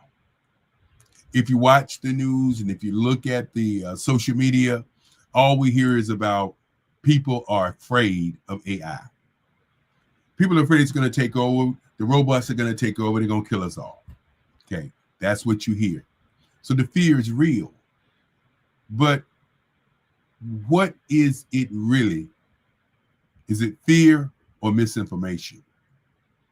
Well, misinformation is when you don't understand something and you're taking what you're reading taking what somebody's saying and you're reacting to what somebody's saying. You're not doing your research. And so as I put that on the table today, I want you to think about why there's fear. People say fear is, as my grandmother would say, fear is something you make up so you don't have to do anything. So ask yourself, what are you doing that's not allowing you to understand AI? For those of you who don't really get why fear is there, I want you to step back a moment. Go way back in the time when fire was created. All of a sudden, there was fear about what fire was. When electricity was created, many people thought there were demons in the lights. When the cotton gin was created, many people thought that they would lose their jobs. I want you to understand that as technology is created, it is here to help you. It is here to move mankind to a higher level. And so when the internet was created, many people said, I would not put my credit card on the internet. Look at us today. When we got past the credit card piece, many people said they would not date people on the internet. Look at us now. The reason I want to carry you down this lane is because I need for you to understand. Not I want, I need. It's a difference between wants and need. I want you to understand, but I need you to, what I say is to turn the glass and look at the glass half full, not half empty, but half full, which means that there's a repository of information that is hitting you right now that we must, as a group, begin to look at it and see how we can harness the power of AI. Not how we can become consumers, but harness the power of AI and create businesses utilizing these methods. So let's step back for a moment. Let's look at the wealthy and how they become wealthy. Let's look at attitudes, energy. Let's look at the difference between you and the difference between the wealthy. My great-grandfather used to say to me when I was a kid, the number one thing on the planet to do is to think. Thinking is number one. He said number two was sales. And many times you hear so many people say that they are not great salespeople. But don't you believe who they are when you're talking to them? Yes, sales is number two. That until you sell something, you cannot become wealthy. Got to sell something. But before you start selling, you got to think. Thinking is number one. So then after thinking and selling, number three is research. I want you to think about your company, think about your lives, and ask yourself one fundamental question. And that is, have you researched your marketplace? Do you research the people that you're around? You know, many times people talk about my art, and I say, well, just Google. That's one form of research. But more importantly, research is so valuable that companies spend money, time, and data putting it all together for research. That's all that the LLMs are. That's all that artificial intelligence is. That's all it is. A tremendous amount of research on subjects that allows for you to be successful. Now, many people miss this one. It is called energy. What kind of energy do you have? As I think about this week, and I had a trial this week in terms of of a sickness, word I don't like to use, but I had to push through this week. Now, I could have canceled the Black Business Olympics this week easily. Could have canceled it very easy. But my energy level for what I'm doing was so powerful until I pushed through. But I pushed through because I had the right kind of attitude. And attitude is what gets you to the top. When you say the word attitude, many people think about negative things. But if you say attitude and you utilize attitude as that, this is what you're doing, this is what you're going to do, and these are the goals that you put before you, you can get where you want to go. Now, when we get down to number 6 and number 7, we get to this one. My great-grandfather used to say that the reason people don't hear what you say is because they're listening to what they're thinking. Listening is very important. Listening could be number 1. Are you listening to what you want to do, or are you listening to what somebody is telling you to do? Then, of course, many people miss this one, and I hadn't talked much about this, and this is a new one that I want to add to my list called networking. Who's in your network? How do you network? How do you, what we say, how do you push the dots together? Whose are the nodes to your success? I want you to think about that today. Now, when I talk about wealth and I talk about winning, I talk about companies like Amazon. I talk about companies like Microsoft. I talk about the iPhone. And what do all of them have in common? They have learned how to duplicate what they're doing. If you're in business and you can't walk away from that business, then you can't, I'm talking about the CEO can't walk away from that business continue to run, then you don't have a duplicated business. In other words, let me break that down to you just for a moment. The cell phone. There are many types of cell phones. We get confused when people say cell phones, and we don't even think about how many cell phones are there. That's a duplicated model. But what's more important than the cell phone is the apps that are on the cell phones. But what's more important than the apps on the cell phone? The operating system. How does that phone operate? And how does that make it valuable for people? Look at your business and ask, what is the operating system behind your business? The phone is very important because that cell phone is a part of success.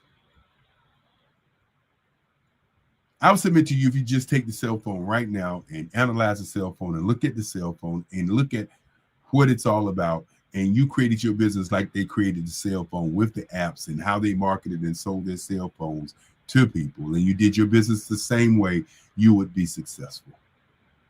See, success is not hard. Success is being consistent, and consistency is a part of transformation from failure to success. Now, you have to be relentless. How many times do you talk to people and one day they're up high, one day they're low, one day they're just going smooth? When you're relentless, you will get to your goal. And so let's talk about, last but not least, the one that many people don't deal with, and that is duplication. Let's talk about the last one again. Not duplication, but execution. Once you believe, then you have to execute. As I get out of here, I want you to think about, how did we get here? Where are we going? As we get prepared for the next Black Business Olympics, we want you to think about being one of our speakers, sponsors, and students. Go to our website, Black Business Olympics, and be a part of this journey with us as we continue to think about how to change these kids' minds from being consumers to being producers. Wealth is an easy task when you think about it that way. I want to again thank all of the people who have been a part of what we're doing. I want to thank each and every one of you as we get prepared for the next show.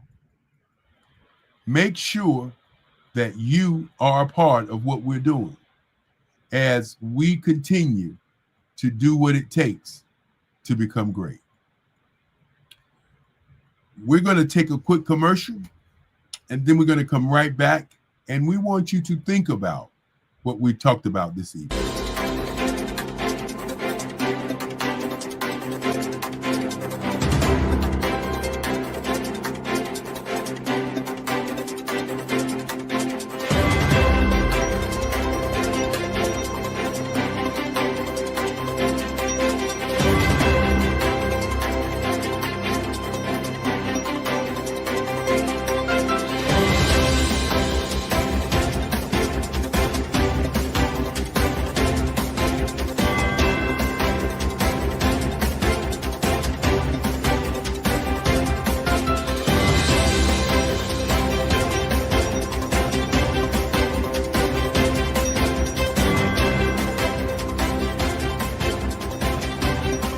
Are you a Black entrepreneur with a vision for global success? Are you ready to take your business to the next level? Introducing the Black Business Network, BBN, one of the largest Black business showcases in the history of the world. The only 24/7 global multimedia ecosystem dedicated to connecting and promoting Black entrepreneurs, brands, and businesses globally. With BBN, you can sell your business now 24 hours a day to over 200 countries. Reach a global audience in real time, build trust, and generate leads like never before. Access a world of opportunity with our live streaming and replay platform, featuring on-demand content, documentaries, and exclusive interviews. Get your exclusive, one-of-a-kind Black Business magazine covers that feature you and your amazing business today. And tap into our Black Business Global Chamber of Commerce, where your voice will be heard globally with over 1 million business owners. Learn the insights and strategies that Black entrepreneurs are using to grow today. Power your business with the Black Business Black Credit and Debit Card. Get cashback, access microloans, and build your business by doing business with Black businesses worldwide. Stay ahead of the curve with the Black Business World Report, our yearly intelligence magazine, providing industry trends, government programs, funding alerts, and so much more. BBN is more than just a network. It's a revolution. It's a global movement, uniting Black entrepreneurs from over 200 countries to share knowledge, build relationships, and create economic empowerment. And for corporations, BBN offers a unique opportunity to demonstrate your commitment to diversity and inclusion and access. Submit your corporate commercial today. Sponsor BBN, reach a targeted audience, and support the growth of Black-owned businesses. Our Black Business Ambassador program provides support and detailed information on all activities. From onboarding to mastermind think tasks, they cover it all. Whether you're looking to expand your business or your viewers, BBN brings together the tools, talent, and technology needed to grow Black-owned businesses worldwide. It's where we speak, sell, connect, and rise. Live and on demand. Join the Black Business Network today. Visit bxtv.org to learn more and unlock your global potential. Where business is broadcast live. Where the future is today. Call 919-308-9090 for your Black Business Fireside Chat today as we showcase your amazing business to over 200 countries. Black Business Network, one of the largest Black business showcases of Black business in the history of the world.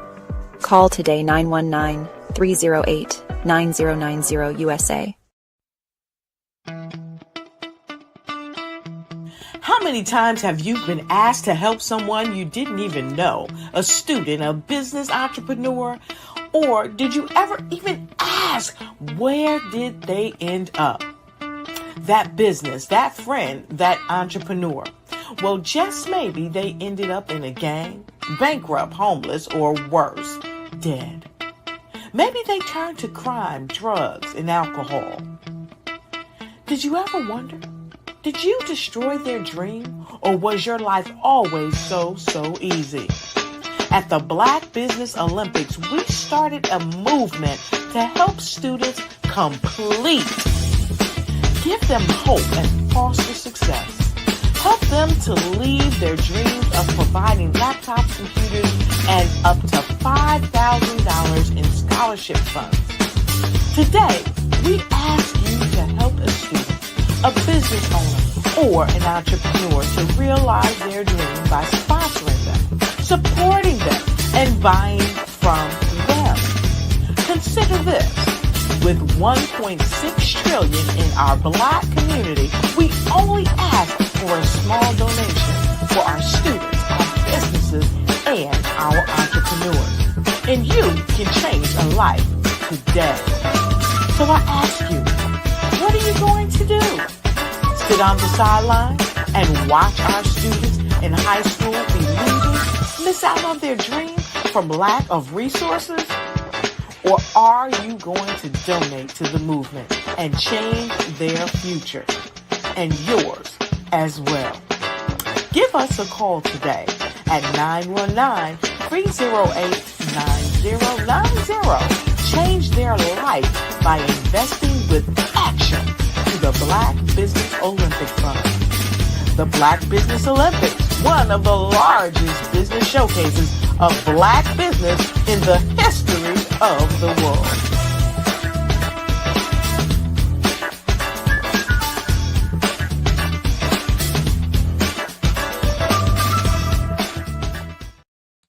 And of course, welcome back. Wanted to play those commercials because we want you to know why we do this. And the reason we do it is to raise funds for kids. So as I close out, I want to thank each and everyone that have taken the time out to listen to us.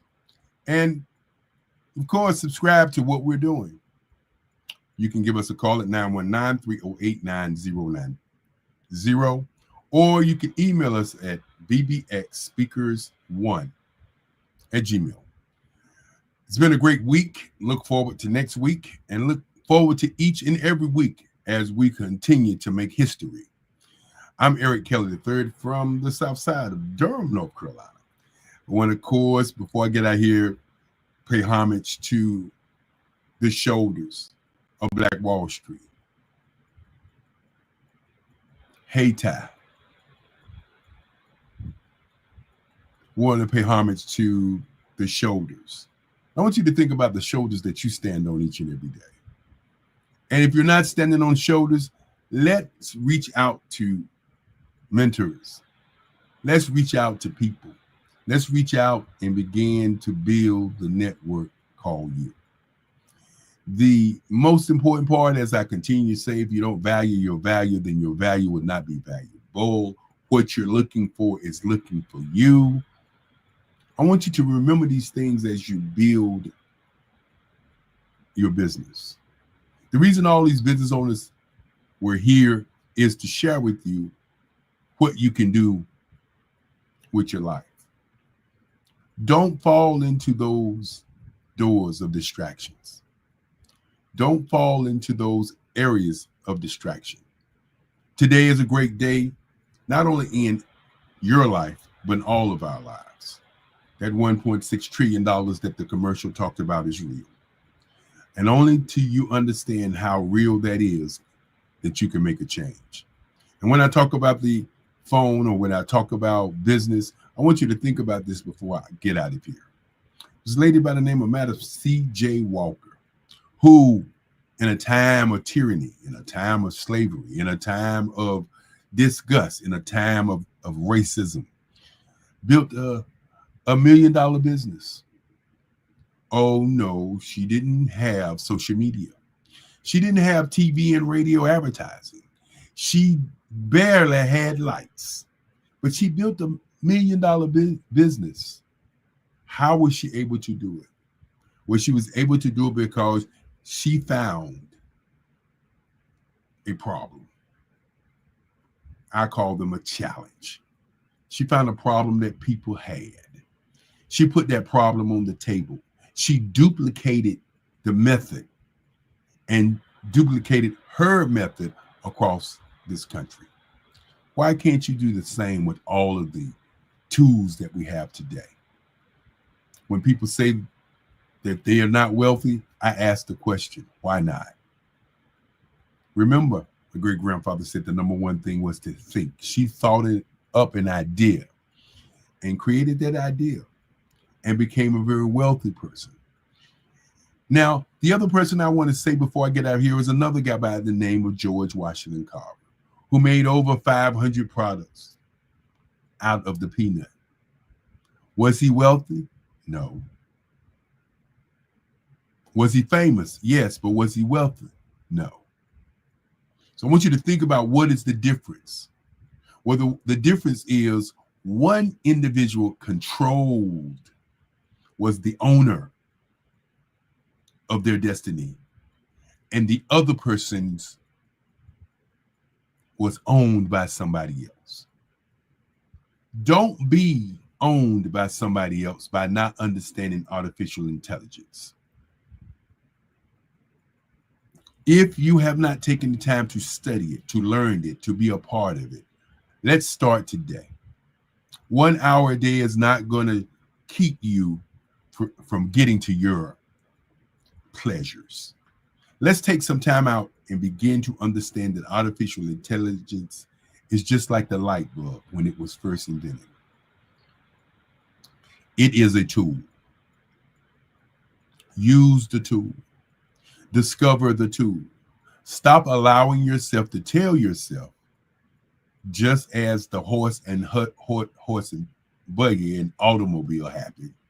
Stop telling yourself that we're going to get back on the buggy. We're going to get back on the horse. No, that's not going to happen. Artificial intelligence is here, and there's going to be another intelligence after that. Let's be clear. Technology is undefeated. So get on board, make a change, and think about where you want to be in your time on the planet. As I always say, we are our own champion. Be the champion of you. Be the star in your show. Be the star in your own movie. Yes, cheer people on, but still be the star in your movie. Well, again, many times I say without love, there's no happiness, and with happiness, there's no peace of mind. Today is a great day.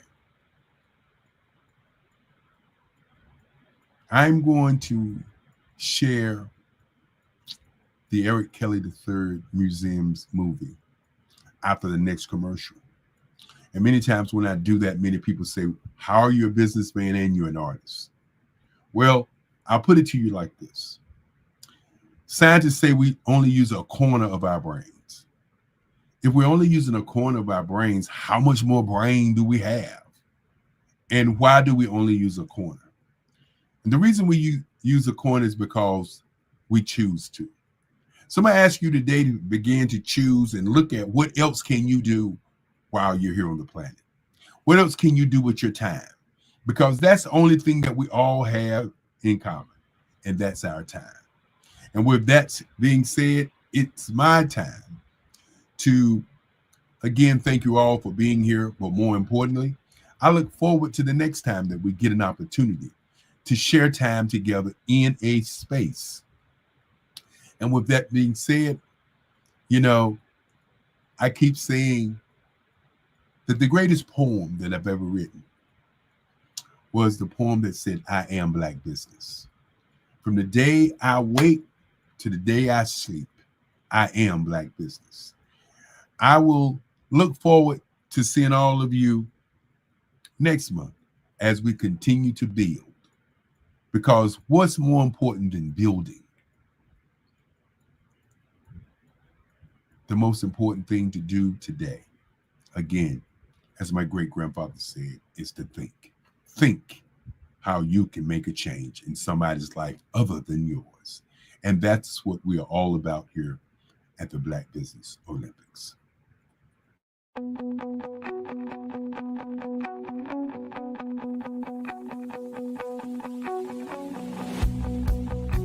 I am Black Business.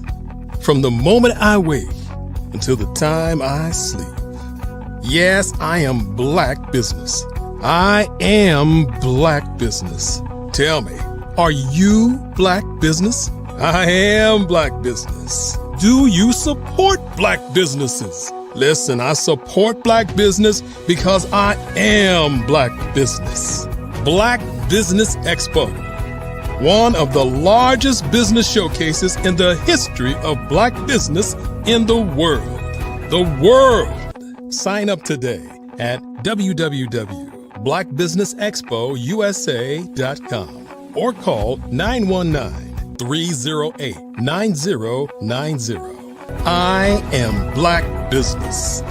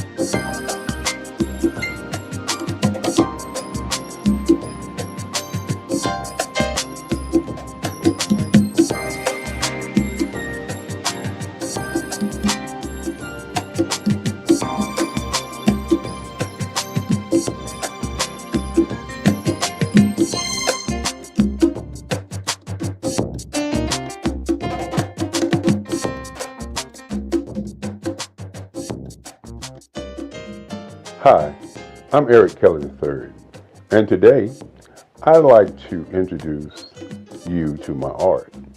Welcome to the Eric Kelly III Museum, located in Durham, North Carolina. Today we're going to be discussing my art, my journey, and where I'm going next. You know, the past, the today, and the future. When I think about the beginning of my work, I have to go all the way back to when I was about 4 years old. And my grandmother gave me a pen, and I was in church. And I took that pen and I began to draw. And as I was drawing, later on, my grandmother said that the picture that I drew then looked like the choir that was in the church. And so my affinity for utilizing the ink pen to do work still happens today. Now, many times when we begin to talk about art, the question always is, what is the intent? Why do you do art? What makes you an artist? And so, as we look at my early years, I was not thinking about what I was drawing. I was just in love with drawing. I remember in the 5th grade when a young man, one of my friends, came to my desk and saw me drawing, and he said he'd like to draw. And so I said to him, anyone can draw. Because in my mind as a young kid, my art was just a way of, I would say, expressing how I felt. And so each day I would give him triangles and squares and show him how to draw. And so in my mind, I wanted to be an art teacher. And being an art teacher, I thought I could give back to other young people, other folk, how I felt about art. And so as we moved through my timeline and moved past the 5th grade, I began to draw, I would say, comic book figures, a lot of figures, a lot of pictures of what I saw in comic books. And one of the things that I noticed about me at an early age, maybe it was because my grandmother was a civil rights leader, maybe it was because my great-grandfather wanted me to be a lawyer, and he took me each day from Scarborough Nursery School down to the courthouse to watch what was going on at the courthouse. And maybe it was me watching television and seeing the civil rights movement happening and seeing things that was going on. But I remember when I was about 12 that there was this thing called identity. Say it loud, I'm black and I'm proud. And the music that I was hearing was just so different until I began to change the white images that I looked at to black images. I can remember the Incredible Hulk that I changed into the Incredible Bulk. You gotta understand, I was a kid, Tarzan. I did Tarzan wrestling with an alligator in the jungle with an afro. And so this whole thing of black identity was prevalent on my mind as a young artist. Many times people say artwork is political. And I continue to say that not only artwork is political, art is what is your identity, but more importantly, what is your intention. And so as I moved through those years, 5th, 6th, 7th, 8th grade, I began to look at the difference between how I felt and how I saw things. And one of the things that I noticed early on is that I could actually hear tones and hear music, and I would see colors in terms of what I was drawing. Many times I found myself talking to people and I would say, I can draw you if I think about you. And that was one of the games I used to play when I was a young kid. I would talk to somebody, I would listen to them, and then I would go home and I'd get my sketch pad and I would actually draw them. Many times when I was coming up, I used to tell people that if you talk about what you want, I could draw some lines, and then I can go and create that particular object. Intention, identity, and color was very prevalent in my work at an early age. I remember my first paper mache dog that I did. It was white. And my teacher kept the paper mache dog. And my great-grandfather used to say to me that don't give my artwork away. And so he said, only sell to collectors. And so at 7 years old, he started a museum for me called the Eric Kelly III Museum that would house my artwork in his house, along his halls. and house my writings. I'm also a poet. I do poetry. 3 portrait CDs that I've done in the past, along with some more interesting writing. My work, again, as I said before, is about identity and intention. When you think about colors, and we will see some of those pieces later on, but the colors and portraiture that I've moved into, very, very important. Initially, I was doing a lot of figuration, and that figuration was a lot of history pieces. Now, fortunately for many artists, they have what I would say, some guidance, some leadership. When I was growing up, once I got to the 12th grade, 3 of my teachers, Sandra Dowd, Miss Corbett, and Miss Cousins, pulled me into the teacher's lounge. And my art teacher, Sandra Dowd, said to me that I was cheating the world because I was not doing enough art. And she said each day that she give out a project, that I would come in the day of the project and do the best piece in the school. And I used to think about that because I wasn't really aware in terms of my art. I just was doing art. And so my English teacher said that, well, this year you're not going to graduate. And my history teacher says, that is correct, you're not going to graduate. And so you got to understand, back in those days, graduation, senior year was very important. And so what I did was I said to them, y'all can't do that. And they said, yes, we can, because we control your grades. And so I sat there and I listened to them as they began to tell me what they wanted me to do my senior year so that I could do more art.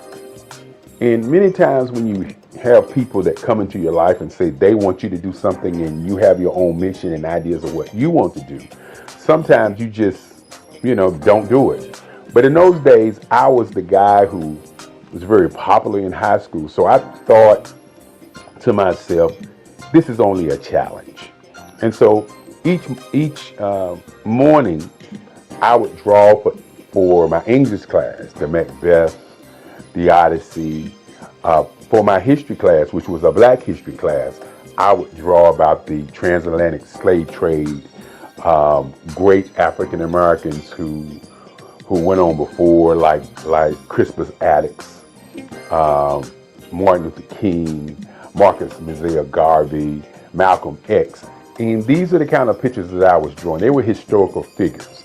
And I found myself doing the work late at night and bringing those pieces to high school and give them to the teachers the day of. And I think those teachers thought that by me doing the work that I was doing, that I was giving the work to them. But as I said before, my great-grandfather said, don't give your work away.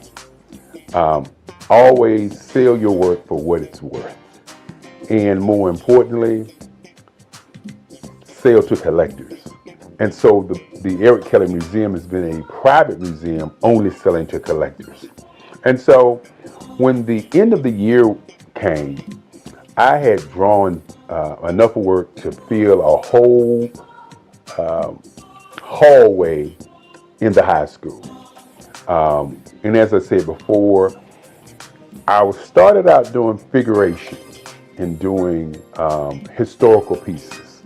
And I hadn't yet started thinking about what my intent was going to be. Why was I doing the work?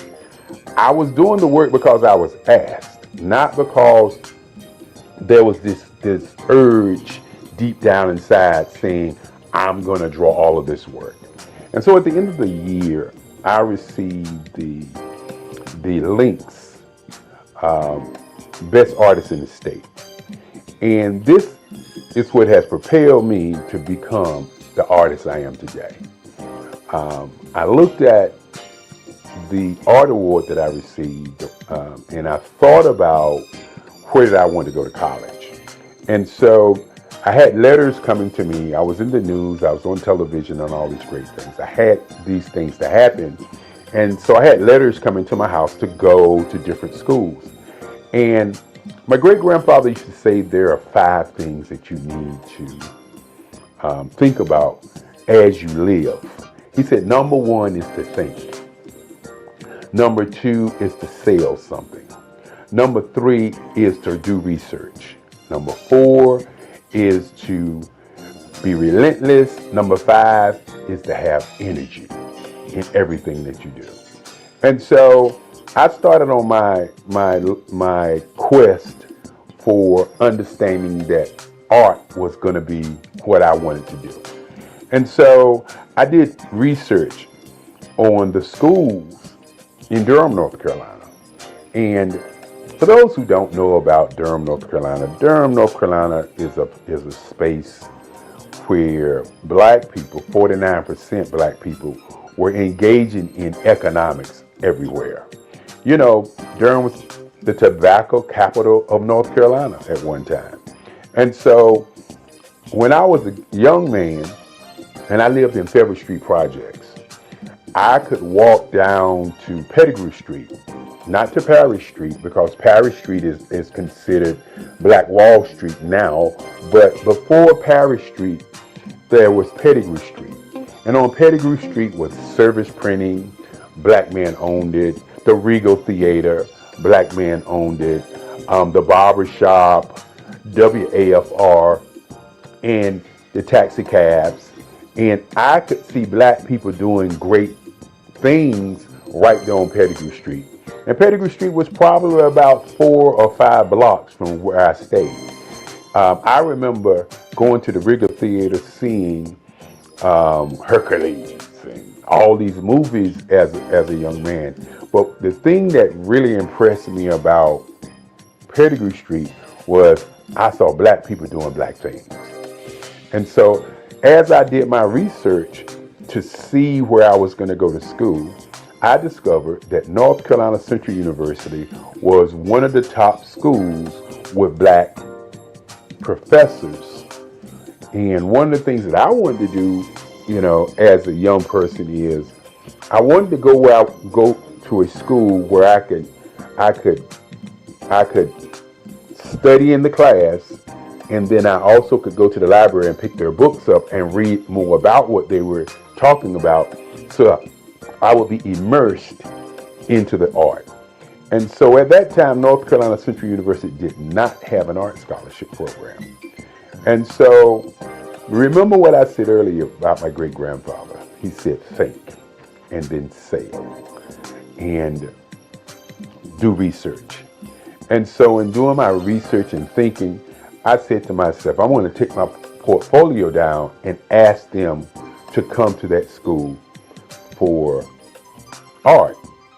Now, many people don't know, and I didn't know at the time, that Ernie Barnes, who is one of the greatest artists who've ever come out of Durham, North Carolina, didn't know that Ernie Barnes had gone to North Carolina Central University. That was not, in my mind, something that I knew.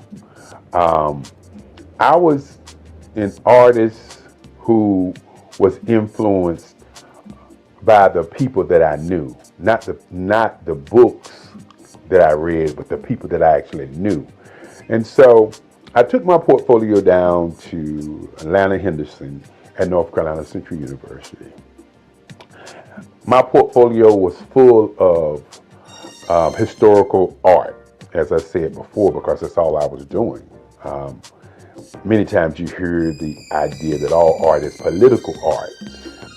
While I wasn't thinking my art was political, my art was always about identity as a black man, as a black person, as a black entity on the planet. And so I left my portfolio with Dr. Henderson, and a week passed, and they sent me a letter offering me an art scholarship at North Carolina Central University. This was probably one of the greatest days of my life, as my grandmother at the time said to me, she said, well, since you going to school for free, I'm going to give you the family car. And you know, when you're thinking about your life and how things transpire to get you where you're going, these are the kinds of things that move you to believe in yourself. My grandmother used to say, you can do anything that you want to do. Just stand up for yourself and do it. And so, with that being said, my grandmother gave me the family car, and off to North Carolina Central University I was. And, you know, one of the first heartaches that I would say that I had at North Carolina Central University was the whole I'm on art scholarship. And why I say it was a heartache is because the other students that was in school in those days, they knew I was on art scholarship. I didn't know they knew I was on art scholarship. So when classes began and I was asking the other students about painting, because in high school I had done 3 paintings, hadn't done a lot of painting. As a matter of fact, I was self-taught for my painting. My art teacher, Sandra Dowd, said to me, and I'll never forget it, she said, you're an artist. I don't have to tell you what to do. Just take the paint and put it on the canvas and you will figure it out. And that was my first foray into painting. And I did pretty good. I created an abstract. I created a couple other paintings, and I was doing pastels at the time. And pastels was my first love after pencil and ink pen. And so what I did was I utilized my pastel skills as a way of painting. So when you actually see some of my painting, it looks like pastels, because that's how I mix, that's how I match my colors, that's how I draw, that's how I utilize my line work on my paintings, just like pastels. And we'll get an opportunity to see some of those things as we move forward. And so as I got to college, I won't ever forget, I was asking a young lady how to paint. And she said, you got an art scholarship, you ought to know how to paint. And this was a heartbreaker for me, because I came from a background of people helping people to get to where they go. And so with that in mind, in terms of how I was raised, never raised to say to people, I can't help you, I'm not going to help you, you got something, so go do what you do.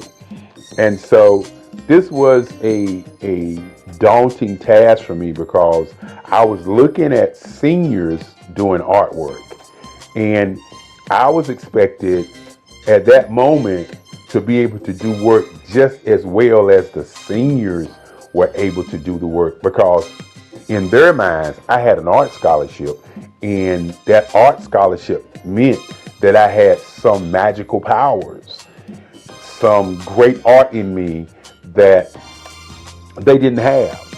And so I was very, very depressed on that day. I remember it like it was yesterday, because what I did was, as they laughed at me, as they looked at me with those eyes of, you know, I don't know why you got an art scholarship if you can't paint kind of feeling, I just walked out of the classroom, got into my car, and I drove home.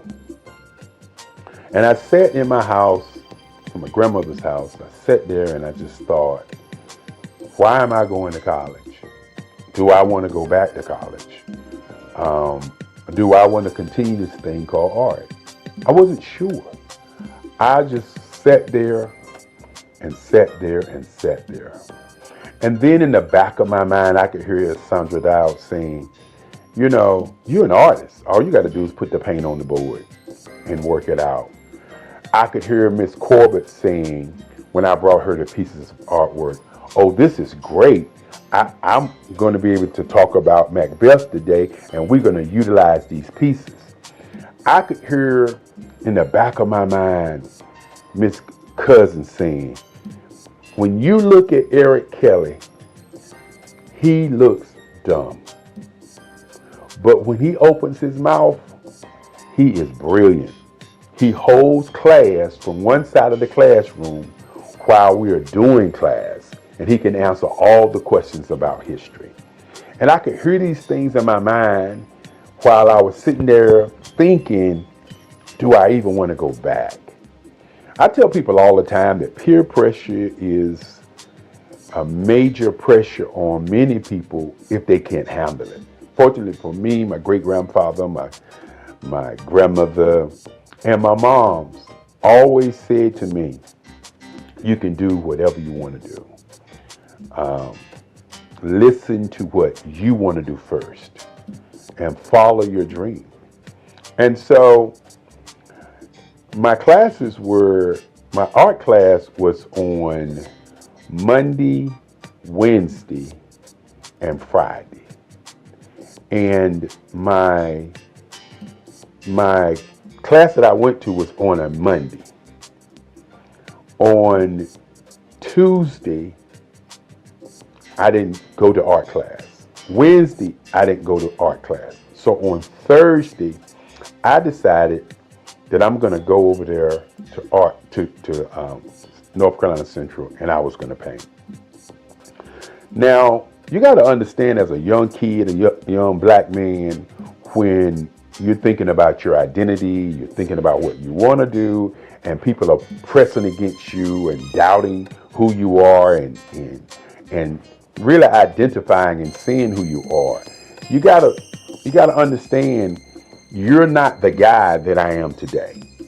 You are a young man who has fear, a young man who's uncertain, a young man who is asking the question, why am I here? And so on that Thursday, I went to the art department at 4:00 when I knew most of the students were not there. And I went to my board and I pulled out my paints and I started painting. And I just kept painting. And I just kept painting. And I continued to paint. I was working it out, trying to figure out what in the world was I doing. And I remember when I got to the art department and I thought about what I wanted to paint. And I painted a piece that if people saw it today, they probably would say that it's racist. If people saw it today, they would probably say, what was he thinking? What was his intent? But I had done a piece in history, in Black history class, of a slave being hung. And it showed a plantation owner grabbing the slave in his hair, getting ready to put the slave into a rope. The name of the picture was I Didn't Do It. And the picture was about a slave who witnessed something that happened and told other people on the plantation, and then the master decided to hang him for talking about it. And in this piece also has the Ku Klux Klan in the back, the fiery cross in the back, and all of that crazy stuff I was doing back in that day. And I began to paint that picture. And as I was painting that picture, I could see exactly how to paint. I don't know why or what, but I could actually see how to paint. And so I was there from 4:00 in the afternoon, and I looked up, it was 4:00 in the morning. I took my sheet that we had in art class and I laid it over the piece, and I jumped in my car and I went home. And so my class was Friday morning at 11:35. And so I got to class late that day. And somebody had pulled my sheet off of my painting, and the whole entire class was standing around my piece. You know, when you are uncertain about who you are and what you're doing sometimes, and you're looking for validation, it kind of gets in the way of how you make art. And what I mean by that is, I was not looking for validation.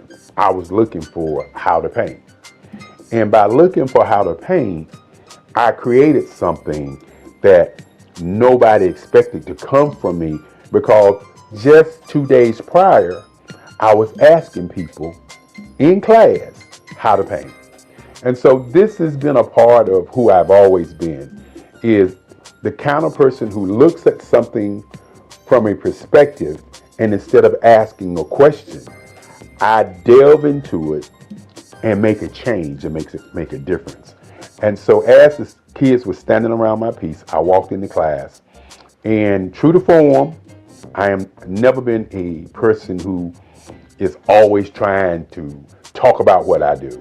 As my great-grandfather used to say, great people are not people who are walking around talking about being great. They're doing great things. And so I walked in and I walked past the students, and I started to pull out my paints in my box. And one of the students said to me, and this was a moment in my life when I really realized that I didn't need validation from people in me making my art. I just needed to continue making art. One person said, "That's not yours. What are you doing?" And I turned and I looked at the student, most of us seniors, and I said, "It is mine." I said to them, I worked on it from 4 o'clock until 4 o'clock yesterday morning. And then one of the students just said, "I just can't believe it." And I just turned and began to work on my work. This has been what's happened to me in art all my life. It's never been about me looking to be a great artist. It's always been about, what is the identity? What is the intent? Why do I draw? What about this practice that I have? What about this museum that I have that makes me continue to draw and paint? And so in college, it was very, very interesting after that time as I created my first piece. And then all of a sudden, the other students start asking me questions about how I did it. And that was more important to me than anything else. Not that I did it, but being asked how.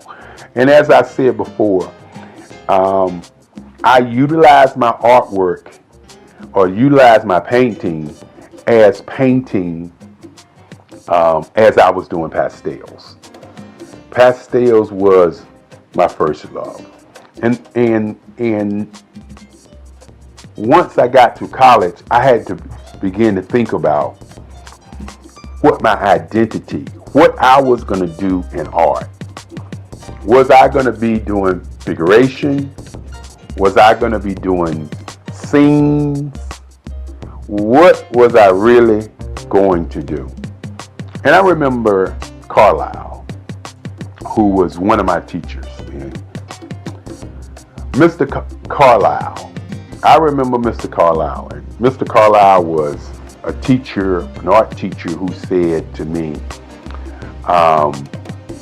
he liked the way I was doing large pieces. And that large pieces was something different from what the other students were doing. And so what I decided to do was to try to figure out what kind of artist I wanted to be. You know, I opened up talking about identity and intention. And I'm going to talk about power and color and emotions later. But what kind of artist was I going to be? And so Mr. Carlisle and Kennedy and some of the other teachers decided that they were going to take us art students to Washington, D.C. and taking us to Washington, D.C. to a art show by an art show curated called 200 Years of African American Art. And you have to understand that in those days, the information that we got was just so powerful. It was not information that we didn't look at the information, but we looked at the information and worked on analyzing why it existed. And so had an opportunity to go to Washington, D.C. There was over 85 pieces of artwork by different artists from all over the world. And that's when I first saw Aaron Douglas. I had known about Romare Bearden.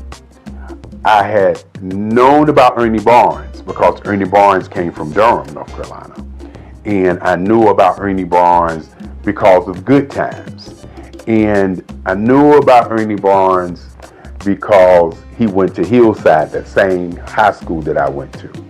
And many times when we were drawing as young kids, we would always get, you try and draw like Ernie Barnes.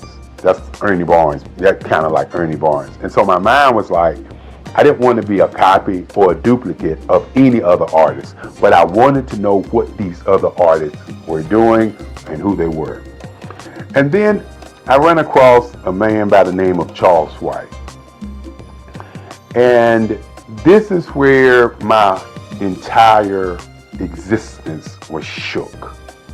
Because I believe that art is the expression of how one feels. And we walked into this big room. And on this room was a mural. And this mural looked like I drew it. It looked like my work. Mr. Carlisle said it. Mr. Kennedy said it. And I was looking at it and I was like, how can this be? How can this man's work be like my work? And who in the world is Charles White? And so this was a journey to kind of discover who he was, why he drew the way that he drew, what was the political part of the kind of art that he was doing. And more importantly, in those days, some artists was doing something that they call today super realism. And that's what Charles was doing. Charles was drawing these pieces with asymmetrical lines, and the line work was just so awesome. And so after discovering Charles White, I began to study Charles White. And of course, I was always studying Ernie Barnes. And so I had to figure out what I was going to put in the art canon. Was I going to continue to draw these kinds of pieces like the Charles Whites? Was I going to continue to draw the pieces like Ernie Barnes?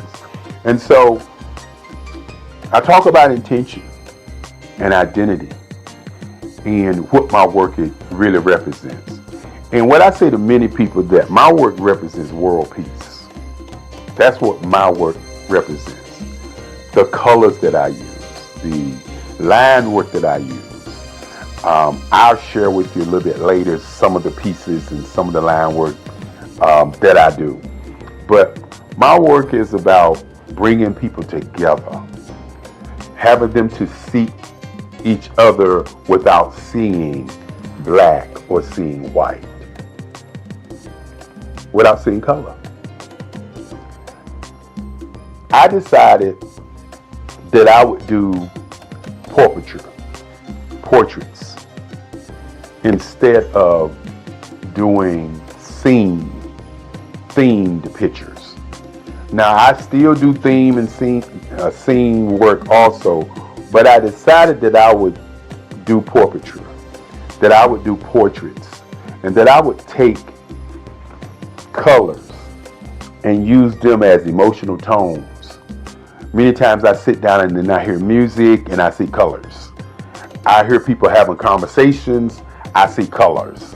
And so I decided that doing portraits of people and how they feel and how they look would be an impact on how people feel. And so I can remember going to New York City during the summers and just sitting on the stoop in Harlem and just watch people go by and just try to see what they were thinking. And they was arguing, how the intensity of that argument was, and the facial expressions. And I was always amazed by how people reacted. And each time that I would see people responding or moving, I would always see a different color that I could see in my paintings. And so I started drawing pieces in colors. And so my work has morphed from just doing the figuration into just doing portraiture, even though my next series of paintings are going to be dedicated to Black women. That's going to be an awesome set of work that I'm going to work on. I can't wait. And so when you look at my work and you look at my portraits, you'll notice that I'm working to capture an emotion. When I do a piece in green and white, I'm looking at capturing an emotion. When I do a piece in a red, white, and blue, or as the Nipsey Hussle piece that I did, or as I would say, the rap piece that I did, which is a piece that shows the California colors, the American colors, and the African colors. And so I'm utilizing all these colors to make you, the viewer, see an emotion and get a feeling from that particular piece. My intent is to push you away from looking at a scene, but looking at how somebody is being seen. And that's what my portraiture work is all about. For the last 20 years, I've worked on work that transcends time. Pieces on my grandmother, my mother, in what I call lines, colors, and emotions. And when you sit back and you think about that first day in college when I didn't know how to paint, and you think about now where I'm painting every day, you can understand what identity for me has always been about.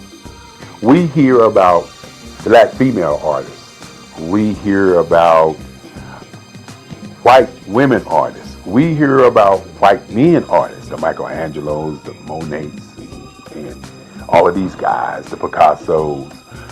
But what we don't hear is about many Black men artists and what is their intent and identity in the Black art canon.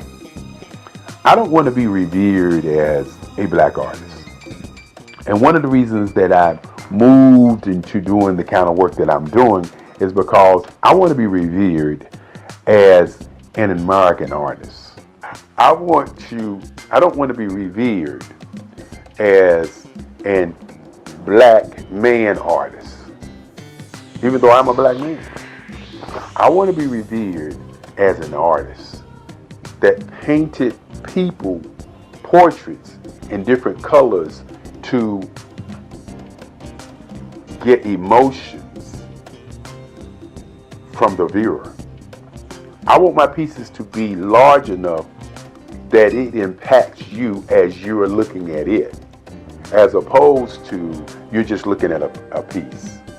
You know, the colors are symbols and emotions that I get when I'm listening to music, when I'm painting. And so I want my audience to begin to look at my pieces as if it's an emotion, not just a painting, an emotion. And when you talk about all art being political, my work is about, again, how do we develop world peace through art? And I believe the way that we get to world peace through art is I stop looking at art as being black or being white and looking at art as an entity of making, or as some people say, as creating a piece where you get emotions, where you get feelings, where you get an idea of what my intent is when I was actually creating or making the art. That is kind of where I am today in terms of my work.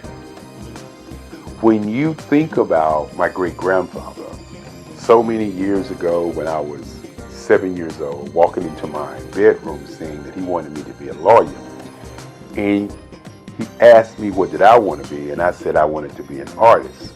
And at that moment, he made a decision to create for me the Eric Kelly III Museum. After we went to look at museums to see what they were about, you have to understand that the future of what I would like to see happen is museums for artists who have been marginalized, for people who we don't talk about. Why is there not an Ernie Barnes Museum in Durham, North Carolina?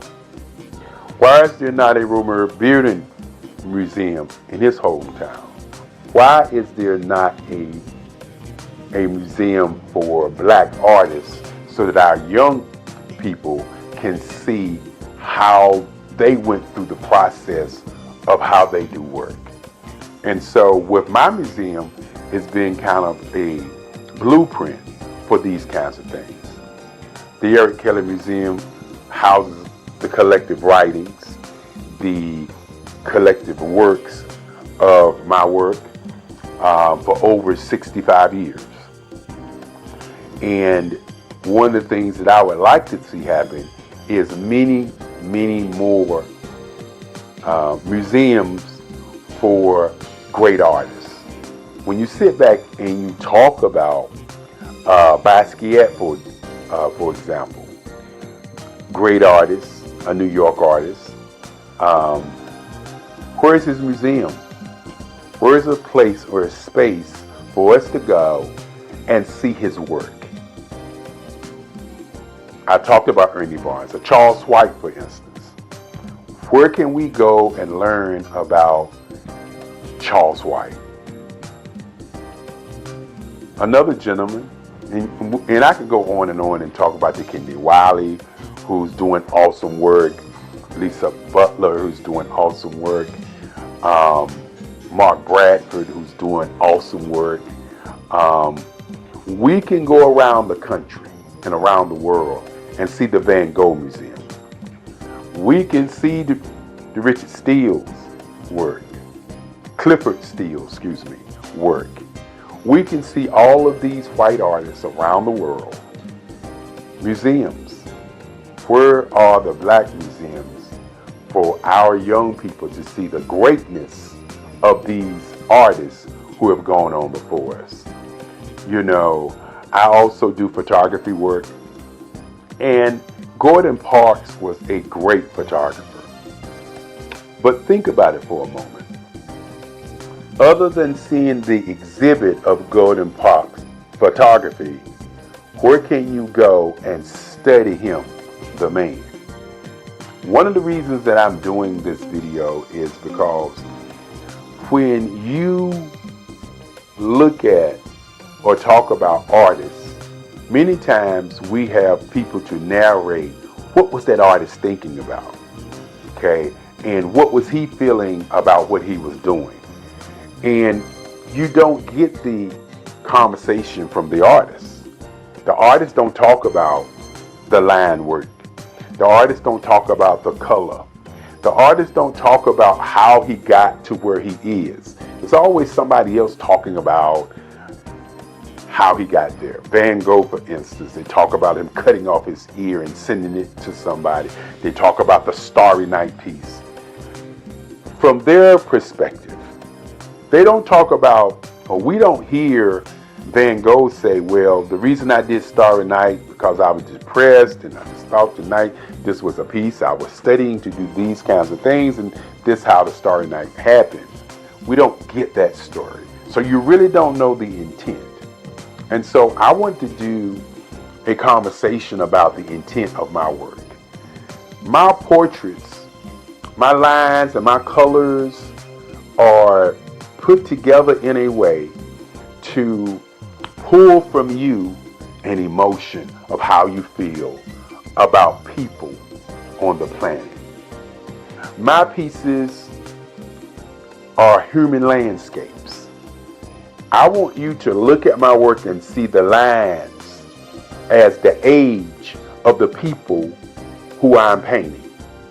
When I talk about sitting in North Carolina on my stoop, or sitting in New York City, or going to Chicago, going to New Orleans, going to California, and going to all these different places and watching people, I want you to understand that I'm watching people to see how they move, how they react, how they respond, what makes them them. And so when you see my work, you may see a piece and say, that looks like this person, or that looks like that person, or that looks like this woman or this man. Well, what I do is I watch people, and then I create the feeling that I got from those people. So while my pieces may look like certain folk, in my mind, they are sending out a message of emotion, feelings, and ideas and presence. And that's my intent. My intent is not to just paint pictures and you like them. My intent is to pull something from you deep down. My pieces are spiritual. The lines sometimes remind you of African mask. The lines remind you of lights and darks. The lines remind you of energy, of hope and presence. That's why I do the work that I do. Now, I could easily do figurative work. I could easily do scenes. But I had to ask myself one question. How do I do something that's going to be different, that's going to stand the test of time and say Eric Kelly III was here? And this was his work. This was his style. This is what he was thinking as he did artwork. And so as you look at my work, my earlier pieces, as I said before, were historical pieces, historical places in time. And then you look at my work now, you'll notice that I've morphed into doing work that brings about that whole emotional feeling from you to the work. And that's where we are today.